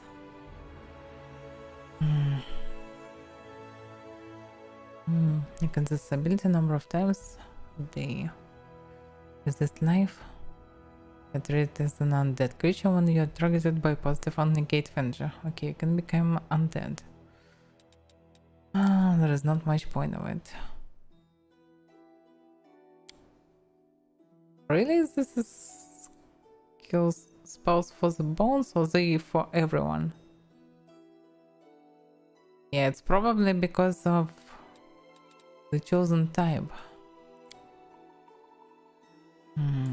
I get it. Probably I should roll back. Because I cannot really change anything. Okay, this is stupid. Oracle. What if I choose Lone Strider? I will lose Revelation. Get good strength. Okay. Let's see non-strider in action. Still can choose curse spells. What about this? Now they changing.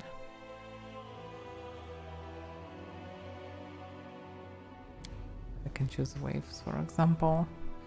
Because Sim Mantle, very powerful. Immunity to fire, +8 cover bonus to armor class, and 4 to reflex. A very powerful spell. And remember that it was pain in the ass to kill creatures with Sim Mantle.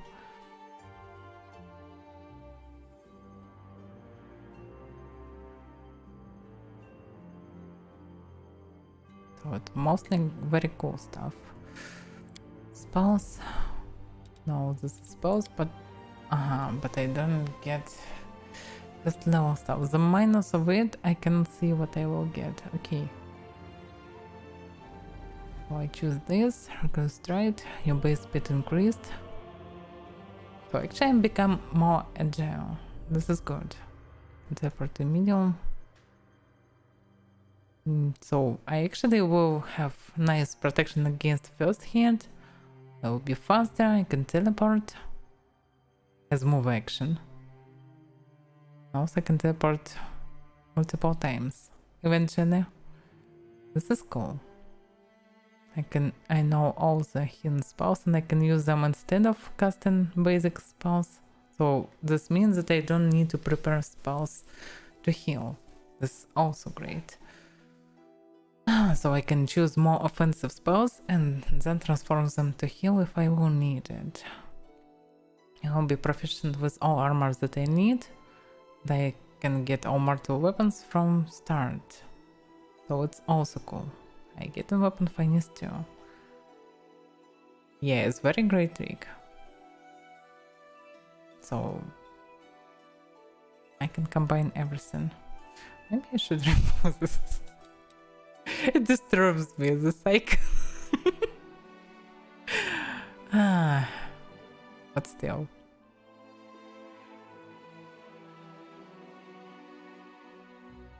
This greater magic fang probably buffs for summoned creatures. I don't really need them.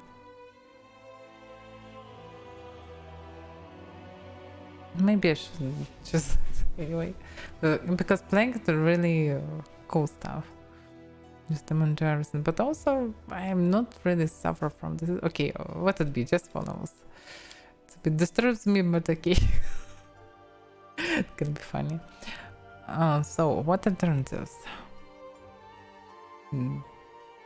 I can use this snowball as offensive low level spell.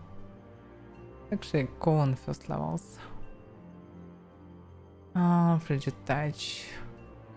All that cool. Protection from cold. Not. Ice storm. Pretty weak spell. Ice prison can be good.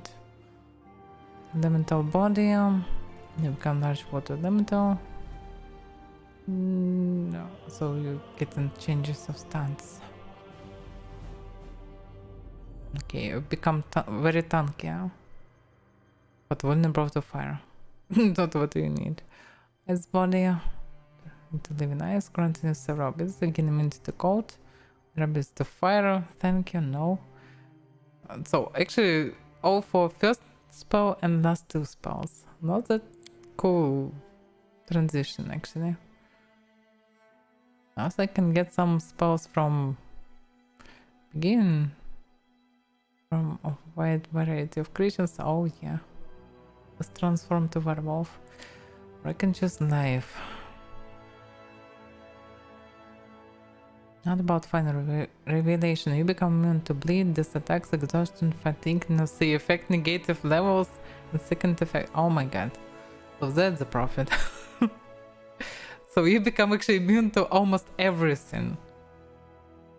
Immune to all control stuff. This is actually amazing. Also getting all prepared hidden stuff. Or not prepared, I'm not sure how it works. You probably don't need all this because you anyway know it, but what about heroic invocation? Do you really can do it? No, I cannot do it. What it is? If this is some enormous buff, so I can use it. Maybe some best buff from Paladin. In the modes of ancient power, you bestow heroic powers on all creatures subject to the spell. They gain +4 morale bonus on attack and damage rolls, gain to the 8 with 4 temporary hit points, and become immune to both fear and charm effects of the spell duration. Nice! How can I say? Actually, a good skill for leader. This character become unstoppable and also can buff others. Oh, okay. Oh, by the way, what about skills? Learn nature. I don't really need it. I anyway already know it.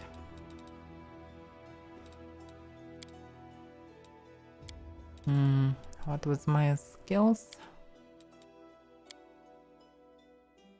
Okay, 8 mobility, maximum mobility, trickery, and persuasion. It's actually all you need. I can speak, I can fight, I can cast, I can heal, I can damage with spells, I can open locks and find traps and disarm them, I can sneak somewhere. Not really sneak, but okay. I can do some actions when you need to run fast, or you can jump, or you climb, or some other stuff. Probably I can do everything, almost everything, so probably still a good option for me. I like to be able to use everything. I can make a rendered? No, higher. I definitely can use 18 level. I think water will be higher than 20. Probably 20 plus this mythic stuff. So probably yes.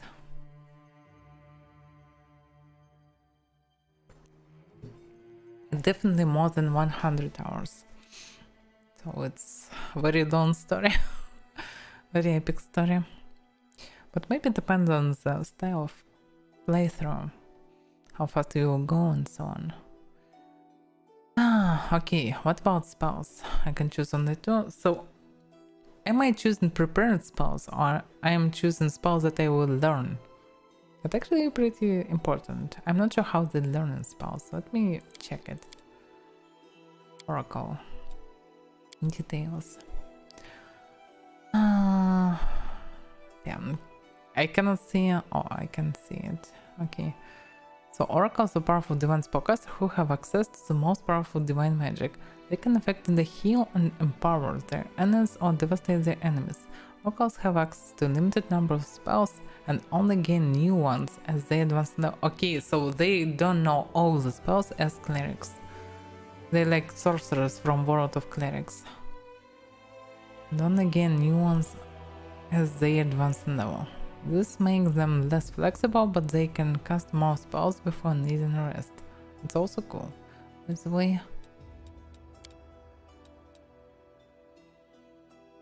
I really hate this look. Looks stupid, this clothing, I mean. Especially head. Head is awful. Who will wield something like this? Wear something like this? Like metal golden enormously huge crown on your head. A stupid eye on it. Looks ridiculous now. Anyway, so I can choose only 2 spells that I will use. What can I do? Let's remove sickness.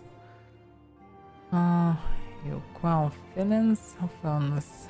Oh. Cure light wounds? Yeah, I already know it. So I don't know these bonus spells, I need to choose them. Okay. Cause fear.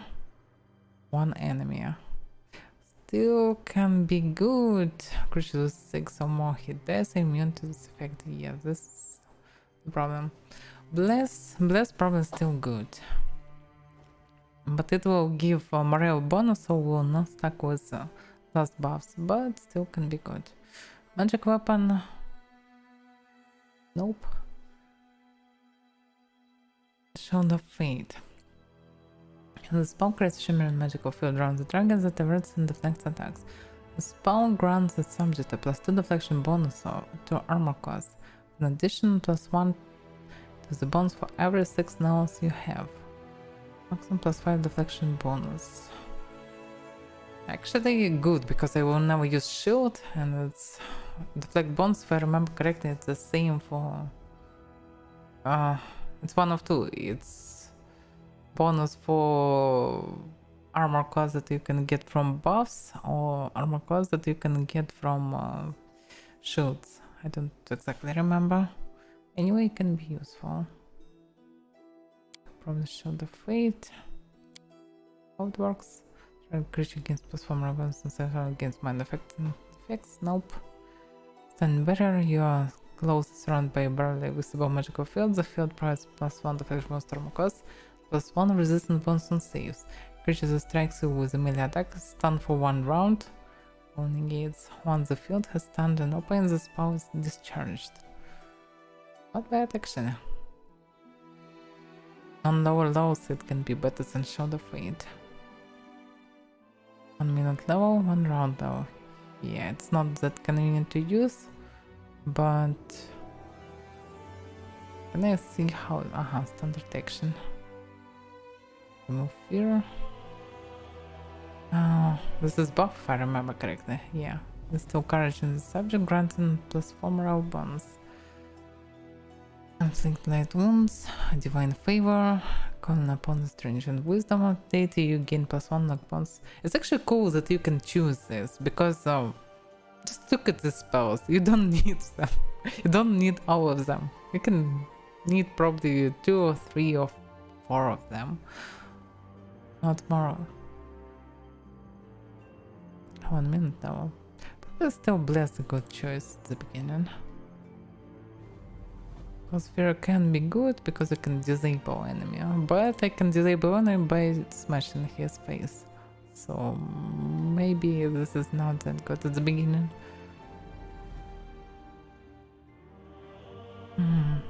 So just I can buff myself and attack them. The only minus is this is standard action. Can I do something for bonus action? Probably not. Go round, summon monster. Okay. By the way, duration determines level. Go final films and no say on the target. Given +4 morale bonus on 7th roll against disease, no say on second effect. Remove fear also cool. Because this is a buff for everyone for 10 minutes. This is great. +4 morale bonus against fear effects for 10 minutes. If the subject is under the influence of a fear effect, will receive the spell. It's also very good because it always affects. Yeah, maybe I shouldn't take Shield of Fear and take Bless and Remove Fear at the beginning to buff all the party. But also Bless can be used by some Paladin sorts. Okay. Anyway, probably need it. Alright, next. Oh, wait a second, I still can choose deity, but probably I can choose deity not like cleric just because I can.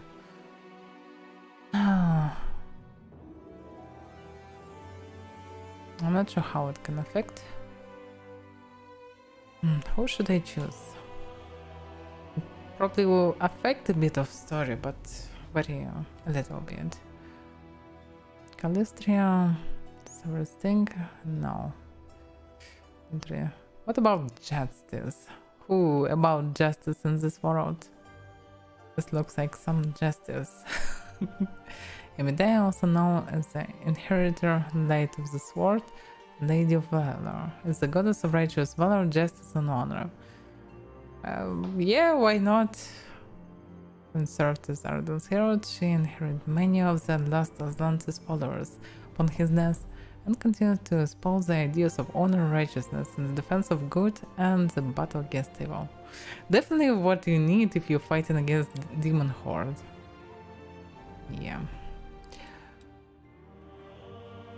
Alignment.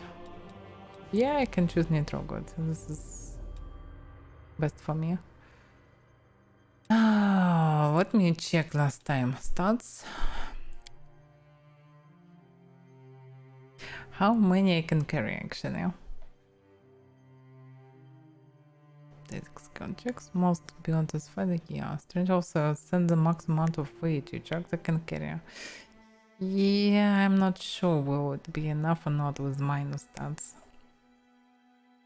Maybe I probably still shouldn't do it this hard. Probably like this. It will be enough dex at the beginning. So yeah. I will definitely will not have any problems with such build. Okay.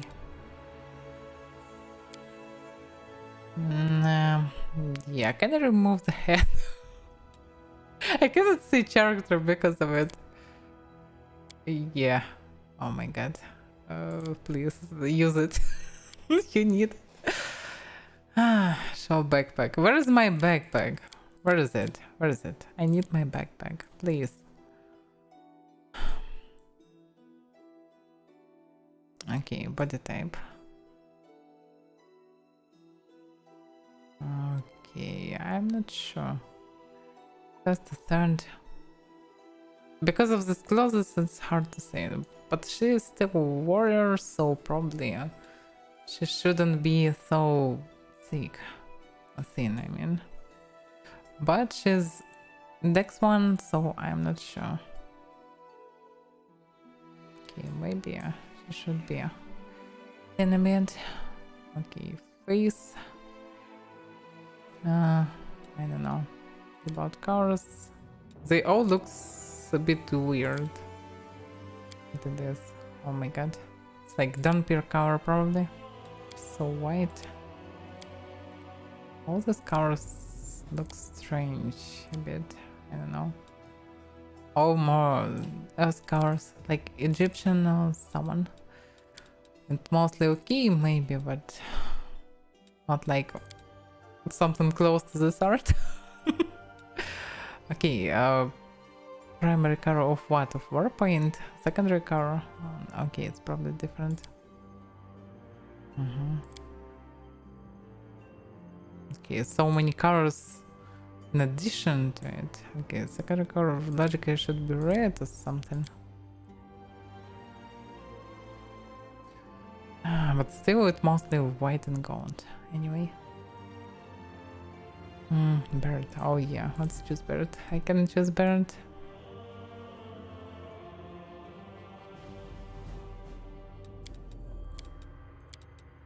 Okay.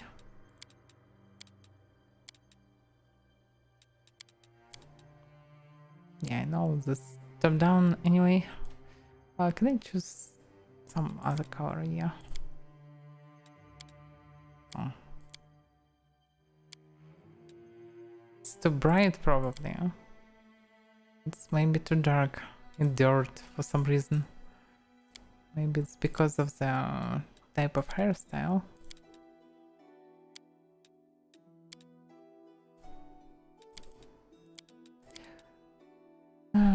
Is there any ginger color? Oh, maybe this one. It's hard to say about color because it's hard to see character normally here.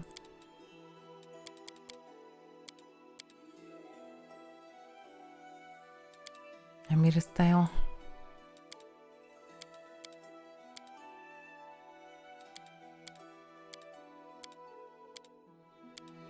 I don't have any types of long hair, so yeah. Don't have much to choose. Yeah, of course she will be in helmet probably, so screw it. I don't know. Both red type colors looks weird a bit. This looks too bright. Why his hair is like a dark? No, looks weird. I spent really 5 hours? Yeah, almost 5 hours, but not in this. I spent only 1 or 2 minutes here because this all looks sucks. Okay, face. I choose face. Show me intelligence face. I don't see any of them. Oh, looks very weird. First looks frightened. Other looks dumb mostly. Dumb or weird. Just look at this mad smile. All these hollow eyes. Smile or angry faces. Why? Why all of them? Oh, basic frighten. Okay, let's choose frighten because if fighting demons, you will be frightened anyway. Maybe it's okay.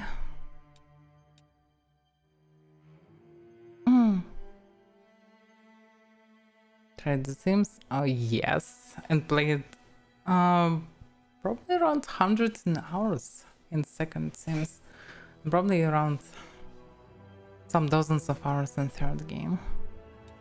It was fun a bit because Sims actually have very fun, at least for some hours, RPG system,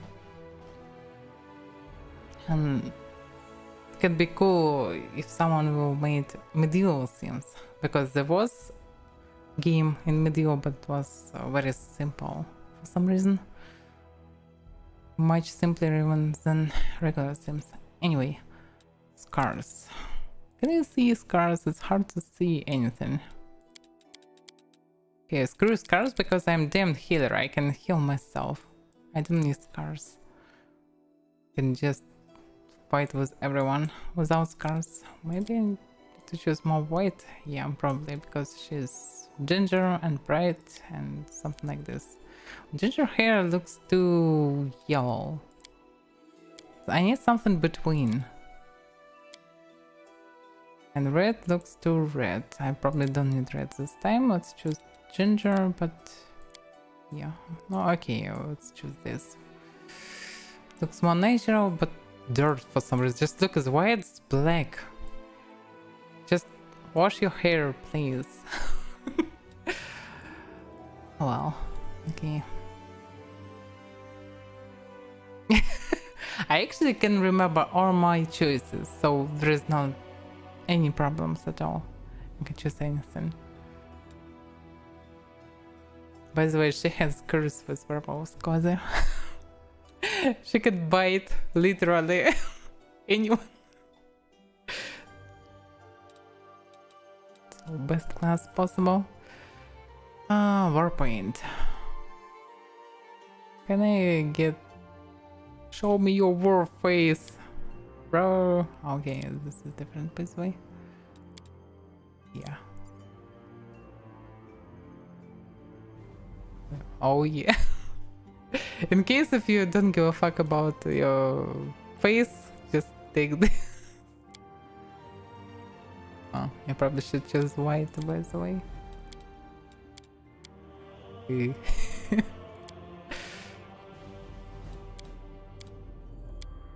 Oh yeah. I'm surprised that there is no Joker face. Like in some MMOs. Okay, let's go without all this crap. Next. Ah, a test of my abilities. No, definitely not. Let's shred them! Our path leads on. Strike with all your might! This sounds dumb, not brave. Aim carefully. Heal me quickly. I lead, you follow. That's the way. My skills exceed yours. I failed. It's funny because it's the same voice that was used for Lindsay in previous game, but she was halfling and her voice was changed Let us be to careful. more No contest. fast way. Let us bide our time. Aim carefully. I feel faint. And now it sounds way better, but I don't like phrases. None shall escape. Out of my way. No mistakes. This will hurt. What a find. Unexpected outcome. This hurts so much. Oh yeah. Hey, have a look. With grace? Cover me. Damn this silly thing. Your luck's run out. Okay, I don't like Anya. Yeah, I can choose no, but I this won't is stupid. take that. Let's enemy approaching. The spell's not working. I lead, you follow. What's that glitter? Hesitation? Adventures are exciting. All No. according to plan. I'm wounded. No mistakes. Okay, pragmatic probably most. Someone else Adequate. would make better use of this. Unexpected outcome. Still stupid What a phrases. find. None shall escape. We won't falter. This doesn't suit me. I'm wounded. I'm wounded. Damn. We shall Sounds so weird. overcome. Wherever my legs carry me. I'll take care of it. Okay. Oh, wait! I'm wounded. No mistakes. Okay, let's choose pragmatic. Just name. Oh, let's see. Shirin, Umi, Esha,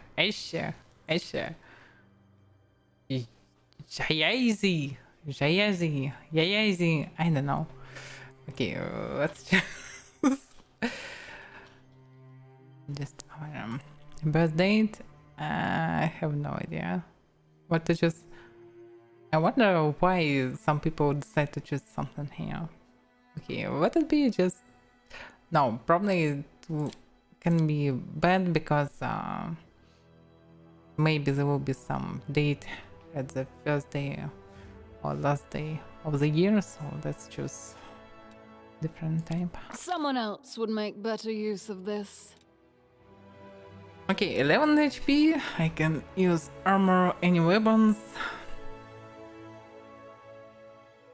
But can't use dual weapons at the beginning, but I can use shot.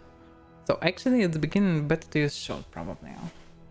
If it will not affect my dexterity.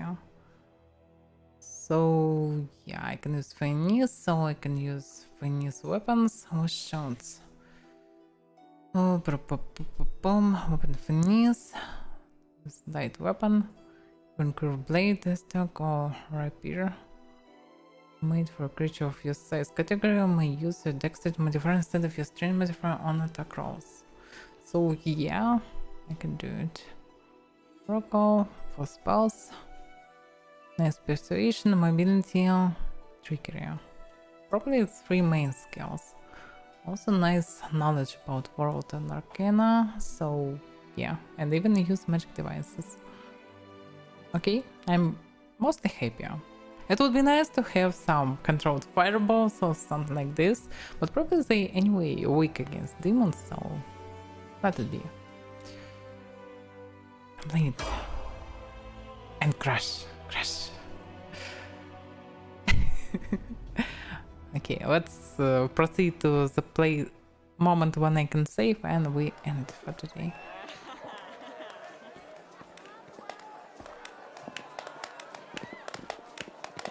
That's clapping, more clapping. Hopefully my avatar is okay because this is maximum settings in game. And this is it.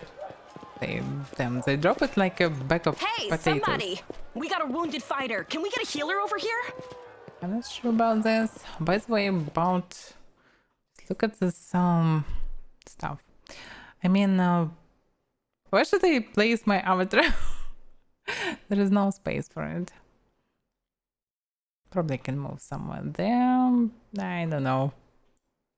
This is not good, but anyway, 2 portraits and they so far away from each other. They made it a bit weird for me. Okay. Can I get healer? My, would you look at this? But why would you drag a wounded fighter into the middle of the festival square? Couldn't she be carted off somewhere else like, oh, I don't know, an infirmary? Or an accommodating ditch?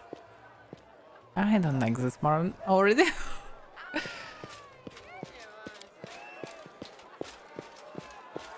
Make room, everyone! Step back! Now, what's the matter? What happened to her? Wound looks nasty. Who did this to her? Demons, Prelate. We found her barely alive outside the walls of Canabris. The walls, you say? Enemy doesn't usually stray so close to the city. Must fortify the defenses. And you, hold fast. Don't die. We'll see you right. Yeah, actually, I'm already here. We'll get you patched up now.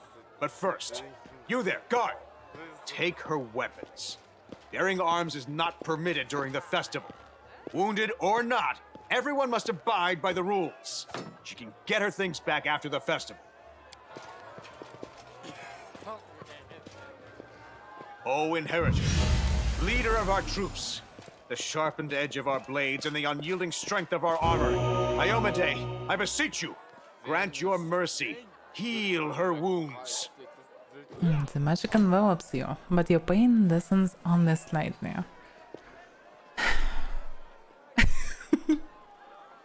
Let me. I won't give up so easily. Hear, hear! That's the Crusader spirit. Oh yeah. My powers are not enough here. Someone call for Terendelev. You there! Yes, you! Stop dithering and gawping and make yourself useful. Go and get Terendelev! Prelate, surely there is somebody else here better suited to running errands. I'll get her! Terendelev! Has anyone seen Terendelev? Be quick about it before it's too late. Now, who are you? I don't remember seeing you before, and I have an excellent memory for faces. I'm Avaira. That's the first I've heard of that name. Who are you then? What's your business in the city? I don't know, laying around. My dear prelate, please, for the sake of the festivities, stop interrogating this poor woman. She has been through enough already. Go on, I'll take care of her. I don't know who is this Trendlev, but I already like her. All right, as you wish. You are our protector, and a dragon at that, so I shall defer to your wisdom. But be on your guard. I've been informed she was wounded near Canabris. That means the demons are prowling just outside the walls, and the city is crawling with their spies. Others may be able to relax on this holiday, but not you or I. Not the defenders of the city.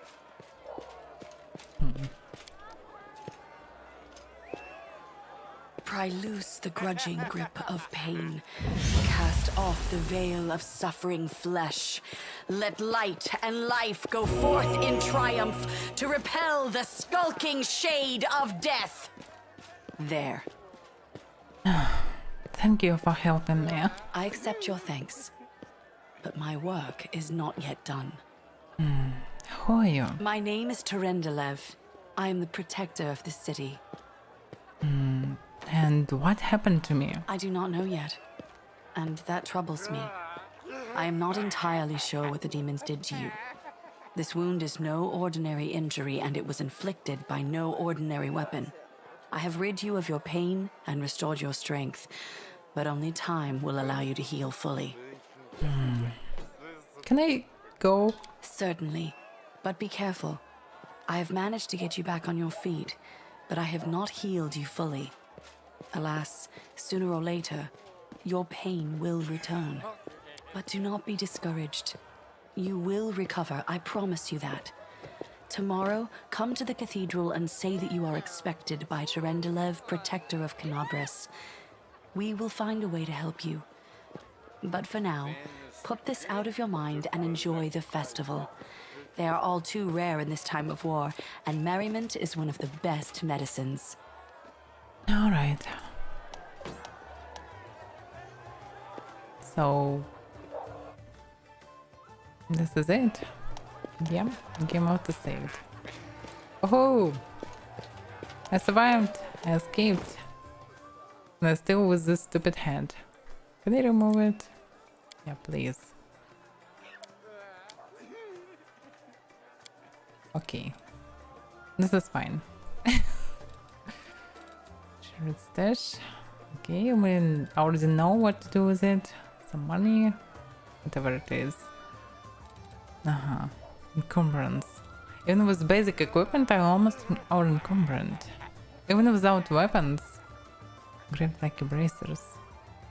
Do I have a little money? Potion of cure light wounds. Actually, I'm not really like how it looks. In Kingmaker, it was more clear. I like how they did sets, but equipment was looks better. Previous Sam, okay. Arm cost 19. I'm not a pro, but it's probably very high armor cost at the beginning. Is it not? Base value 10. Wait a second, base value is 10? Not a 0? Oh yeah, logically, yeah. Yeah, 19 armor cost is okay. Nice, very nice, very nice. Yeah, I probably already need to sleep after all this month.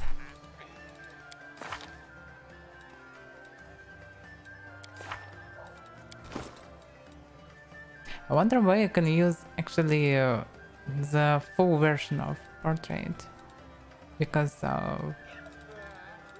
you mostly use medium one, all dialects. This looks a bit too wide, but okay. Maybe I will fix it later. Anyway, let's save the game. Good edit. Main one. Save. Okay. Let's end for today. Like a peasant girl. We need to start from somewhere. You know, we cannot just start from, I don't know, Baroness, for example. I just know name, so I can become someone better.